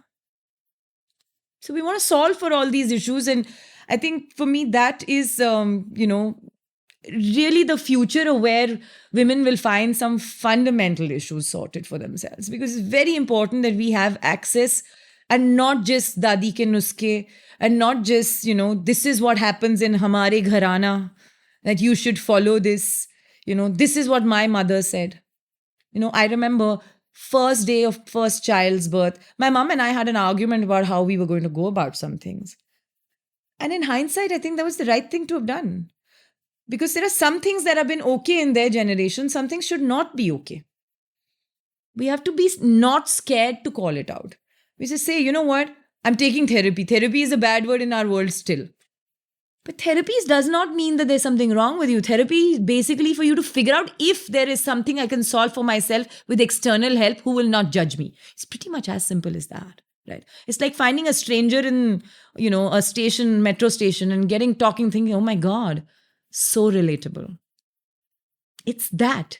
So I think for us, this is very important. We cut through the chase, get to the point, solve things for women, because conditions that women have had and the fact that medicine has been misogynistic as a field needs to be really fixed. I mean, I don't even need to go into the history of chemists and microbiologists and the numbers there. I mean, the terms itself will remind you how male-dominated these platforms would have been, because very few people make it. And those who study also don't go beyond it, right? So we need more women's health experts. And you mentioned mental health and therapy and all of that. And is that an epidemic that's been completely ignored? Like, I remember many years back, maybe a decade back, there was all this talk of farmer suicides in Vidarbha and farmer suicides across the country. And I remember a study coming out showing that, hey, farmer suicides weren't the number one, there were more housewives committing suicide than farmers. And that should really have been an argument not for undermining farmer suicides, but for underscoring that there is a serious problem there is a serious mental health problem there, except that it's diffused, it's spread out everywhere. It's not in one location like Vidarbha, so you don't even notice it. And do you feel that mental health is it gradually getting destigmatized, or is it still a massive problem? Because both men and women have mental health problems, but I would imagine that for a woman to kind of admit to it, to be able to take treatment, I mean, all of it is just impossible, right? The way it goes. Yeah. So I think firstly, it's still a very big taboo. Very few people are willing to take it. Even fewer are willing to talk about it. Those who take it don't share it. Even if they could benefit somebody else, they don't share it. I think it's happening in very small circles. Men, they'll never say it. I mean, I'd be really impressed with the guy who says it. It's just not becoming of them to say it, and it's not permissible for them to say it. They have to wear the mask. And part of it is also kind of living up with like how a man should be. Or many men will say it on social media for woke posturing reasons, but we can discount them. Yes, and they may not actually be either going through anything or taking it, so their posturing would be absolutely, sort of fake. So I think the thing with mental health is it's not an epidemic today. It's been an epidemic for decades. Don't even go to Vidarbha and their wives, farmer wives. Look into your own house. What have your mothers been going through? All their rights taken away. They're slaves to their husbands. The bua of the house who got widowed at 21 And lives wore till white ever 90. since. She lives till 90 and wears white. Cannot eat eggs. Her bones are shriveling but cannot get protein. I'm just like stunned permanently with how much women have gone through and continue to go through. These buas are still there. Large number of communities in India will not let them do anything. She will still stay the unmarried sister in the large, rich household, going to art exhibitions. The irony of this world, no, sometimes you want to just shake up people and say, can she go live her damn life? Rather than being this piece of porcelain in your, your shelf. Why? What are these? These are all mental health issues. Every single one of them. They need therapy. They've been needing therapy for decades. The therapy didn't come in forms that they needed. They always had that one aunt who'll come in like bitch about things or whatever and talk about it and dil halka kar lo. Anxiety or घबराहट हो रही है. So many people go through that. Then they're wrongly diagnosed. She's gone mad. There's that. So I think mental health, we are talking about it. It's a very Instagram world that we're talking about. You ask any Instagram mama who's talking about mental health that get your child therapy, her antennas will go up and she'll think 45 times. Because she's like, I don't want people to know that my daughter's in therapy. शादी कौन करेगा? Yeah. आपका CV बन गया ना? उसमें therapy word आ गया. So this is what I'm trying to say. And also, women themselves are scared. No, I don't want to take therapy. I don't need it. I'm fine. ये लोगों के घर की प्रॉब्लम है, हमारे घर में ये प्रॉब्लम नहीं है. This is the nature of everything in Indian society. This is not our problem. This is happening in somebody else's house. It's somebody else's story. They need empowerment. हमारे घर में तो सब कुछ ठीक है. It's a different matter कि my daughter has been asked to have her 4th child so that the boy is born. वो उनके घर में empowerment वाले issues नहीं होते हैं. I'm just saying कि we have this very strange filter to our world. ये हमारे घर की problem नहीं है. It's a solid हमारे घर की problem. What you said about keeping money in the family. I really feel that if it's about the money, they should just make it simple and keep it about it. Unfortunately, make it about caste. When the truth is, it's about money. They make it about community, but the truth is about money. If you want to keep the family money in the family, just say it. Because this caste piece is just causing an unnecessary amount of absurdness in people's lives. I mean, when I read that line about Dalit women are the Dalits of the Dalit community, I just still can't get over it. It is just such a powerful statement. Because at one of our conferences, one woman said, you talk to women, but you talk to Dalit women. They'll tell you what privilege is. And that's exactly part of the problem. And even women don't realize that often.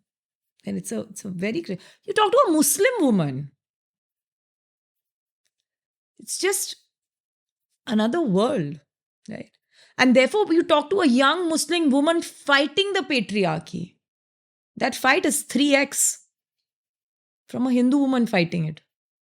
Are we willing to admit it? No. Why not? We are scared because we are not playing to the gallery then. I think these are things that we are not thinking about. And caste, therefore, is a very important element of gender in this country. So, we've, I think, finished talking for almost 4 hours, and I'm blown away by all the different things that you do. I hope you are a role model to many people listening to this, both male and female, and that, more and more people get inspired to take up pilot projects like this. So I'm going to sort of end the show by asking you a traditional question I ask my guests, which is, for me and my listeners, recommend books, films, music, any kind of art at all that means a lot to you. It doesn't have to be about this subject or that subject, but just that gives you so much joy you want to share it with everyone. Yeah, I mean, that's a tough one. It's one of those things that, you never have on your fingertips. It's one of those Instagram reels where you're expected to answer everything in 10 seconds and make it meaningful. Take your time. No. We'll edit out the pause and the silence while you think. Yeah, no, actually, I do have a bunch of books that I would recommend. And particularly recommending these books because I think if you don't read them, you can't be a person of the future. I literally mean that. One, I would recommend the biography, which is called Code Breaker. of Jennifer Doudna, who basically is a scientist and has done gene editing and created these path breaking CRISPR, the new gene, and interpreting what that lies, what that brings ahead for humanity. It's written by Walter Isaacson. I'm a big fan of his biographies, like many others. So that's one. It tells you a great narrative around anti-feminism in the world of chemistry, to how even pulling your way through to claim your own work, it's a dance in the in the doldrums. So that's one. It also tells you a lot about how to think about the future, your children, and various things. It's a solid book. Another book I'd like people to read is called Lessons in Chemistry. Fantastic book about women in science, and reads like a binge watching show. I must have finished it. I literally made time for it in between my work and said, I have to just finish. Delicious pages. I would certainly recommend, it's called Caste, right? Isabel Wilkerson. Wilkerson. I would recommend that. I would recommend Normal People by Sally Rooney. I think we like to see ourselves as unromantic humans, finding purpose. I love the idea of being plunged into confusion and madness and passion, just restrain. Normal People brings a lot of that together. I've not loved her new book, but I loved Normal People and Conversation with Friends. So that's the other thing. I know we didn't have too much time to talk about it. But there's this expectation from role models and feminists and women's rights activists that you don't have a bone that's romantic, that you're always picketing fences, and that you're not like, that you don't have crushes every time you see a cute guy or whatever. I think that's also very problematic. You need to start a series about the romantics with feminists, who love as passionately as they love to do what they do, right? Or how they cry at romantic films, or what happens to them when they read whatever. Another book which I really enjoyed was White and Royal Blue, which was my first same-sex love story. And I actually was very hesitant to pick it up.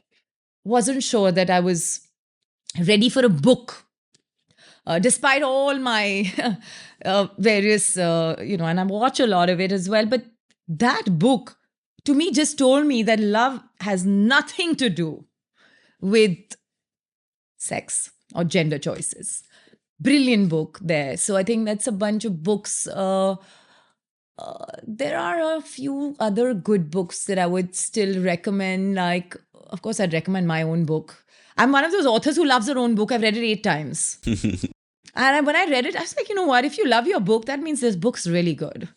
So there's that. But I think even in terms of some of the other really good books, I recommend a book, unusual recommendation, but a book called The Curry. I think her name is Lizzie Cunningham. Tells you the history of food and cultures and women and cooking. I'd recommend Lady Mountbatten. Is that what it's called? I think that's what it's called. It's the story of Lady Mountbatten. It gives you a different perspective of women, English women in India at that time, and what they had to navigate, what they did or didn't navigate. Then there are lots and lots of books. I'm reading.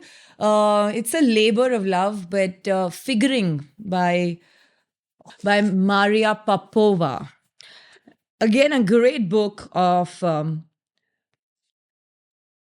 Again, I am inclined towards reading a lot more about women. And Maria Popova's website, Brain Pickings, is also mind-blowing. There's so much. It is mind-blowing. So I've been following that for donkey's years. It was one of the early blogs that I started following.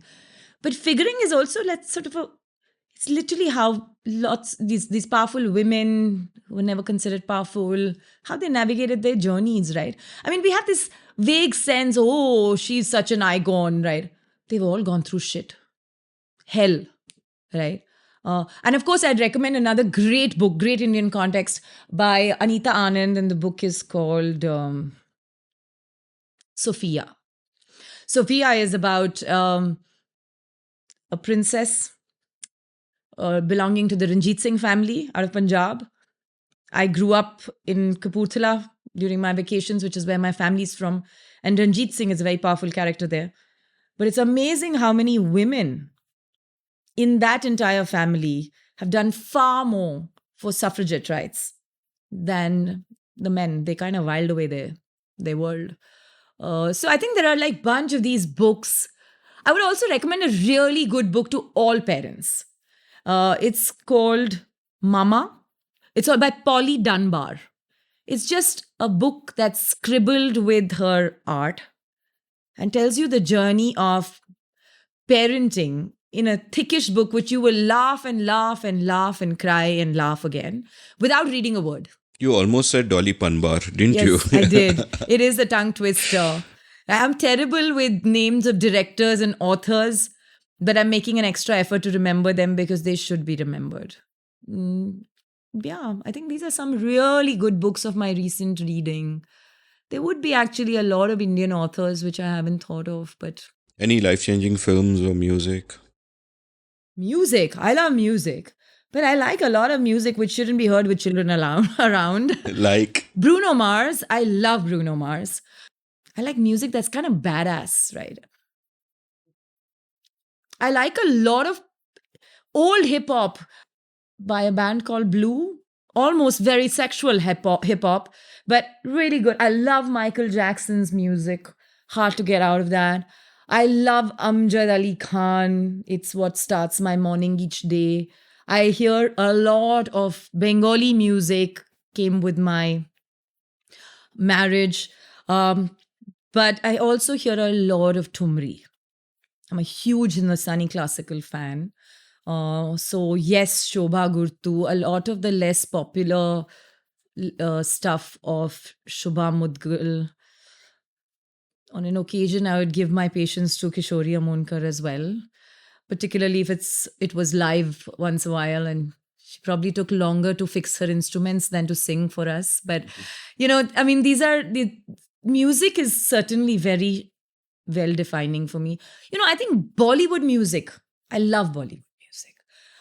Music kind of lifts me up from my lows. It's like my everyday therapy, I'll be honest. I'd kind of given this up for a long time because, we get life happens and then you forget what music can do to it. And it's just been absolutely phenomenal getting back to random stuff like, if I start mentioning songs, people start judging me already. But there are many typical Bollywood songs that would let people judge you. I mean, we will judge people who judge. Yeah, no, like I love Chor Bazari. I love that song. I like Prem Ki Naiya. I love that song.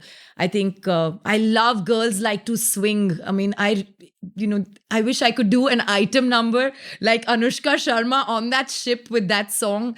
So, I mean, these are things that just have been great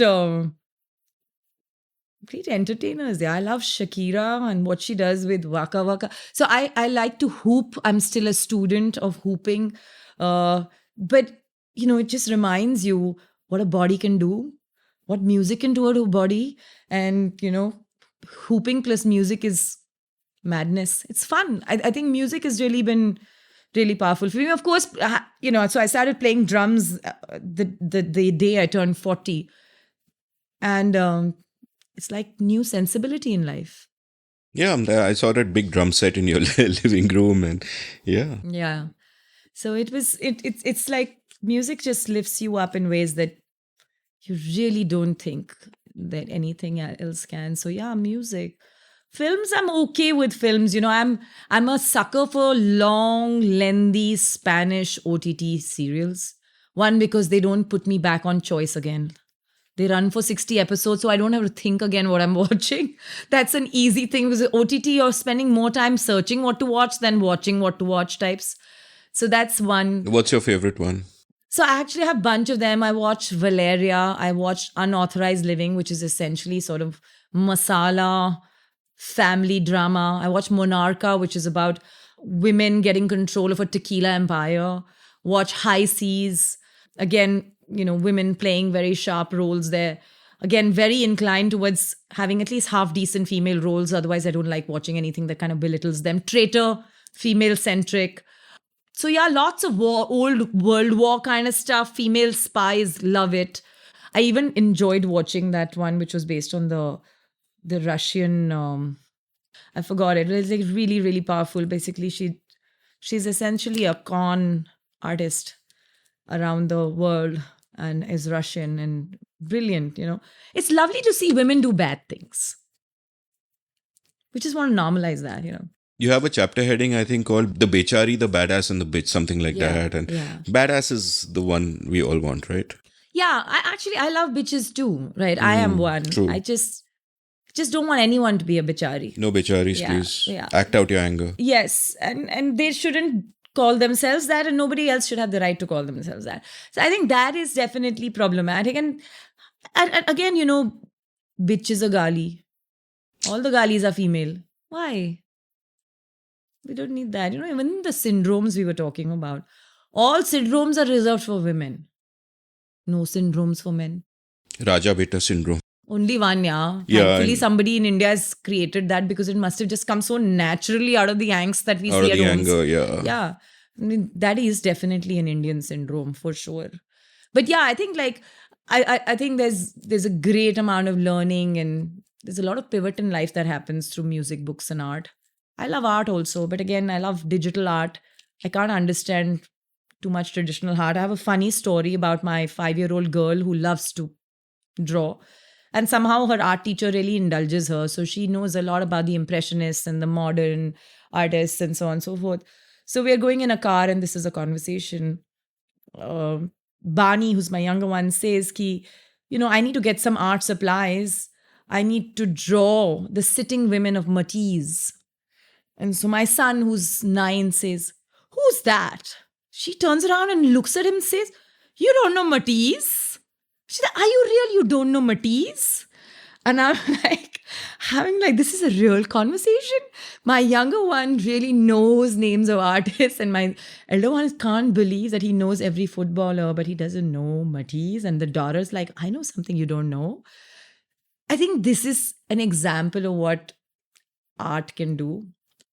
It can inspire you to know things, push boundaries, get a level playing conversation with your brother, things like that. I think that makes it very, very powerful. Just sport is very similar. I have learned to watch cricket and football thanks to my children. And I see my daughter, who's also a footballer, throw names like, I think his name is Lewandowski, or I know, of course, Mbappe and Messi are kind of more this thing, but she knows someone called Neymar. I mean, these are familiar names I'm imagining for football lovers, but for my 5-year-old to kind of take on my son on those cards with, what are they called? They called some cards, right, in which all the footballer details are the stat cards and all that. Playing cards. They still have those. Oh, yeah, okay. they do. We used to call them trump cards, Yeah. right, because we only had WWF. But these are basically equivalent cards in the football space. And it's just fascinating what a level of sport can be, what a level of music can be, despite all the ugliness of these industries in its early stage. It's really good to see. Good to see my son know names of all female players. Amazing. And your daughter has taste. Lewandowski is awesome. But if she ever says Haaland in front of you, please be informed she doesn't mean the country, she means a player. Yes. And she does. She does test me by saying, "Do you remember this face?" And I'm like, I don't. Shaili, it's been an amazing conversation. Thank you so much for coming on this show and, in fact, for inviting me to your house to record this. This has just been, I've had such a great time. Thanks, Amit. It's been so long coming, and I'm so glad we could sit together and that I could show up and make time. Thank you. Thank you. If you enjoyed listening to this episode, listen, please share it with anyone who you think might be interested in it or might learn something from it.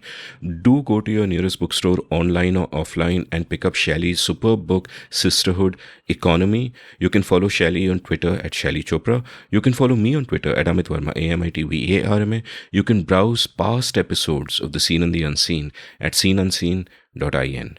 Thank you for listening.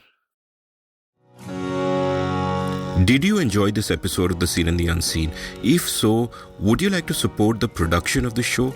You can go over to seenunseen.in/support and contribute any amount you like to keep this podcast alive and kicking. Thank you.